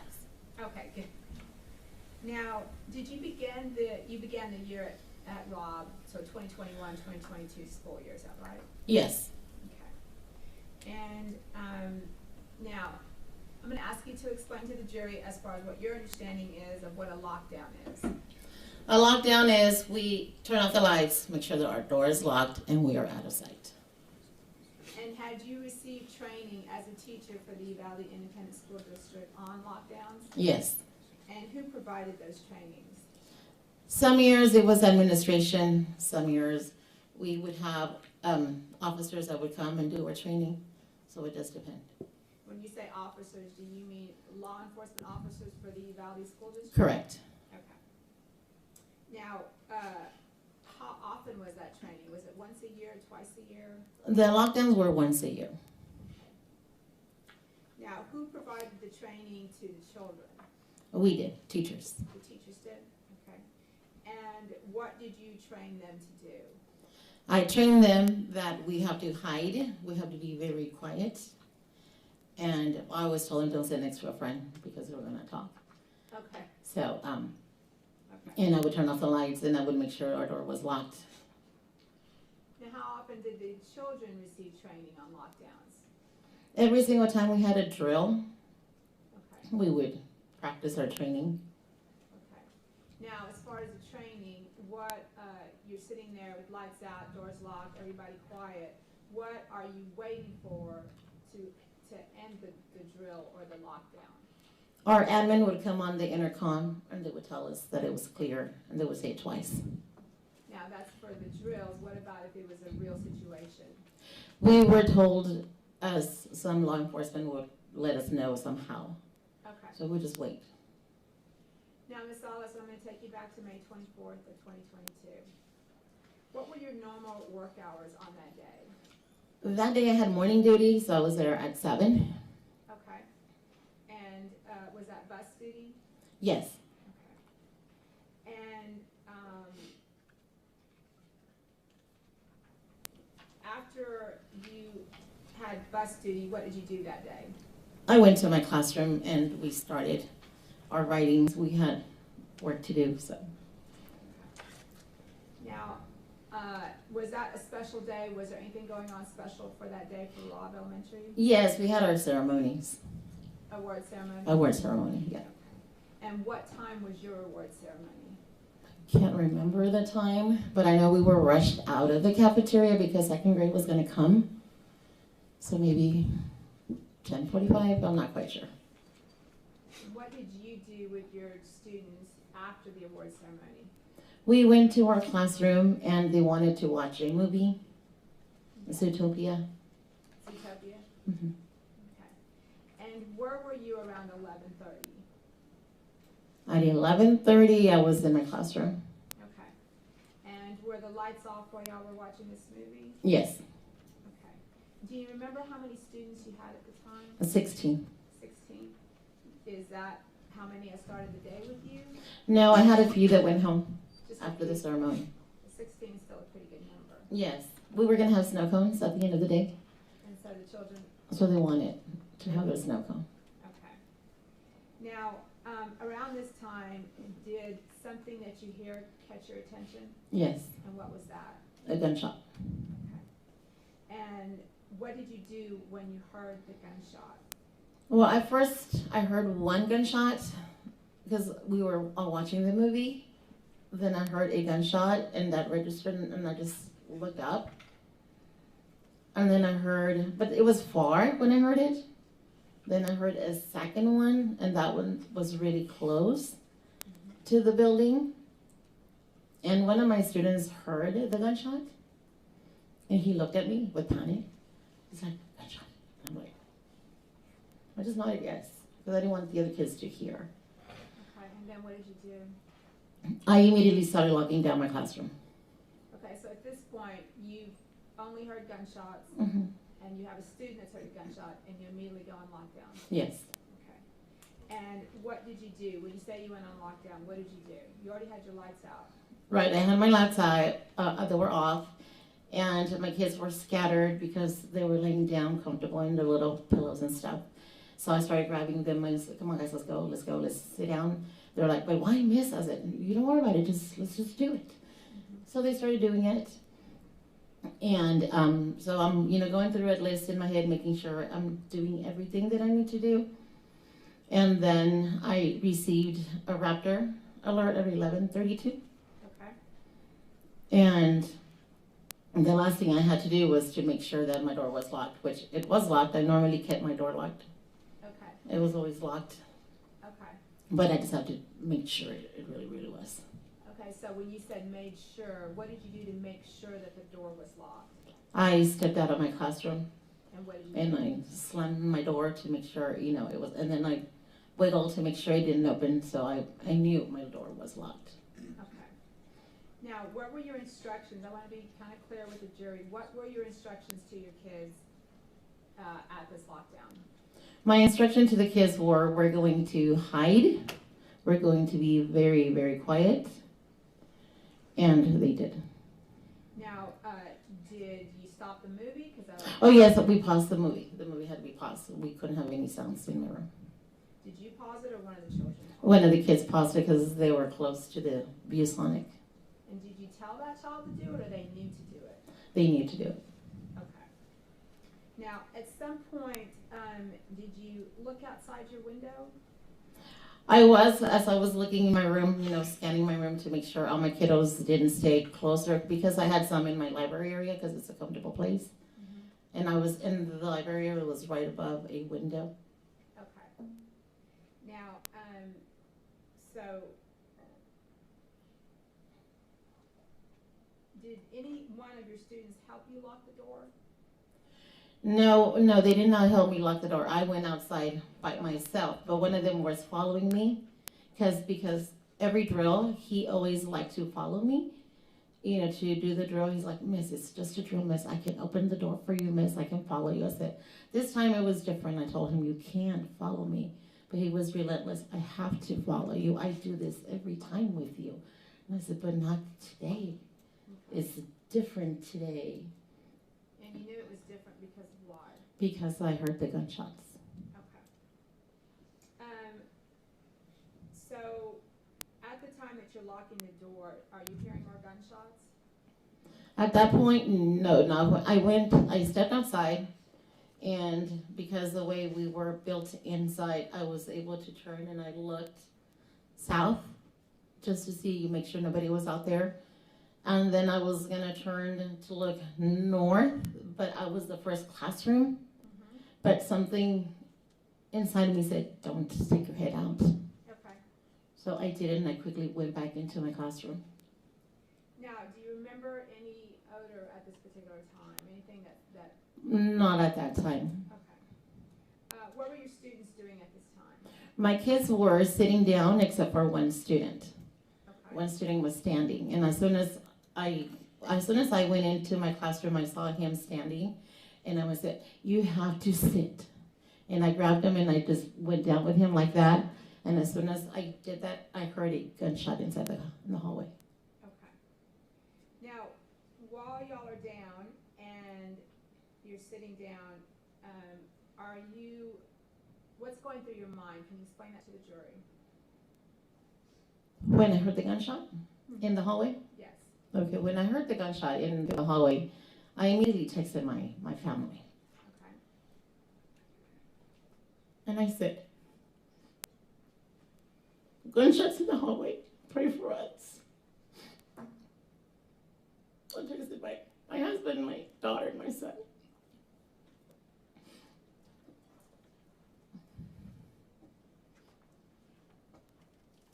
What were your students doing at this time?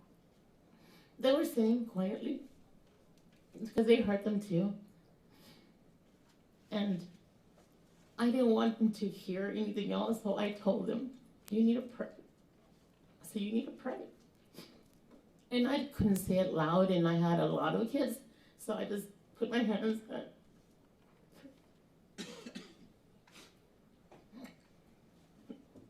Now, what is going through your mind? Do you think you're sufficiently protected at this point? No, I knew I was not protected, and for that reason, I knelt. I was on my knees because I figured if someone comes in my door, I need to protect my students. So I looked at 3 chairs that I had close to me, and I figured, okay, I have chairs. I can throw chairs, and I can quickly get up. That's why I stayed kneeling, because I can get up really quick, and I can just start throwing the 3 chairs that were right there close to me. And at that point, one of my students said, Mrs. Ellis, and I turned and I looked, and he had a pair of scissors. And I looked at him, and I'm like, okay. I didn't tell him to put them away because those scissors made him feel safe. Did any of your other students grab scissors? I think a few more, but I'm not quite sure.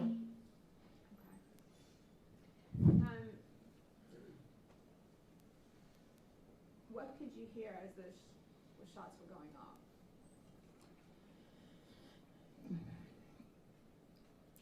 off? Before the gunshots started going off, I heard pounding. I heard pounding, like if somebody was pounding on my door, like the rattle of my doorknob. And then I thought someone's trying to get in my room. So I started praying. I was just praying to God, like, protect my door, shield my wall. And after that, then I heard a lot of gunshots. And after hearing so many gunshots, I started smelling gunpowder. Did you hear any children at this time? I heard kids screaming. And when they screamed, I heard the gunshots. Then I didn't hear them anymore. So I knew something happened to them because I couldn't hear them anymore. And whoever it was, I knew he was close to my room because I could just smell it. And I could hear the kids before he shot them. But after that, you didn't hear any more screaming? No. Based on where you were, do you believe the children, the students in your classroom heard the same thing? Yes, because one of my kids said, Miss Ellis, they're screaming. And I said, I know, mija, because it was one of my girls, and I said, they're screaming because they're scared just like you. I had to fight at them. And what did you tell your children to do at this point? I just told them to keep on praying. Did you tell them to keep being quiet? Yes, I told them just to be quiet and to keep on praying. Now, why is it that you kept telling the children to be quiet? Because of the smell of the gunpowder, I knew whoever it was, he was close to my room. And I didn't want that person to hear that we were in there. So the whole time you're still thinking about how to protect your kids? Yes, I kept on staring at my door, making sure no one came in through my door, and I kept on looking at my chairs that I had there. So I figured, okay, I can do this. Now, were you eventually evacuated, Ms. Salas, from your classroom? Eventually, yes, I was. Okay. Can you explain to the jury how you eventually got out of that classroom? Someone through the window said, is anyone in there? And my kid said, Miss, someone's there. The police is there. And I thought, I said, okay, no, because they haven't identified. I didn't say that to them, but I was just thinking, in my head, I was like, okay, they haven't identified who they were, so we're going to keep on being quiet. And can you tell the jury why that is? Why somebody's saying, the police, but they haven't identified themselves, why you're reluctant to respond? Can you explain to the jury why that is? Because they didn't identify themselves. They didn't say this is the police. Is that part of your training? Mm-hmm. Okay. So then what did you do? So then I told my kids to be quiet, and then I heard them say again, "Is anyone in there?" They screamed, "Is anyone in there?" And I told my kids, like this, like to be quiet. And then after that, I heard my windows breaking, and I just stared at my windows, and I saw a baton at the end. So I figured, okay, these must be officers, because who else would carry a baton?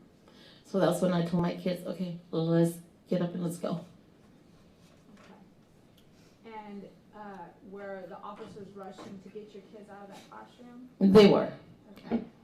Now, who was the last one out of your classroom? Me. And why is that? When my last kiddo got out, I turned back and I started walking back to my classroom, to the middle of my room. And why is that? Because I had to make sure nobody stayed frozen. And that was a possibility. It could have been a possibility. They were scared. But you wanted to make sure that every student was out? Yes. So I remember walking back to the officer that told me, "Ma'am, you got to get out now." I remember walking in and I did my hand and I said, "You need to wait." I said, "You just have to wait. I have to make sure none of my kids are in there." So I turned around and I went back again to the middle of my room, and I looked and I looked and I looked again, and then I turned around in the middle of the room and I remember saying, "Okay, I'm ready to go." And is that when you exited the room? That's when I exited the room.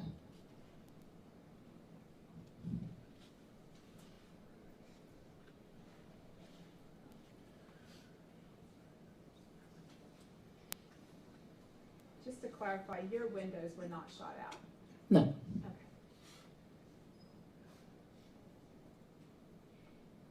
Can you explain to the jury what your thoughts are about your students that day during this event?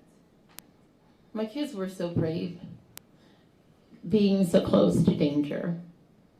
They listened to my instructions to survive. I was very proud of them. Pass the witness.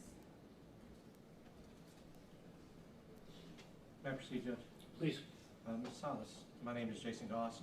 I'm one of the lawyers that represents Adrian, and I have a few questions for you. I think, I want to start out and just say, we all appreciate that you protected those kids, walking through their training.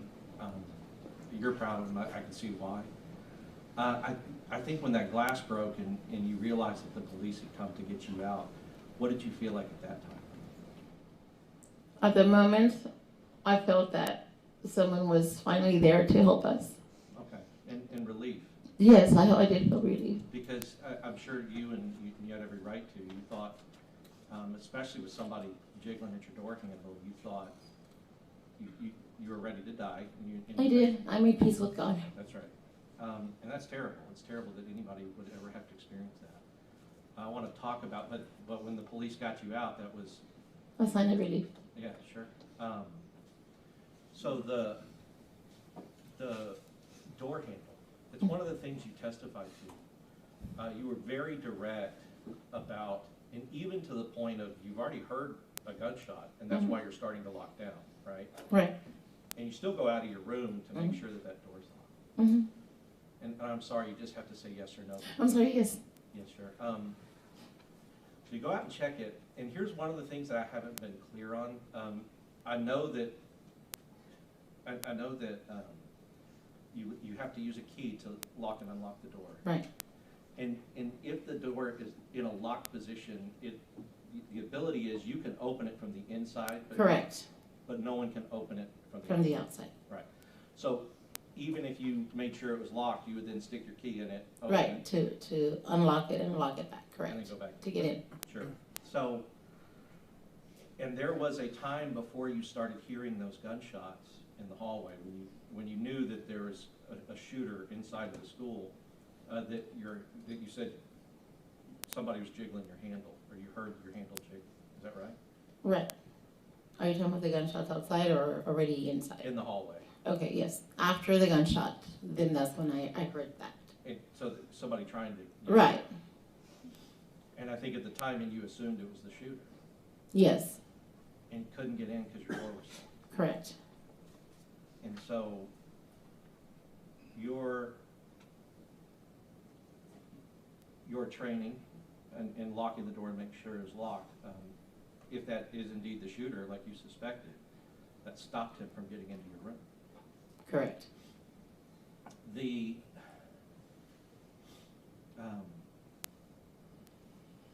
you know, as far as the, I saw, or I think I heard you testify that you had been, at that point at Rob, you had been at Rob for 8 years. Right, since the reconstruction. Right, so 8 years in 2022 is 2014? Yes, about 2014. And it was your first year at Rob, 2014, but not your first year teaching.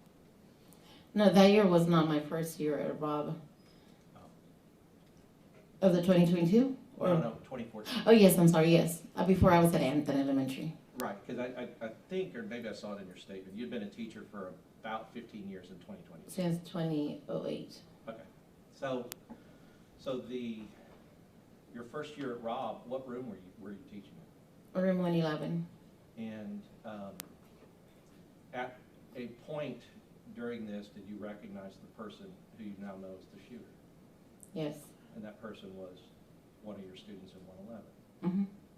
Yes? Yes. While he was in 4th grade? Yes. And I don't ask you that to cause you pain.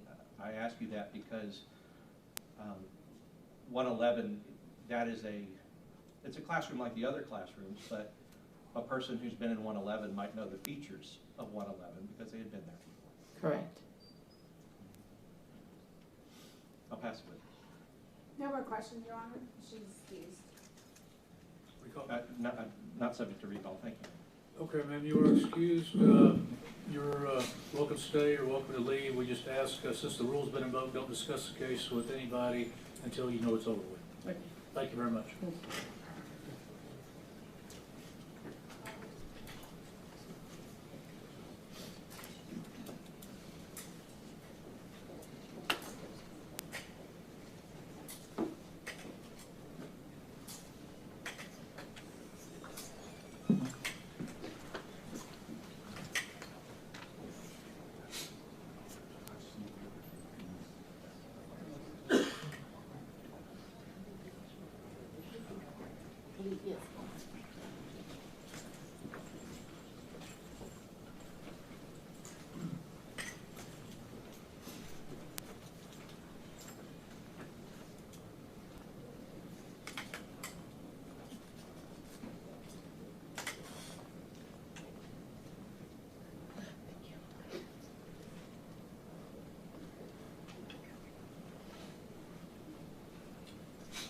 If you want to call your next witness, please. Ruby Gonzales.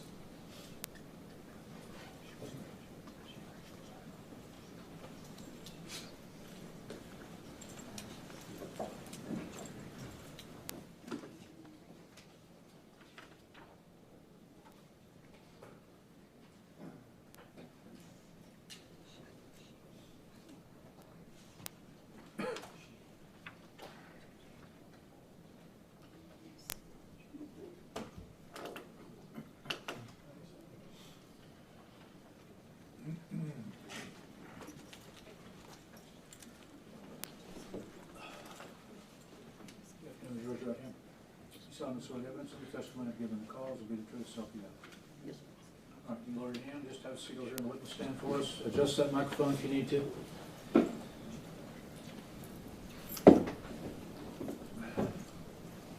Good afternoon. Good afternoon. Good afternoon. Would you introduce yourself, please, to the jury? Yes, my name is Ruby Gonzales. Ms. Gonzales, I can tell you're a police officer. Yes, sir. Who are you with? The Uvalde Police Department. How long have you been with the Uvalde Police Department? Approximately a year and a half. And before you worked at the Uvalde Police Department, where did you work? I was employed with the Uvalde Consolidated Independent School District Police Department. How long were you at the Uvalde Consolidated Independent School District Police Department? About a year, give or take. Maybe a little over a year. So when did you start? In July of 2021, I believe. And that was your first job as a police officer? No, sir. What was your first job as a police officer? My first full-time job as a police officer was with the city of Uvalde And that was when? in December of 2016. Is that what started your law enforcement career in 2016? Full-time, yes, sir. And before that, you were part-time? Yes, sir. And tell us about that. I was a reserve officer for the city of Junction. Of what? The city of Junction? Junction, Texas? Yes, sir. So when were you a reserve officer? For 4 months, and then I got an opportunity to come work for the city of Uvalde. And what is a reserve officer? It's just a officer that your license is being held by that department. If they need you to work any type of security or anything like that, that's pretty much what you do. If they're short on shifts or they need coverage somewhere, you just go in and you cover that for that department. Is it a paid position or a volunteer position? It's a volunteer position. So you don't get paid? No, sir. But your commission is held, and what does that mean? That means that my license will be active, so I'd still be able to work any other type of employment that is available to officers. And what is a commission? How do you get a commission? By the agency. So they hold your license for a certain, however long you want to stay employed as a reserve officer, and that's what they do, is they just hold your license. Do you have to have training to be a reserve officer? Yes, sir. Can you tell us about that? You have to be a licensed peace officer with the state of Texas. So you have to go through basic police officer training? Yes, sir. And pass that? Yes, sir. When did you do that? In August of 2015, I believe. What got you in law enforcement? My family, they're all law enforcement. And so you chose to go into law enforcement. You made application, is that correct? Yes, sir. And was that for each job that you just discussed with us, whether as a reserve officer in Junction, the school district, the city of Uvalde, you make application to work there? Yes, sir. And if I understand correctly, you went to Uvalde Police Department first. Was that a full-time or part-time job? That was full-time. And what did you do? I was a full-time peace officer. And what were your duties? Enforcing traffic laws, investigating crimes, maintaining the peace, things like that. Maintaining the peace? Yes, sir. Did that require making arrests? Yes, sir. Putting handcuffs on people? Yes, sir. And from there, you decided to apply at the school district police department? Yes, sir. What caused that change? Just where I was at in life, I had a lot of other things going on in my personal life, and I felt like I needed just a change of pace. Okay. And was this a change of pace? Yes, sir. So you went to work for the school district police department? Yes, sir. And how many people were at the police department when you went to work for them? I believe there was 5 of us. And can you name who they were and the rank? Yes, sir. My chief of police was Chief Arredondo. My lieutenant was Lieutenant Hernandez. Then I had a co-worker, Officer Ruiz, Officer Flores, Officer Gonzales, and myself. And so you named 3 ranks, is that correct? 2. There's a police chief? Yes, and then there was just a lieutenant. A lieutenant? Yes, sir. Below the police chief? It was, yes, sir. That rank? Yes, sir. And then what was the rank of the rest of you? Just peace officers, just school-based officers. And is rank important if you're being told to do something? Yes, sir. Tell us about that. Anytime you're given a directive from somebody who holds a higher position than you have to abide by what they're telling you. And you've been both at Junction, the city of Uvalde, and the school district. Is that true for all 3 of those? Yes, sir. Police departments you've worked in? Yes, sir. That they have ranks? Yes, sir. And you abide by the people that are above you? Yes, sir. So at the school district, who was the person of highest rank? Chief Arredondo. And what was your jurisdiction at the school district? All the campuses within Uvalde Independent School District. And that was y'all's primary jurisdiction? Yes, sir. So that if something happened on the campus, who was required to be the people that responded? We would. The school district? Yes, sir. Okay. Even though it's in the city of Uvalde? Yes, sir. The school district police officers handle problems within the city? Within the school district, yes, sir. Within the school district?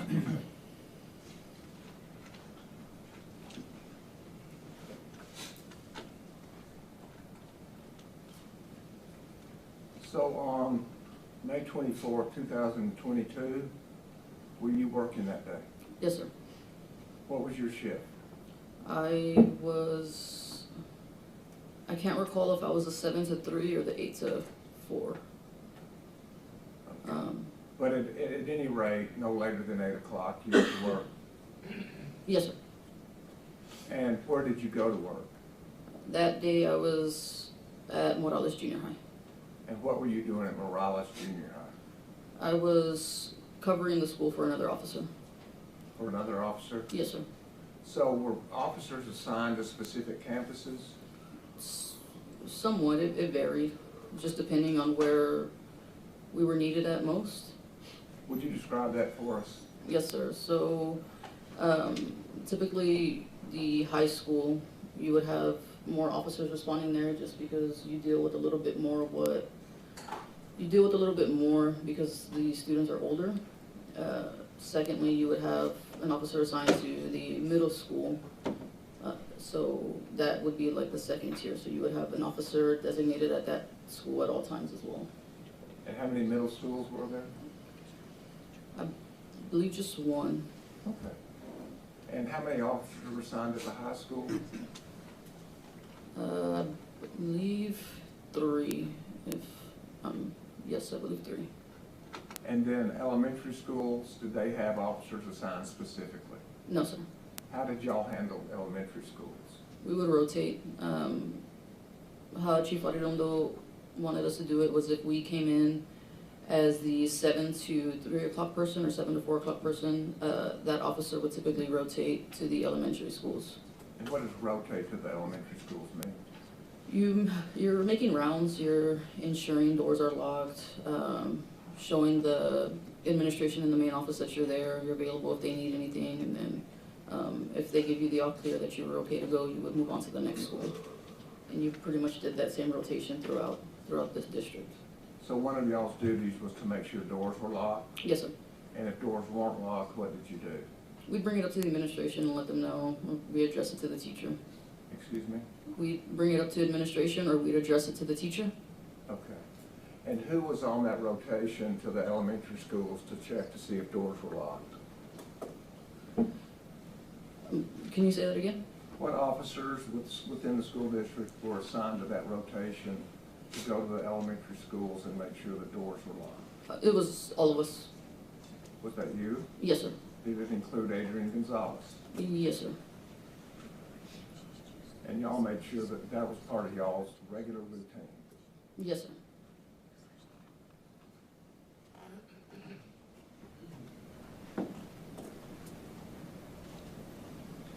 And are you familiar with the term lockdown procedure?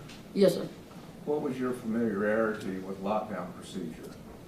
Out of sight, lights off, doors locked, and stay out of view.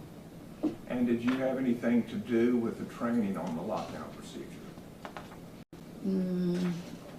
Not that I remember. Okay. That was done primarily by the administration? I believe so. I'm not 100% sure. If other officers in your department did that, that's not something you're familiar with? No, sir. Okay.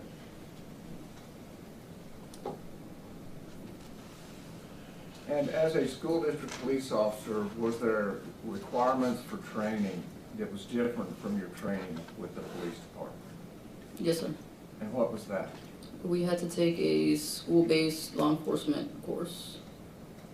A school-based law enforcement course? Yes, I believe it was online. It was an online course that we took. Okay. Yes, sir. In addition to that, did you take active shooter training? Yes, sir. Where did you take that? That was hosted at the Uvalde High School. And who was teaching that course? I believe it was taught by two.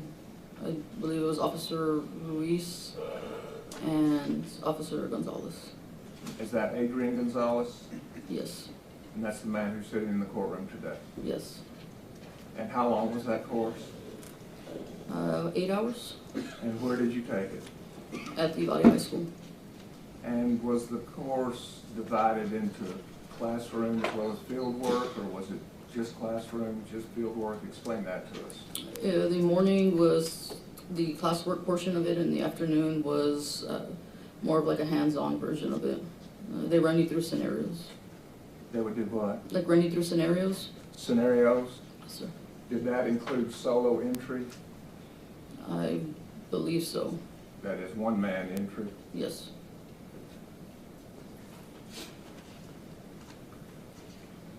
So on May 24, 2022, you worked that day? Yes, sir. When did your shift start approximately? Give or take around 8 a.m. And what did you do as part of your shift?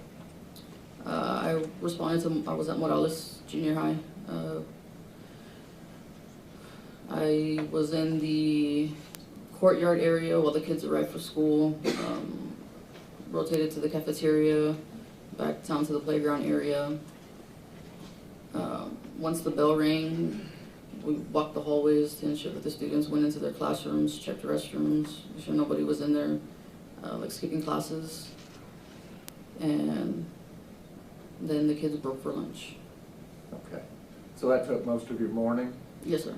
And when did you break for lunch? I believe the students left for lunch like around 11, between 11 and 12, I'm not 100%. What did you do then when the kids broke for lunch? I left campus as well And where did you go? to go get lunch And where did you go to get lunch? at my residence. How far is your residence from Robb Elementary School? Maybe less than a mile, about a mile. Okay. And did you get to finish your lunch? No, sir. What, if anything, interrupted lunch? I heard gunshots when I was outside of my residence. And what were you doing outside your residence? I was taking my dog out. So upon going home, is to take care of your dog? Just, yes, sir, if I'm able to. They get a little noon walk or something? No, like sir, that? just to use the restroom. Okay, very good. So your dog, you and your dog were outside and you hear gunshots? Yes, sir. That was your first notice? Yes, sir.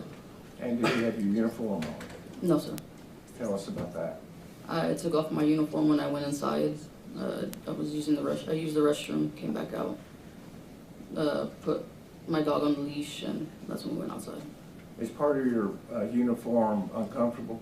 Yes, sir. What's that? The duty belt and the undervest. The what? The duty belt and the undervest. It's The duty belt and the undervest? Yes, sir. So you take those off when you can, just for comfort? Yes, sir.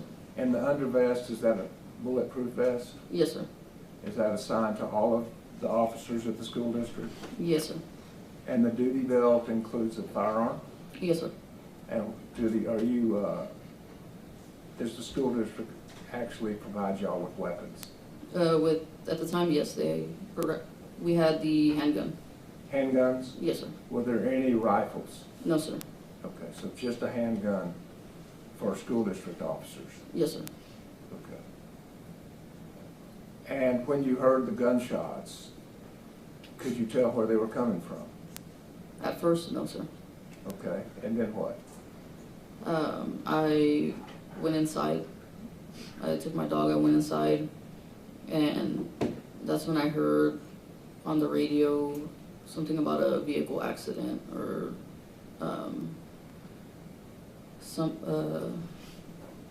yeah, I think it was a vehicle accident. that occurred first. And did that have anything to do with the gunshots you heard as far as you were concerned at that time? No, sir. Okay. So what, did you receive additional information? Yes, sir.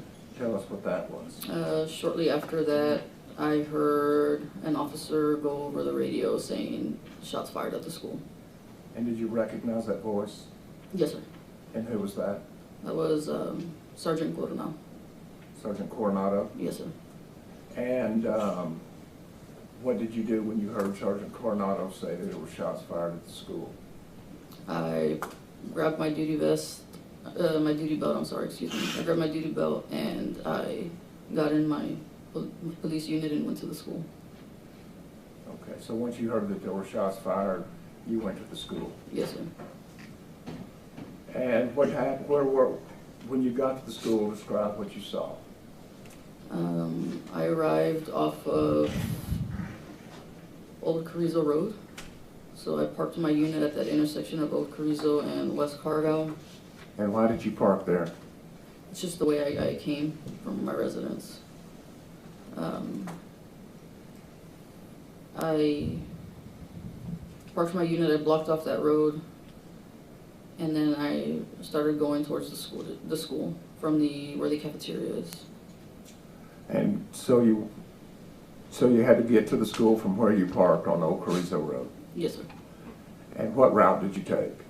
I just cut straight. What route did I take from my house to get to the school? Well, no, ma'am, from after you parked. I just ran straight across the road.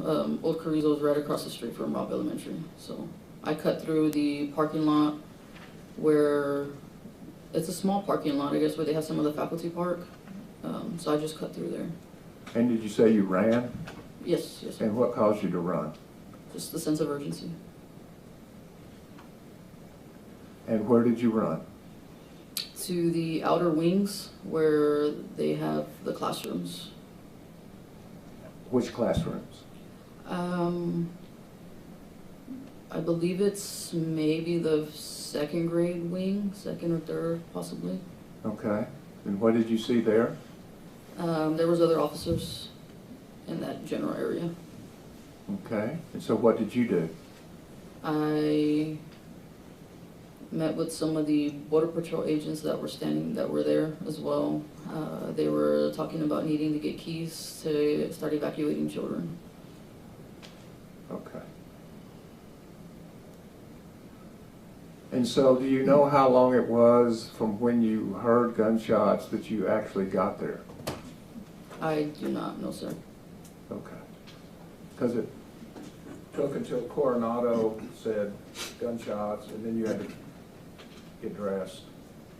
Is that correct? Yes, sir. And then you ran. Drove and then ran. Yes, sir. To the location. When you got there, tell us how many officers were there. Where I initially showed up, there was maybe about 10, possibly. And did you ever go to the 4th grade wing? I did, yes, sir. And tell us what you saw there. There was officers outside of where the building was. They were conducting crowd control of the people that were showing up. There was vehicles parked in the roadway. There was a bus parked in the roadway. Some ambulances. So by the time you got there, they'd already summoned ambulances and buses? Yes, sir. Okay. And as far as the number of officers around the 4th grade wing, how many officers did you see approximately, if you know? I can't give an approximate number. And did you go into the 4th grade hallway? No, sir. Tell us why. Just the amount of police cars and things that I saw outside. I felt like if I was to have gone in there, it would have just taken up more space. Okay. Was the hallway full of officers? Yes, sir. And can at some point that become a dangerous situation? Yes, sir. Okay. So you did not inject yourself where there was already a hallway full of officers? No, sir. I made use somewhere else. There was other things that needed to be done. So once the hallway is full, then you find other things to do? Yes, sir. And how do you find other things to do? I ask around, ask other officers who have been in that area longer than I have if they needed anything or what they need of me to do. So as an officer, you arrive at the scene and you go to people who've been there before you. Yes, sir. And why do you go to the people that are there before you? To get information, they can relay any type of information that they may have. Given that they've been there on the scene longer than I have, they have certain details that I'm not aware of. And is that standard when you go to a crime scene? Yes, sir. To ask the people that are already there because they have greater information? Yes, sir. And do you rely on that information as you make decisions? Yes, sir. And in this case, what did you do? One of the officers said the road needs to get cleared for additional buses. So I moved some police cars that were blocking the roadway. I assisted with some of the crowd control. Tell us about the crowd control. Some of the parents and people that live in the neighborhood were standing like near the roadway. So one of the officers had instructed me to kind of keep them back, keep them at a safe distance. Did that take a significant number of officers to do crowd control? Yes, sir. And you joined in on that? Yes, sir. And when we say crowd control, was that around most of the building? I'm not sure. It was just where I was Where at did the you moment. go? I went at the intersection of Bettis Street and Geraldine. Okay. And you did crowd control there? Yes, sir. For how long? Give or take maybe 10 minutes or so. Okay. And did you see Chief Arredondo there? No, sir. Okay. Did you go to the south door of the 4th grade wing? No, sir. Okay. But Robb Elementary is the school district's jurisdiction? Yes, sir. And who is the highest person in law enforcement in that jurisdiction? That would be Chief Arredondo.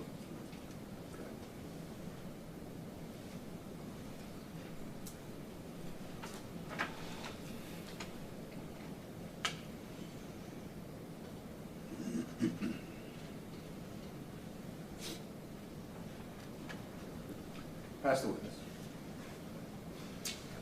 Thank you, Judge. Officer Gonzales, we've never met before, correct? No, sir. Okay. Have you ever testified before? No, sir. Okay. Well, this is cross-examination. I'm going to ask you questions. I may push back on some of the things you said, but it's not to be disrespectful or to question your character. There's serious allegations, and so I need to ask some serious questions, okay? Yes, sir. Okay. If you don't understand my question, just ask me to repeat it, and I'm happy to do that.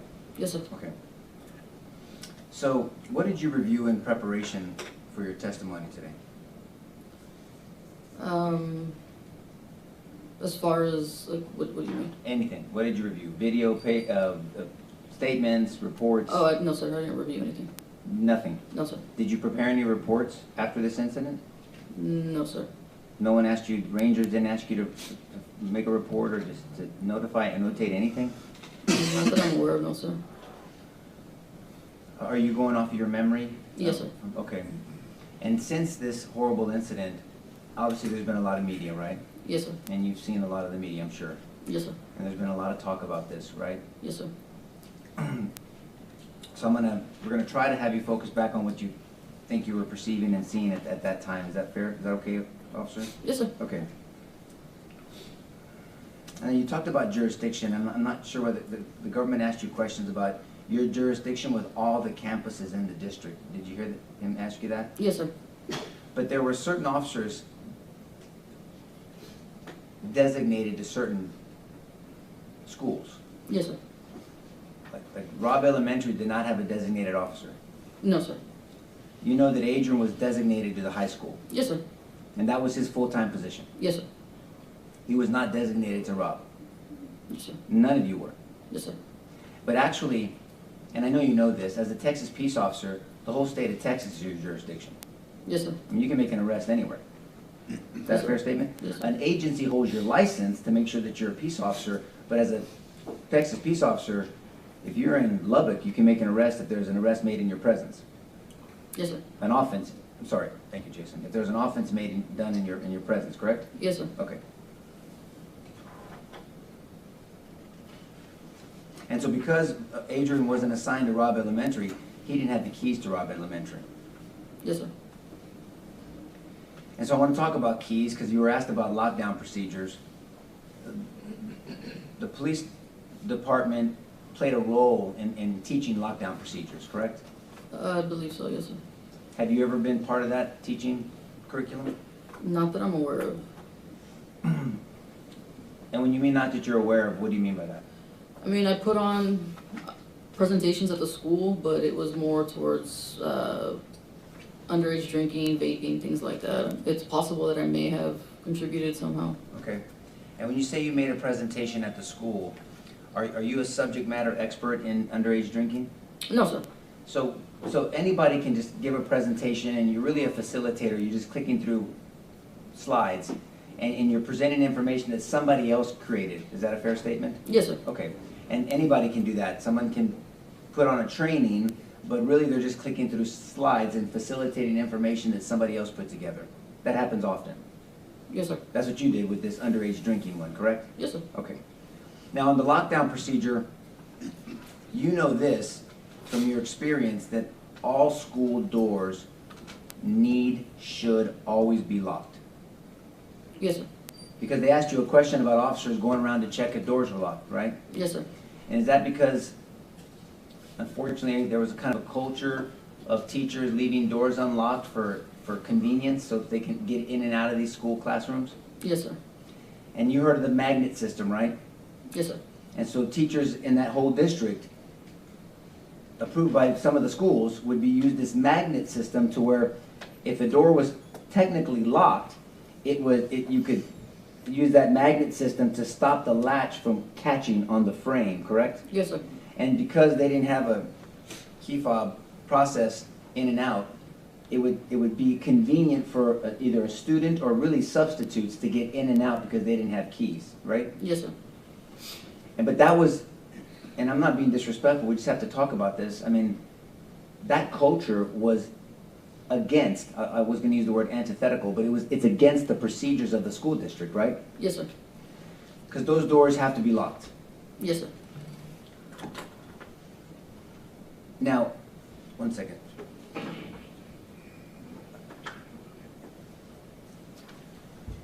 Now, when it comes to lockdown procedure, will you go through the steps that a teacher should follow when a lockdown has been called? Ensure that the doors are locked, turn off the lights, close blinds, get the students out of view. And out of view because if somebody has bad intentions and has a weapon, if they're looking in classrooms, they're going to see if there's someone in a classroom that'll catch their attention to go in, correct? Yes, sir. And time is of the essence. The government's been using that phrase, and I agree with it. Time is of the essence on these active shooter situations, right? Yes, sir. And those locked doors give law enforcement like yourself time to be notified, and we'll talk about the Raptor system in a second, to be notified so you can respond and hopefully engage someone with bad intentions and neutralize them. Yes, sir. Right? And so the first layer of defense is the school building itself to be locked. Yes, sir. And that's why it has to be locked. Yes, sir. Correct. The second layer of defense are those individual classrooms, and they have to be locked. Yes, sir. Right? And the only defense that these teachers and these precious children have, the only defense they have is those locked doors. Yes, sir. All the other things that you described are tactics to not be seen, but that's not a defense, right? Yes, sir. So if children were underneath the table hiding, but the door wasn't locked, that does them no good. Correct. And you know that unfortunately on May 24th, 2022, Robb Elementary, the building doors were not locked, correct? Correct. And you know now that room 111 was not locked. Correct. Some of your training for active shooter, you said was 8 hours? I believe so. Was some of that online, or is that another training you were talking about? No, that was a separate training. But some of the training, and it's not your fault, it's just because you have to get these qualifications. Some of them can be done on a computer screen, correct? Yes, sir. Okay. Now, your active training, the government asked you about it, was an 8-hour training, and you said that Officer Ruiz and Officer Adrián Gonzales facilitated that, right? Yes, sir. And facilitated meaning that they did some classroom, right? The morning was classroom, right? Yes, sir. And the afternoon, you classified it as hands-on. But do you know the term stress inoculation? No, sir. Okay. Stress inoculation, and you did some of the training, if you don't understand that's the labeling of it, is where you're placed in a stressful situation where your heart rate is up. You're trying to recreate a similar situation that you may deal with to inoculate you, get used to that circumstance in real life. That's part of your training in the academy? Yes, sir. And you have combatives?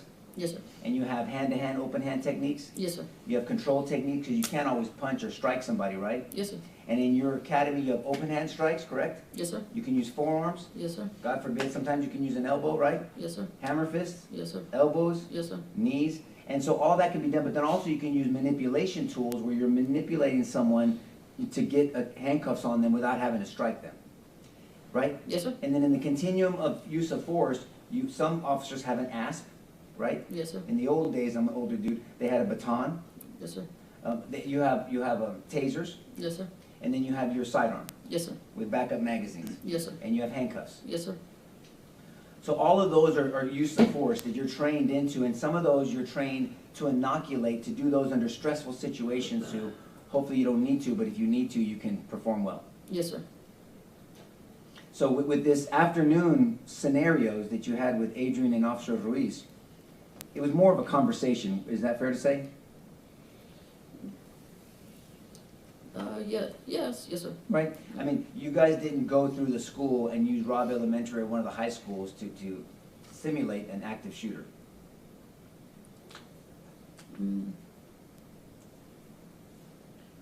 So they ran us through some scenarios like in the auditorium area.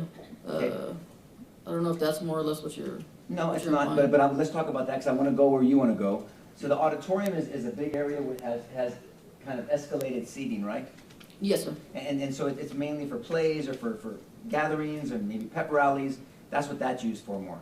Is that a fair statement? Yes, sir. Okay. In the auditorium at the high school, there's rooms on the behind the main area. At the high school? Yes, sir. Okay, so we're gonna all my questions are in relation to Robb Elementary, okay? Okay. And in your afternoon portion of the scenarios, you didn't have a hallway with different rooms that you cleared hallways and you got into a stressful situation. Do you know what stacking is? Yes, sir. Okay, you guys didn't train in active, realistic stacking to where you're down a fatal funnel. The jury's heard a lot about a fatal funnel. You know what that is, right? Yes, sir. Okay, and so, and then under stress, work rooms and clear a school. You didn't do that in the afternoon, right? No, sir. You essentially maybe walked through or talked about scenarios that if this happens, keep this in mind, and you're planning suggestions, right? Yes, sir. This, in 8 hours, if you split that up, 4 hours in classroom, you're 4 hours of talking about scenarios, essentially. Yes, sir.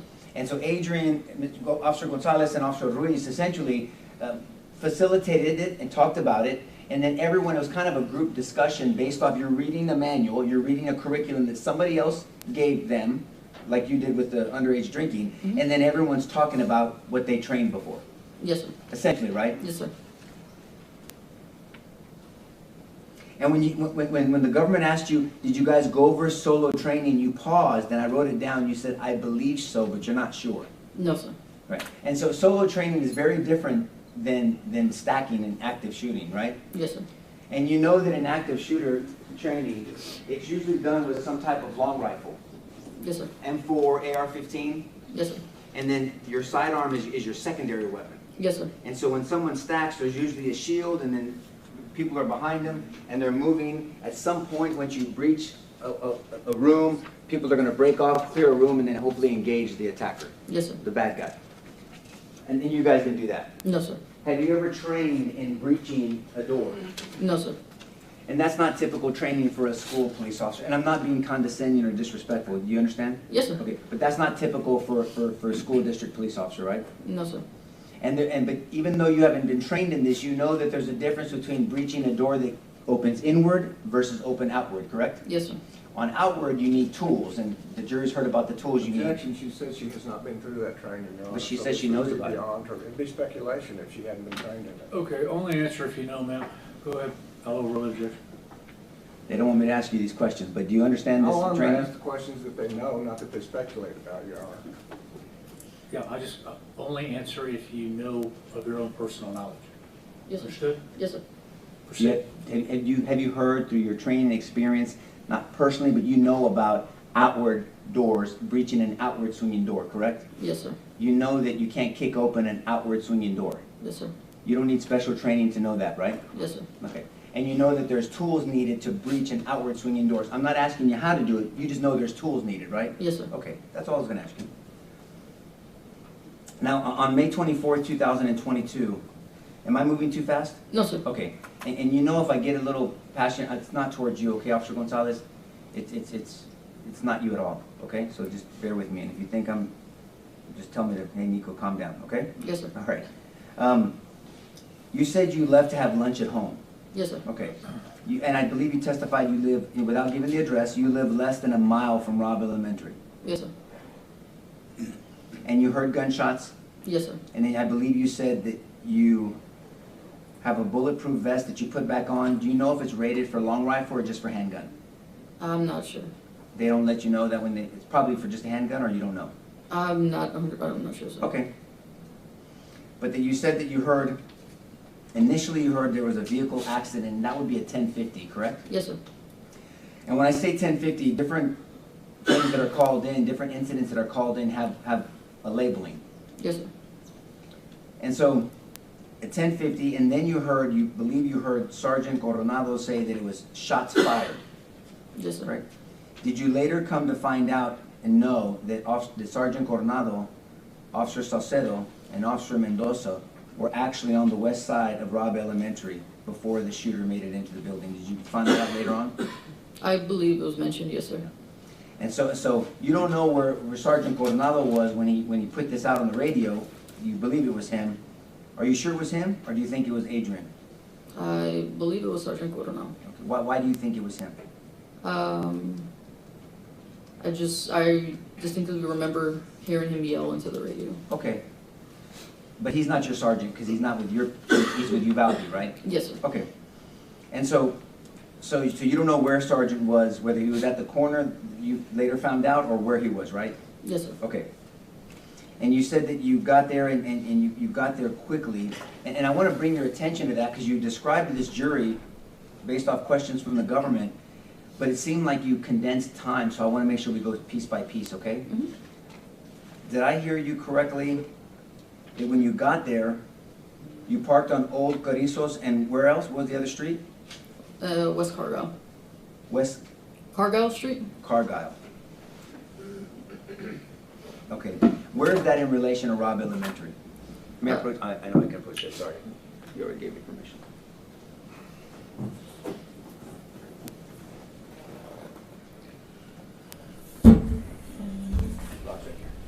So it's right here. You can use this. No, it's just right here. Can you see, Bob? Why did you park that far away? Just that's the route I took to get to the school from my residence. But if that's the route you take, and I'm just asking, I'm not criticizing, I just would know. If Robb Elementary's here, and you heard shots fired, did you relate shots fired to Robb Elementary, or you just heard shots fired, you didn't know where it was at? I just heard the shots fired. I wasn't aware of where it was at.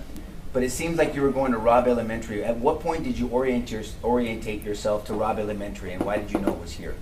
How? They said I heard on the radio he's shots fired, he's going towards the school, and I just made the assumption. Okay. So you reassessed, and then in your mind, you parked here? No, sir, I parked further down. Where? Right about here. Okay, here. So you actually went to the front of the school? Yes, sir. Okay, got it. Then that's my mistake. And then when you came in here, you entered onto the campus? Yes, sir. And then you said, I believe you said on direct examination that you ran into Border Patrol agents already. Yes, sir. How long did it take you to get to the school? Maybe about 2 minutes, 3 minutes, roughly. Right, and I know it's hard to sometimes, so you're telling us you're within 2 to 3 minutes, Border Patrol agents were already at the school? I saw one, yes. Okay. And what other officers? Because you mentioned a number of officers. You said how many officers there, the government asked you, and you said possibly 10. How many agencies did you see from that side of the school? Maybe about 2 to 3 agencies. Okay, so 10 officers within 2 to 3 minutes of that shots fired. Within 2 to 3 minutes, there were 3 agencies and 10 officers roughly. Yes, sir. And that doesn't include, because you're on the other side, you're on the, I guess technically the east side, even though that's the front of the school? Yes. That doesn't include, now you know that Sergeant Coronado, Officer Mendoza, and Officer Saucedo were here, right? You know that now? Yes, sir. And you know that they were there with line of sight, and the shooter was on the west side of the building, before he went into the building. Yes, Correct? sir. Yes, sir. But these 10 officers were on the east side, so that doesn't include the 3 officers on the west side, and then Adrian was on the south side, southeast side. Yes, sir. Correct? Did they tell you at that time what time they got? Because they were there before you, so if it took you 2 to 3 minutes, they were already out of their vehicles, right? Yes, sir. So they were there. What were they doing? I'm not sure, sir. Were they taking cover? Were they walking around? Were they pacing? What were they doing?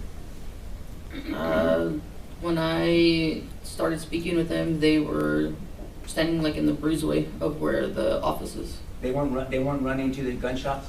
No, sir. And so you understand the government's theory is that every time a gun was fired? Our theory is, Your Honor, With that the has to ship. be speculation. Well, I mean, I ask her if she understands it. If she doesn't, she can say no. I'll sustain objection.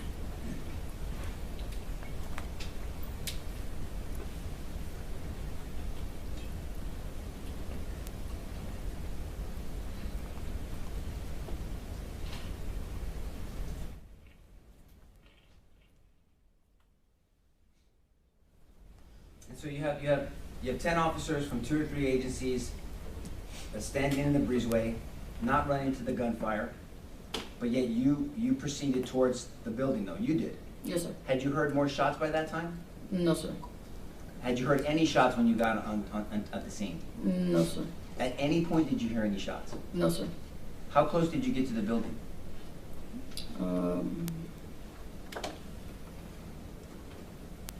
I think at one point I was by the fence area off of Geraldine Street. Well, you said that you went to the actual hallway, but you saw there was a lot of officers in there, a lot of officers, and so you said that you wanted to be helpful. So you said that I want to use your words. There were other things needed to be done. Yes, sir. And I'm going to ask you what those were, okay? But so at some point you knew that there was a lot of. So by the time you got there, you arrived. If I tell you, and the government can correct me also, if I tell you that you arrived at 11:35:42, does that sound about right? Possibly, yes, sir. Right. And are you aware that the monster got into the building at 11:32:58 roughly? Yes, sir. Shots fired, 3 minutes. So you're actually fairly it took you 2 to 3 minutes to get there, right? Yes, sir. And even though it took you 2 to 3 minutes to get there at 11:35:42, 10 officers were already there on the east side, 2 to 3 different agencies, and then you had 3 officers on the corner with line of sight on the west side of the building, correct? Yes, sir. And none of them were running to the gunfire. No, sir. Are you aware now, and if you didn't hear it, you didn't hear it, but are you aware now that there were gunshots after 11:35:42? No, sir. You're not aware of that? No, sir. Okay. Now, I want to bring you back to when you were at home, just before we continue. From your house, you said you heard a gunfire. How close do you live to Dia Street? Maybe like roughly 0.2 miles. So you're closer to Dia Street than you are to Robb Elementary. Yes, sir. And you know now that there was a gunfire at Dia Street, right? Yes, sir. Because that same monster shot his own grandma in the face. Yes, sir. On Dia Street. Yes, sir. Before he goes to murder children and to try to kill cops, right? Yes, sir. And so it makes sense what you testified. You heard the shot before you heard the 1050 wreck. Yes, sir. because the wreck happened as that animal was trying to get away from what he thought was a murder of his grandma.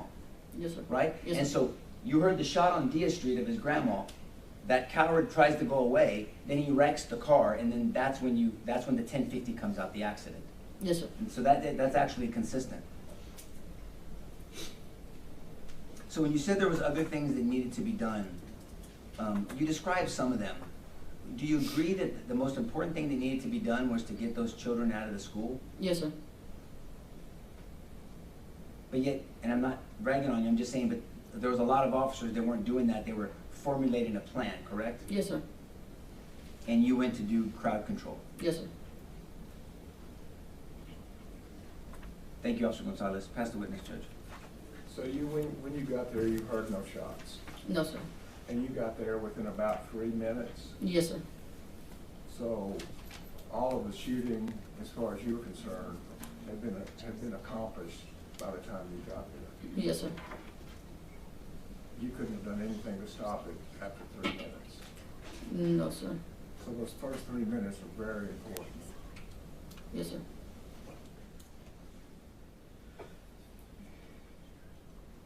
And you talked a moment, I'm not sure the relevance of it, but you talked a moment about the hand-to-hand combat techniques you had, so that you would understand the stress, and somehow that stress inoculates you so you can act when you need to. Yes, sir. When did that training occur? That one occurred in the academy. The And- basic academy? Yes, sir. And did you have any training since then? No, sir. So it was one-time training, Yes, sir. and that was enough for you to have the stressful inoculation that the defense was asking about. Yes, sir. And finally, it's safe to say that you were a co-worker of Adrián Gonzales, is that correct? Yes, sir. This is hard for you. Yes, sir. Prefer not to be here. Yes, sir. But you did talk to Texas Ranger about who said shots fired, didn't you? Yes, sir. Let's see if this refreshes your memory, this blue line.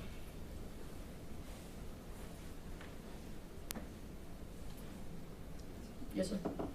And who was it that you heard say shots fired? At this time, Officer Adrián Gonzales.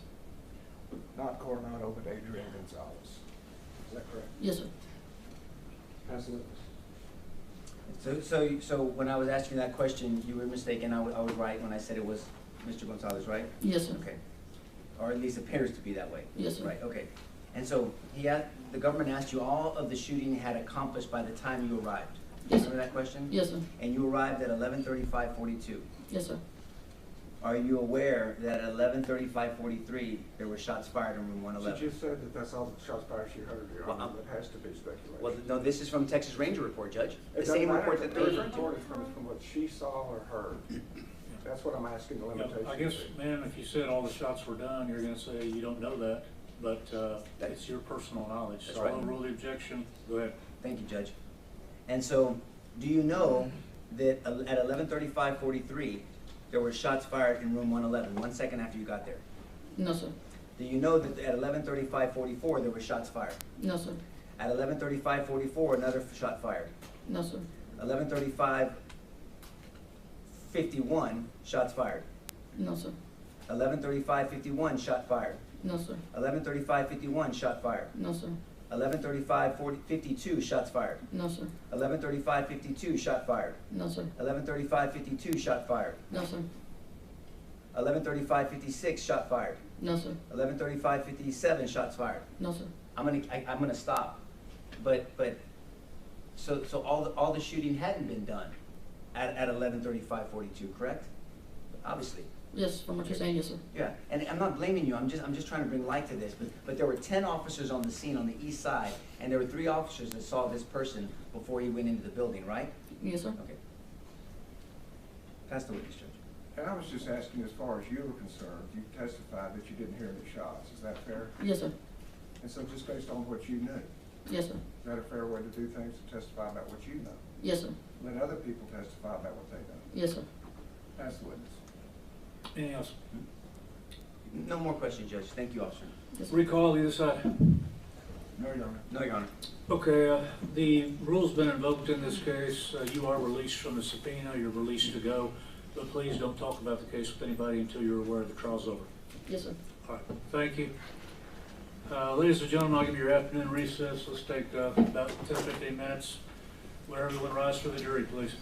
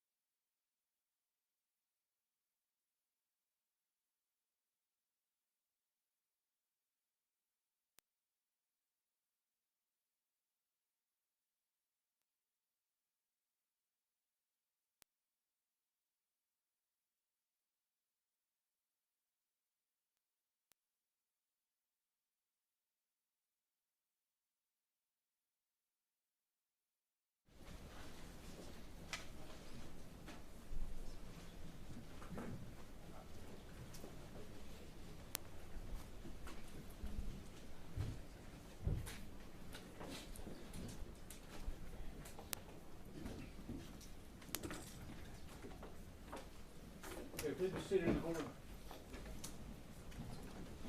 Ladies and gentlemen, the witness has been sworn outside your presence. You may proceed when you're ready, Mr. Turner. Thank you, Your Honor. Would you introduce yourself to the jury, please? Yes, I'm Myra Landry. And Ms. Landry, what do you do for a living? I'm a 911 communications supervisor How long have you been a 911 communications supervisor? for 11 years. And who do you work with? Uvalde Police Department. Has that been for the past 11 years? No, it's been for the past 17 years. Excuse me? 17 years? Okay, so before you were the 911 communications supervisor, you had another job with the police department? Yes, I was a 911 dispatcher. A dispatcher? Yes. Okay. So you worked your way up from dispatcher to supervisor? Yes, sir. So let's start at the very beginning then. What is a 911 dispatcher? It's a 911 emergency call taker that I guess it can be different. Every agency is different, but they assist with taking 911 calls or non-emergency calls, and they also route officers to calls for service. Okay. So they can get 911 calls in and then they can tell officers where to go. Correct. And do you have to be certified to work in the 911 office? Correct, yes. And tell us about the certification. Within a year of your employment with an agency, you would have to attend a 2-week training in order for you to get your license to be a 911 dispatcher. And what is the training for a dispatcher like? I mean, you have to attend several trainings for it as far as like what to do as far as like entering anything in the system or, you know, radio etiquette or anything like that. Okay.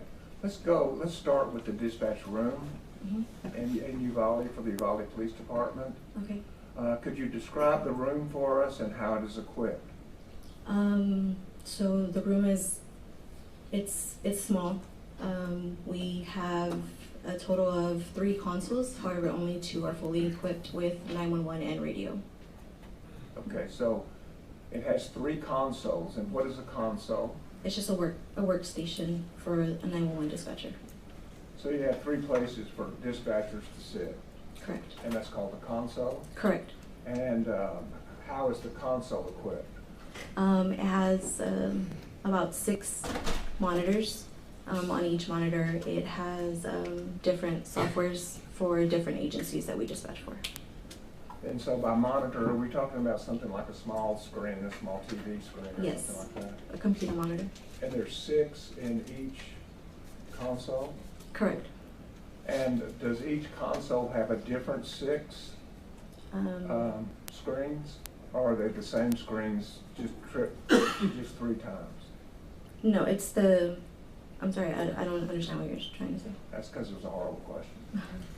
You have 3 consoles. Each console has 6 screens. Are those screens for each person sitting in the console identical? No, except for the 2 on top, which are designated for 911 only. Okay. So tell us then what each screen is dedicated to, if it is. So we have 2 that are dedicated for 911. One of them shows the 911 maps, and the other one just shows where the call is coming from, the call information. The other 4 we each individually have for 2 of them are usually for the main agencies that we dispatch for. Their CAD program, which is just a program on where we type in the calls for service. Okay. So the top 2, I want to start with that then. The top 2 screens are dedicated exclusively to 911 calls? Correct. So that you can see where the call is coming from, as well as a map of it, is that correct? Correct. And do you record 911 calls? Yes. And are those recordings done automatically? Yes. And are they done by an instrument that also attaches a time to that recording? Yes. And so that if we wanted to recover a 911 call and went back, we could not only recover the contents of the call, but we could also recover what time that call came according to what the machine attached to that number. Correct. And is somewhat accurate, at least within minutes, is that correct? Yes, But maybe not milliseconds. correct. Okay. And so now we've covered the 911 calls, and then there's 4 other screens, is that correct? Describe what those are for. Like I mentioned earlier, 2 of them are set for the 2 major agencies that we dispatch for. How many agencies do you dispatch for? Total, we dispatch for 17 agencies. 17 agencies out Yes. of Uvalde. Yes. Could you tell us just in general terms, are all of those agencies law enforcement? Most of them, yes, including EMS and fire. So you have law enforcement, EMS, which is emergency medical, Yes, and the fire department? correct. Are there any other purposes for the dispatch consoles or screens? Designated for them? No.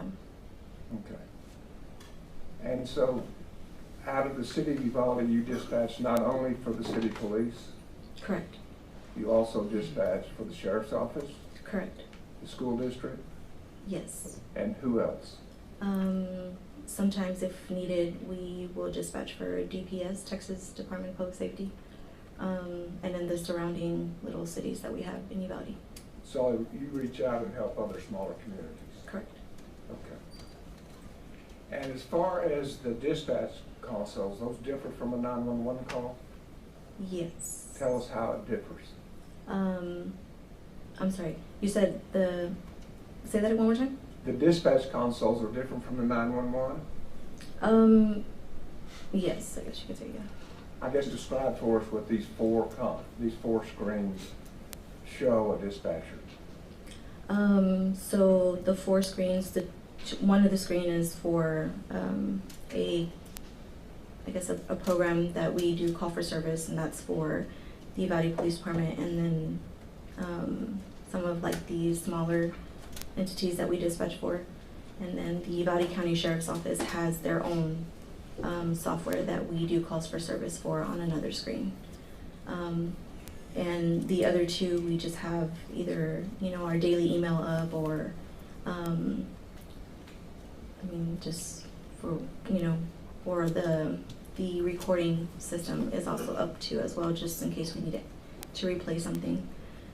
And so if a call comes in, whether from 911 or from dispatch, does the dispatcher then able to direct services to what is needed? Yes. Tell us how that works. As far as like when we receive a call, or? Let's start with a 911 call. It comes in. Correct. The dispatcher can talk on that 911 call, and it's recorded. Yes. And if it's a call for service for police department or fire, tell us what the dispatcher does. The dispatcher would get the call information from the caller who's calling it in. We would do a call for service, which is, and then we would just type out the address, and depending on the, jurisdiction, whether it's city or county, we would dispatch who needed to be responding to that location. And when you dispatch, does it go out to all of the agencies that you serve? Not necessarily. Again, it just depends on the jurisdiction. I'm sorry? Again, it just depends on the jurisdiction. And so if you have a call that just needs to go to EMS, you can direct the call just to the radios that are tuned to that channel? Correct. Correct? Yes. And if you want it to go out to more than one agency, how do you do that? We would just, there's a thing that we could do which is called a patch, and we can patch 2 channels together so the way that the same information can go out.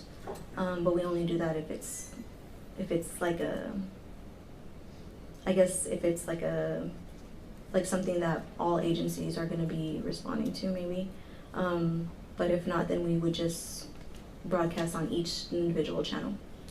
And then each agency has their own channel?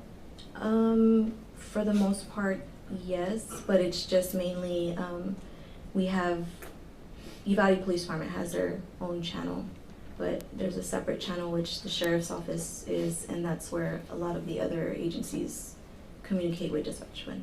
Okay. And so, the radios that the police officers have, are they allowed to change channels and listen to other agencies? Yes. Okay. So it's just a matter of tuning to a channel. Y'all can choose to dispatch to one channel, but anybody can choose to pick up that channel. Correct. Okay. So we've talked about then a 911 calling in, and then dispatch can send somebody to that area, correct? Yes. And in addition to that, can police officers talk to dispatch? Yes. And how does that occur? Just the way we would dispatch a call for service out for them through the radio. Okay.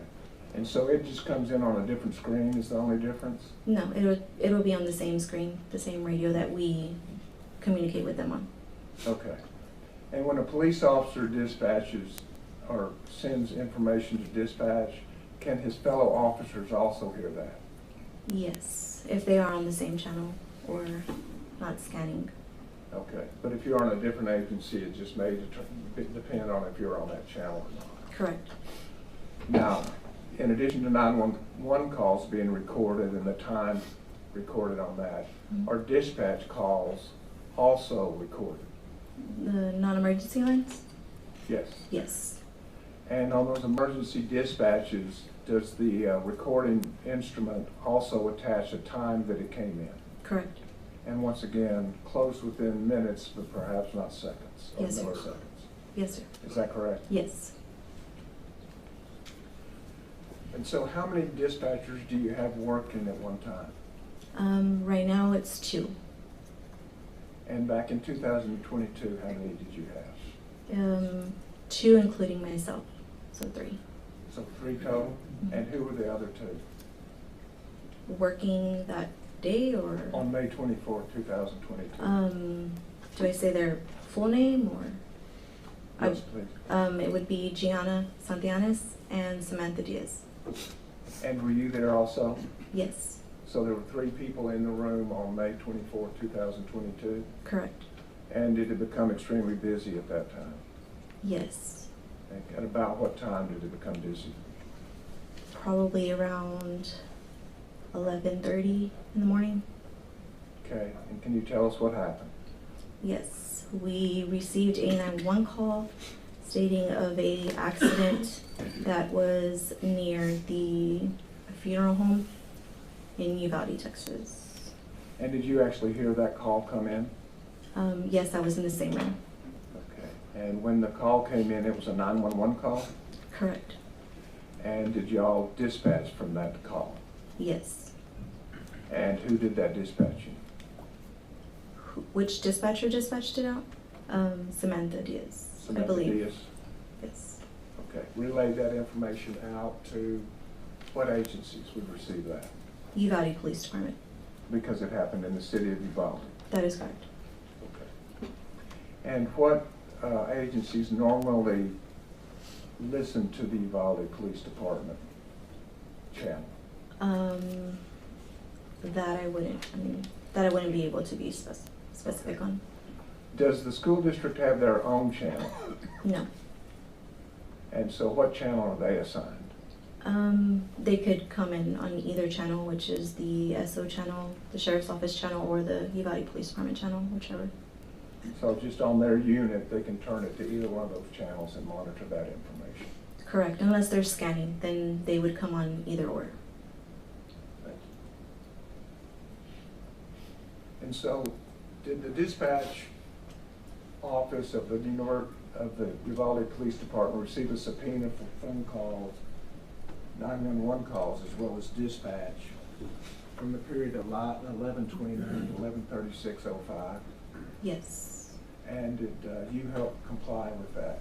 Yes. And did you, in doing that, did you include all 911 calls Yes. that were recorded? Yes. And that would be all that came in? Yes. And stamped with a time? Correct. And did you also comply by putting together all the dispatch, whether from a law enforcement agency to dispatch or from dispatch back to law enforcement? Yes, sir. And are each of those dispatch calls, are they fair and accurate representations of what happened? Yes, sir. And that's the whole purpose of making the recordings? Is that Correct. Yes, sir.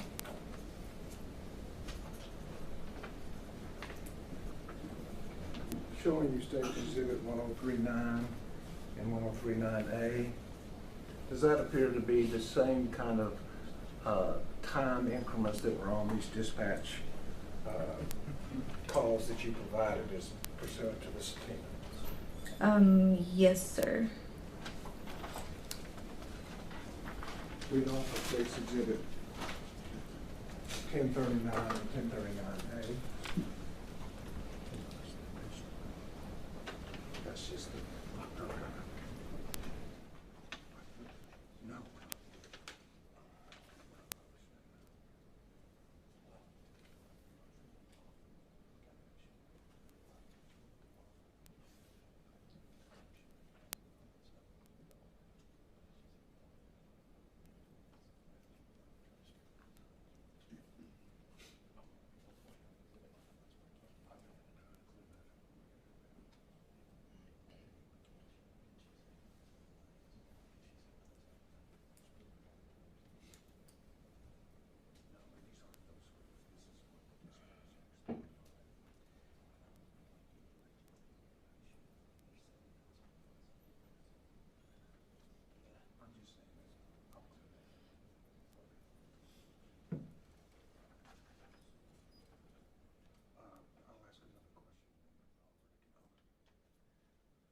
I thought I covered this. Let me cover it a little more carefully. As far as the dispatch times that are here, these are just the times the instrument placed on the dispatch times. Is that correct? That's the time that the 911 recording, that's the format of it, yes. And the format is to place it on there. Correct. But y'all didn't make any efforts to try to synchronize this with actual time. Is that correct? I don't recall. Okay. I guess what I mean is, did you just lift the information and provide it to the people that issued the subpoena? Yes. You didn't make, nor should you, make any attempts to synchronize the times so that they were actually accurate as to real time? No. With that addition, Your Honor, the state offers exhibits 1039 and 1039A. What's the word? Objection, no objection? Yeah, Your Honor, can we approach?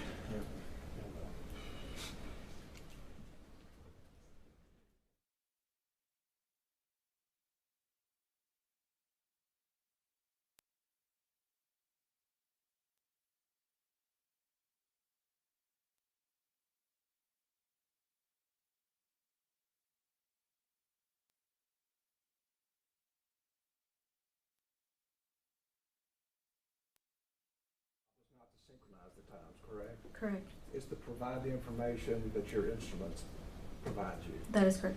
And if somebody else synchronized that time so that it was more accurate, you would have no objection to the accuracy that they provided. Is that correct? Correct. And you didn't review their work? No. So you're not trying to comment on it, but you just don't object if a synchronized time may be different from what the instrument actually placed on there. Correct. Is that sufficient? Any objection? In that case, Your Honor, we have no objection. It's admitted. Pass the witness, Your Honor.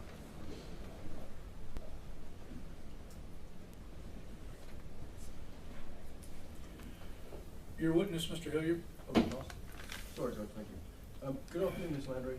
Good afternoon. How are you doing? I'm okay. Good. My name's Gary Hilliard. We've Counsel, never met. can you use a microphone? Oh, yes, ma'am. Is that better? Is it on? I don't know. Is that better? Okay. Ma'am, my name's Gary Hilliard. We haven't met before. No. No. You know, I have some questions for you. Okay. I'm one of the attorneys who represents Adrian, and I have your permission to ask you some questions. Yes. There are no trick questions, right? I just want to ask you about your experience and your experiences leading up to the events of May the 24th, 2022. Okay. Is that okay? Mm-hmm. All right. So I think you said that you were a dispatcher for 6 years. Is that correct? About, yes, sir. So approximately, and all of your experience has been with UPD, right? Uvalde Police Department. Correct. So you're a dispatcher for 6 years.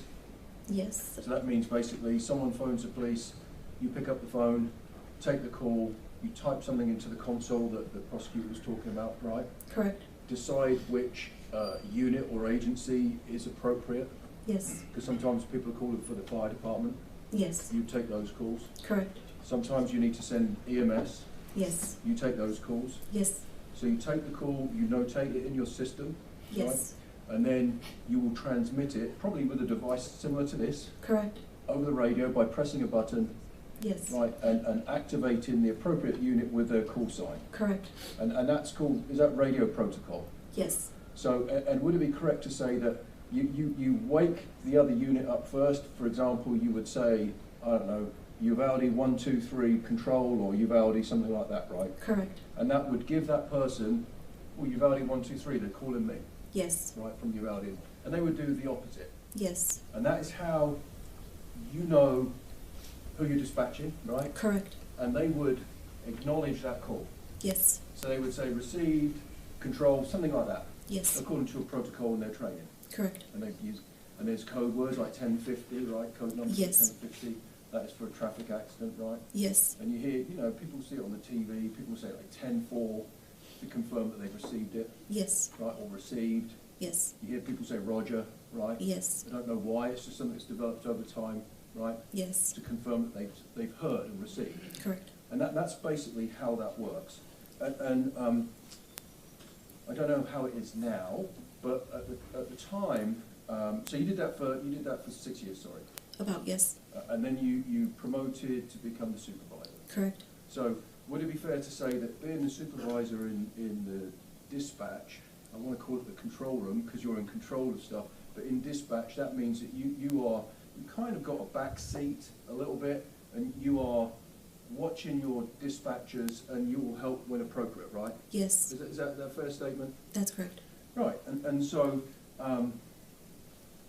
the prosecutor asked you about the dispatch room and the equipment, and I would imagine they're kind of desks like this where you've got a TV screen. Yes. Or a computer screen, Mm-hmm. right?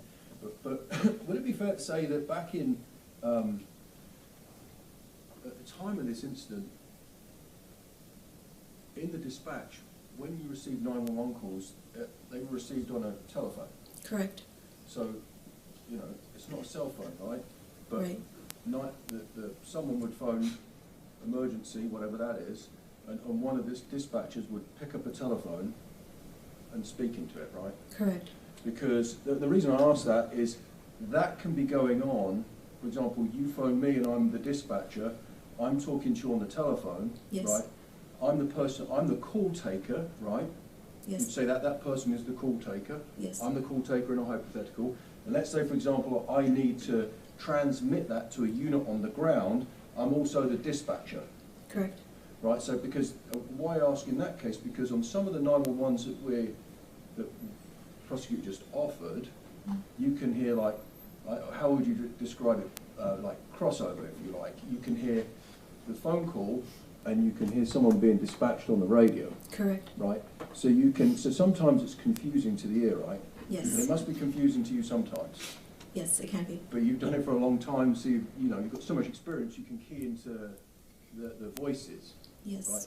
But so when we listen to these calls, you're going to hear someone dialing 911 and the content of that call with the dispatcher taking it, the call taker taking it, and dispatching the units in the background.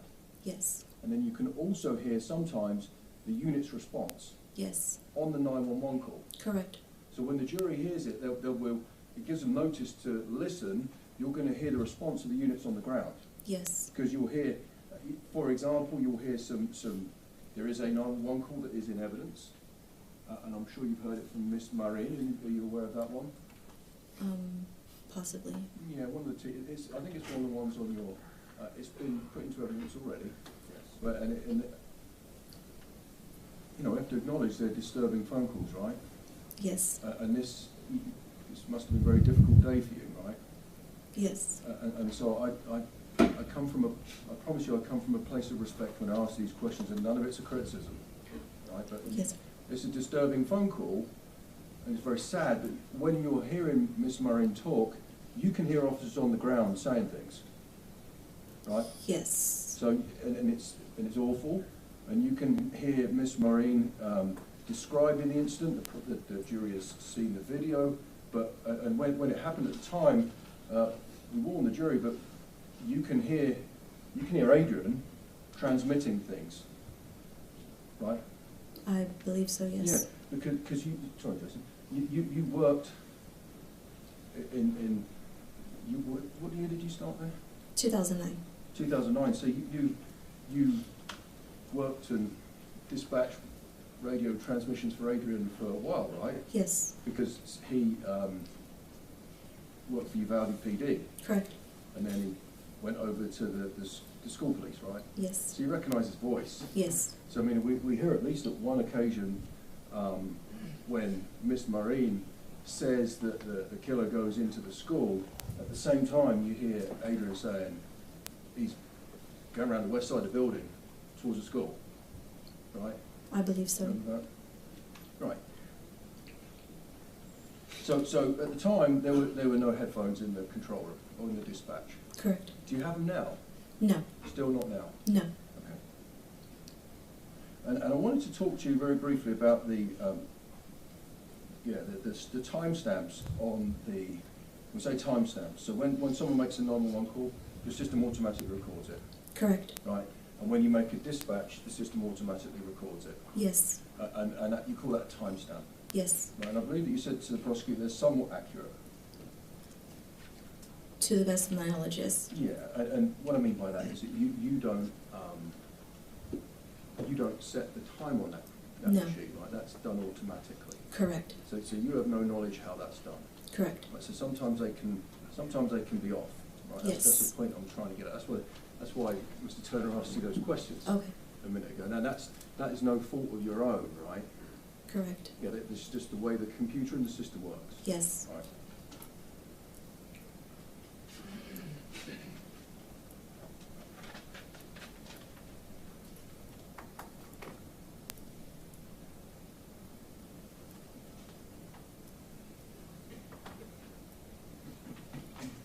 So I want to talk to you about the radio transmissions that came in and the dispatch calls that came in on the day of this incident.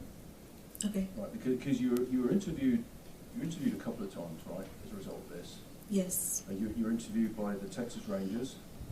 Yes. Right, and they asked you about certain phone calls that you supervised, right? Yes. Okay, and then you were also interviewed later by Jesse Prado, right? Yes. And you'd agree the first interview was kind of short with the Texas Rangers? Yes. I think that was a telephone interview, right? Correct. And then you later spoke to Mr. Prado? Yes. Right? And so you'd agree that, and again, have you been involved with critical incidents before? Yes. When I say a critical incident, what do you describe as a critical incident? Because you've been involved with them, right? Mm-hmm. Yes. How would you describe a critical incident? I mean, it could vary, but suicide or just anything. Would it be fair to say that it's multiple agencies, right? Yes. And lots of officers, right? Yes. And you have to coordinate a big response to an incident. That's also called a critical incident. Yes. Right, and you'd agree that in your experience, right, because you've done a lot, the prosecutor talked about your training and your experience, in a critical incident, the communications are an important piece. Correct. A vital piece of the response. Yes. Right, and you're aware through your experience and being a supervisor in the dispatch that it is often communications that is highlighted, and it's nothing to do with you. I mean the systems globally that cause trouble with the operation itself. Yes. Right, and on that day there were some issues with the communication piece as well, right? I believe so. Yes. Yeah. Because and by the way, the 911 calls that come in. Remember I said the 911 calls in here. I'm the call taker. I take the 911 call. That doesn't necessarily get transmitted out to the officer directly, right? No, it does. Well, it does, but the phone call doesn't get patched into the radio and go out. No, it doesn't. So it would come in, for example, I'm the dispatcher, the phone call comes to me. Well, literally, it's not a game, it's like playing, you know what the telephone game is, right? Right. So the call, let's say in my hypothetical, the call comes in, a call comes into me, I take the phone call on the 911, and it's my interpretation of it that gets transmitted out. Correct. Right?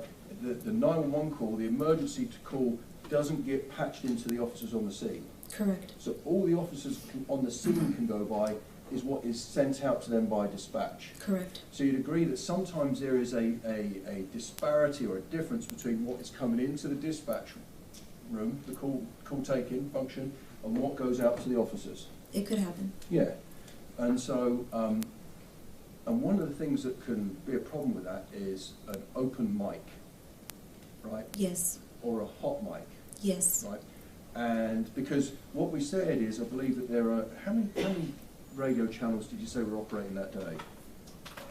I mean, I believe all of my radio channels were going off at once, so if I had to guess, maybe I believe I have 12 on my radio console. So, but if you have an open mic, that basically will cut across all the transmissions on that channel, right?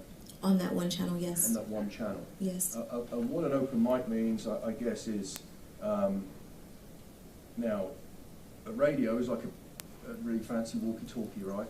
Yes. And if it's a handheld, sometimes they call it a brick, right? Yes. So if it's a handheld radio, it'll have people have seen a walkie-talkie, but it's like a kid's walkie-talkie. You press the button, you talk, right? Yes. It'll go, and then you talk. Yes. And that transmits. So you press the button, pause, then you transmit. Correct. Right. An open mic, or sometimes a hot mic, is where someone has pressed transmit on their radio. Yes. Right. And that means that no one else on that channel can talk. Correct. And that must be terribly frustrating for you. Yes. Right. And that can be for a variety of reasons. I guess police officers, we met one a minute ago, we've all seen them, wear a lot of equipment. Yes. And sometimes if they've got their radio attached to their belt, because they sometimes do if they're just using the brick, right? Correct. You can even lean and transmit. Yes. So what you would need to do is go on another channel, right, presumably, and say, units, you've got an open mic. Yes. Tell them. Yes. Right? Because that's if you can identify the radio. Yes. So you might, if I was one of your officers, you might be able to identify the radio that's associated with me. Right? Possibly, yes. Possibly. So you'd be able to go onto another channel and say, hey, if someone's near him, tell him he's got an open mic. Yes. Right, but in this incident, because so many people were coming, would it be fair to say it was one of the longest open mics you've ever experienced? Yes. Yeah. And again, this is not, and that's nothing to do with you, right? No. But this is just your experience in dispatch. Yes. So that means that that creates problems for you and your system sending messages out. Yes. And confirming whether or not they've been received. Correct. Right? Because for example, you without, because the reason I asked you about the protocol for the radio, you call me and you wake my call sign up and I say received. That's the only way you know if I've received that communication or not. Correct. Right? Otherwise, you just don't know. Right? Right. You don't know when that was going on. And that happened a lot during this incident, right? Yes. You were trying to relay some very important information about some of the phone calls contained on the government's evidence, right? Yes. And you said throughout, you've been consistent throughout your interviews, I think you said you tried and you kept trying to say, look, this is important, you need to know this. But there was an open microphone, so you never know who received it. Correct. Because normally you would say, you would say, Uvalde to all units, we're taking this phone call, and then you relay the information, right? Yes. And then you'd say, right, 1, 2, 3 received. So you'd know that 1, 2, 3, unit 1, 2, 3 has received that information. Yes. But on several occasions with some vital information that could have helped officers on the ground, in this case, you could not confirm if anyone heard it. Correct. Right? But what we can confirm is at the beginning of this incident, it came in as I think you said there was a 911 call to a 1050. Yes. And that's a traffic accident. Yes. And so that would be UPD, Uvalde PD's jurisdiction. Yes. In fact, you dispatched an officer to that, right? Correct. And that was Randy Hill. Is that correct? I don't remember. If I represent to you that you dispatched a UPD officer called Randy Hill to that incident, would you have any reason to doubt it? No. No. Because that's his jurisdiction. Correct. Right, that's probably his patrol area. Possibly. Right? But you also know that Adrian volunteered to go. Yes. Remember that? He broke, and when I say break, that means he went on his radio, you know, pressed the button, transmit, said, I'm coming as well. Words to that effect. Yes. Right? So he volunteered to go to that call. Believe so. Yeah, and he didn't have to, right? I mean, I guess, I don't... No, I mean, because the reason I say he didn't have to is because, you know, he's going to a traffic accident, but that is someone else's jurisdiction. He could have, like, well, I don't know, just let someone else go and deal with it. Right? Correct. He volunteered to go to it. Right? Yes. But we know it was on the corner of Geraldine and kind of Grove, but that's right on the edge of the jurisdiction of the school. Correct. And of course, Adrian has jurisdiction across the whole state of Texas, but that's specifically one of the places that he works. Mm-hmm. Right? Yes. Yeah, you have to say yes or no Yes, to sorry. that. And so, but he was nearby at the park with the high schoolers. Did you know that? No. And I say he, I mean Adrian. He volunteered to come. He came from the thing with the high schoolers, and he came because you would agree that there are, in this area, there have been, I think it was, we've heard evidence, there were 50 bailouts between February and March. February and April in this area, right? Yes. And About... of course, you're involved in coordinating the efforts for that as well, right? Correct. So one of the reasons was that a lot of these bailouts have gone in or towards the school. Well, you know that. Yes. And so one of the reasons Adrian volunteered was to get to that scene to do that, right? I believe so. Yeah.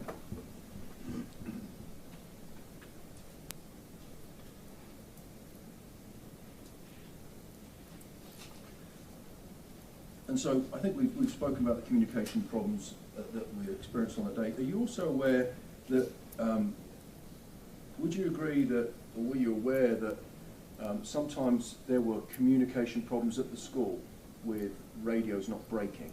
Yes. And when I say radios not breaking, that's almost like sometimes, let me draw an analogy or like an example, right? Sometimes you're in a building and you can't use your cell phone. Correct. Because you haven't got signal. Yes. And it's the same as that. Correct. So you're aware that sometimes in that school, around the environment of that school, officers couldn't break, they couldn't transmit. Not just in that school, but in all the schools in Uvalde. In all the schools? Yes. All right, so in all the schools in Uvalde, sometimes officers couldn't transmit. Correct. So they would have to go outside. Yes. To transmit. Yes. Right, and that's a common practice. Yes. So if, I mean, I'm allowed to walk around, so if I was in the school and I wanted to transmit to the dispatch, I would have to go outside and then radio. Yes. Because I've got to get, for some reason, you've got to get away from the building in order to communicate with the dispatch. Correct. To give you vital information. Yes. And also to receive vital information. Yes. Because if I can't break, I can't receive. Sometimes. Sometimes. And then, were you also aware?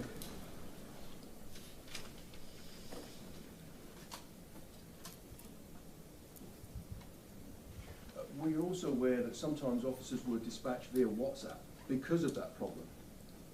I don't recall. No?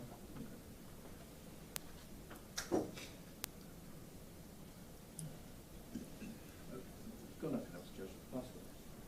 Just a couple of questions. There was a long period of an open mic, is that correct? Yes.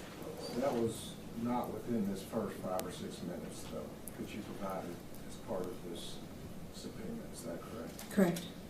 So this open mic has nothing to do with the dispatches that you provided and we have just introduced into evidence? Correct.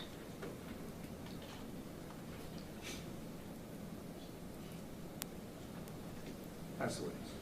Very briefly, Judge. And about these open mics, so have you got a timestamp on any of the recordings for when the open mic starts? Yes. There is. But you also agree that and I think it was one of your colleagues said it was one of the longest open mics she'd ever seen or heard. Correct. Right, maybe up to 15 minutes. Possibly. Yeah, 15 minutes of cut across any radio transmissions. Correct. So, yeah, and this is 15, when we say 15 minutes, it doesn't sound like a long time, right? No. It's out 15 minutes, 15 minutes. But everyone can agree that in an incident like this, every second counts. Right? Correct. Government, every witness we speak to, we say every second counts. Every second counts. Right, so if an officer has to leave the building to break or transmit, that is time lost. Yes. And if an officer is in a position where they need to leave the building, that means they've gone into the building, right? Yes. Kind of logically. Yes. If I've gone into the building and I can't break, I need to leave in order to call for backup. Yes. Right? I would need to leave in order to call for SWAT. Yes. Like Adrian did. Right? I believe so, yes. Yeah.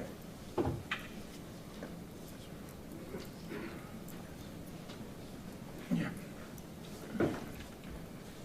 I've just got a couple more questions, Ms. Landry. So, am I right in saying your husband is Officer Landry from UPD? Yes. And he did you dispatch him to Rob that day? Not specifically. Did dispatch your dispatch that you were supervising dispatch him? Not specifically. Okay. Well, ma'am, I honestly, respectfully, thank you so much for your efforts, and we appreciate it. Thank you. Thank you. No further questions. Okay, she excused, not subject to recall. Yes, sir. No. So she can be released, Judge. Okay. All right, you are released from the subpoena and you are not subject to recall. Thank you very much. You can take off. All right, ladies and gentlemen, we're a matter we're going to take up outside your presence, and I don't want you to hang around, so we're going to go ahead and release you for today. We'll resume tomorrow at 9 o'clock. Please remember my instructions, and we'll see you tomorrow at 9. Would everyone rise for the jury, and if you get that witness, please.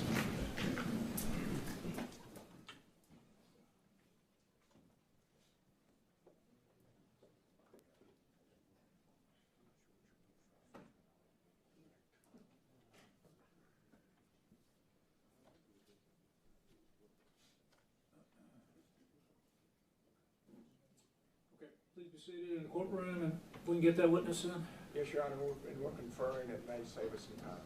That's great. I'm all for it.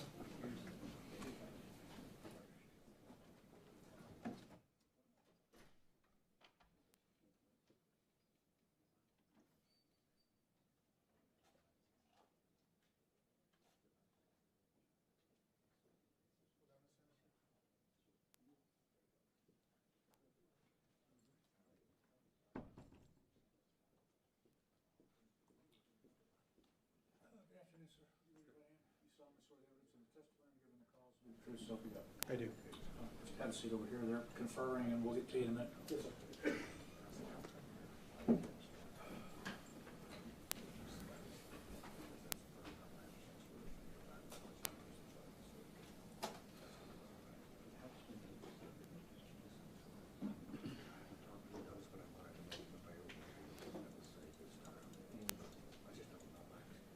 So the issue is kind of like, we want to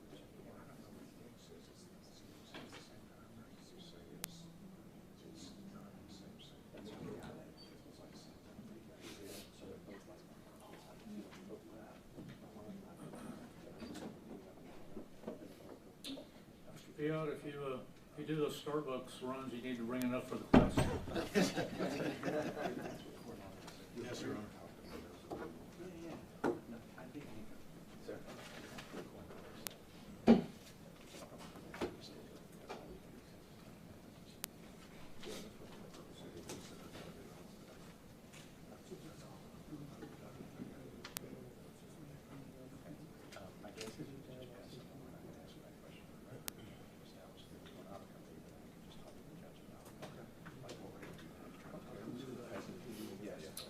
We're not going to finish you today, sir, so I'll just advise you, you know about this already. The rule has been invoked, so when you're released today, don't talk to anybody about the case other than lawyers until you know the case is over.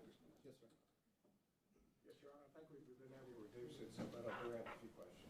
All right, go ahead. He's been sworn. Are you still Sergeant Coronado?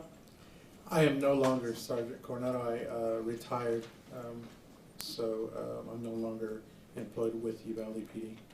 And the question I have for you, on May 24, 2022, did you have a body cam? I did, yes, sir. Can you tell us how that got started and what caused the body cam to start? I can give you a pretty long explanation if you'd like. I can kind of explain to you why the body cam was activated when it was. That's or- kind of what the question is. Yes, sir. So initially, when I first got to the scene, immediately we were receiving what we thought was receiving gunfire. So usually what happens is we're aware that there's limited battery on the body cam, so we try to activate it once getting there. But given the circumstances and type of call that we received, that was something that was in the back of my head. I hadn't thought about it as we were responding. So it wasn't until, as I said, when I got even close to the scene, I hadn't even fully arrived on scene. When I got close to the scene is whenever I drove to the other two officers that were already there. And at that point, received gunfire. And so at that point, that's when I repositioned myself.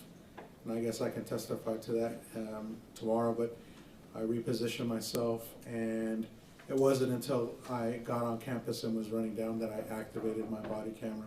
And how do you activate your body camera? You have to actually activate it by pushing a button.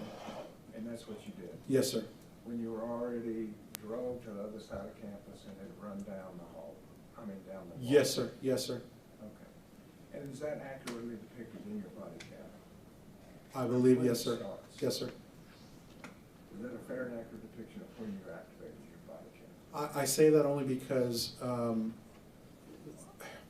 so there's triggers that when you activate it, I believe the video immediately turns on, but the audio doesn't immediately turn on, I think. So it depends on how you program it and how the administration prepares it. So I want to say that the video immediately turns on, but the audio doesn't turn on, I think. It could be, it's been close to 4 years now. But your operation is simply pushing a button? Correct, yes, sir. Pass the witness. Thank you. Hey, Sergeant Coronado, this is like not really even, it's not a whole lot about you. We're just trying to figure out when your body cam started. Yes. And I'll just tell you, because we have another officer that was away from you, and his apparently has started at the exact same time. So we want to just try to understand from you, have you reviewed your body cam footage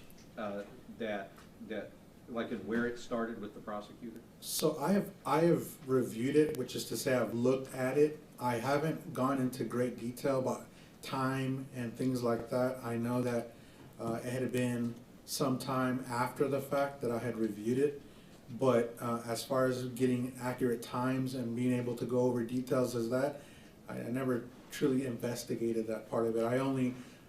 What I did see though, and what I do understand is that yes, while I was running down the breezeway is when I activated my camera. And is that in your mind and in your memory? Is that what you remember doing, is activating Yes. as you were doing that? Yes, sir. So when you were at Geraldine and Grove, your memory is that you did nothing to trigger an activation. And I'm not blaming you. Correct. You thought you were taking fire and there was other Correct. stuff going on. Yes, sir. We just wanted to make sure that there wasn't some body camera footage out there that we never received. Right, yes, sir. No, sir, that's Okay, correct.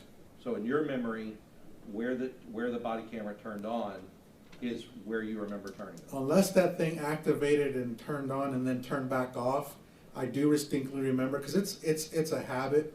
Even when it's on, you have a tendency as you're on a scene to just hit it and double check that it's working. You understand what I'm saying? Because the position of it. Now, has it accidentally been turned on and off? That has happened before in the past, and that's kind of why, I mean, you just instinctively just try to make sure that thing is on. But I do have a memory and of me turning it on as I was running down the breezeway that day. I don't remember, I don't think that there's any other body cam footage that was mine that day. Okay, and so with any kind of issue maybe with Mendoza turning it on at the exact same time, we would have to go talk to Mendoza and ask Yeah, him that's news to me. Yeah, I have no idea anything about that, sir. Okay, and you were not with Mendoza at the time when you activated your body cam? Now, can you clarify which Mendoza, because I had two Mendozas at that day. Jesus, also known as Blue, we call him Blue, but yes, sir. So again, I'm gonna have to clarify with you. When I first got there at the scene, when I was explaining to you earlier, I was there with him. Right. Does that make sense? At Geraldine and Grove. Geraldine and Grove, yes, sir. That's right. And that's why we're trying to, because in our mind, we have 2 officers with body cam, none of the camera footage from Geraldine and Grove, and both are activated at the same time at a different spot. Body cam footage. Yes. Yes, there was dash cam footage, I believe, that showed that I arrived on scene. And we do have that. It's the body cam, and because the dash cam footage does not record audio. No, that dash cam did not. So, okay, so that, basically, that kind of covers, to me, in my mind, and I'll pass it back over if you have any other questions. That's all I have. Yeah, in my mind, Judge, that's what we're trying to do is, as you can see, we have officers that are there, no body cam footage, 2 body cameras there. They leave each other, they separate, and both turn on at the same time, separated away from the corner. So we've kind of solved the first half. He's testified to what he's testified to, and then we would like an opportunity to talk to Mendoza to see and make sure that there wasn't any, any kind of other issue. And we're going to get an opportunity maybe to talk to him tonight. And so We're going to try to make him available to the defense tonight. Right. Okay, but you're done for the day. I've already advised you about the rules, so Yes, we'll sir. see you tomorrow at 9 o'clock. Yes, sir. Thank you. I don't know if y'all need him, but he's done for today as far as I'm concerned. Okay, we'll be in recess till 9 a.m. tomorrow with the jury. Thank you, Judge.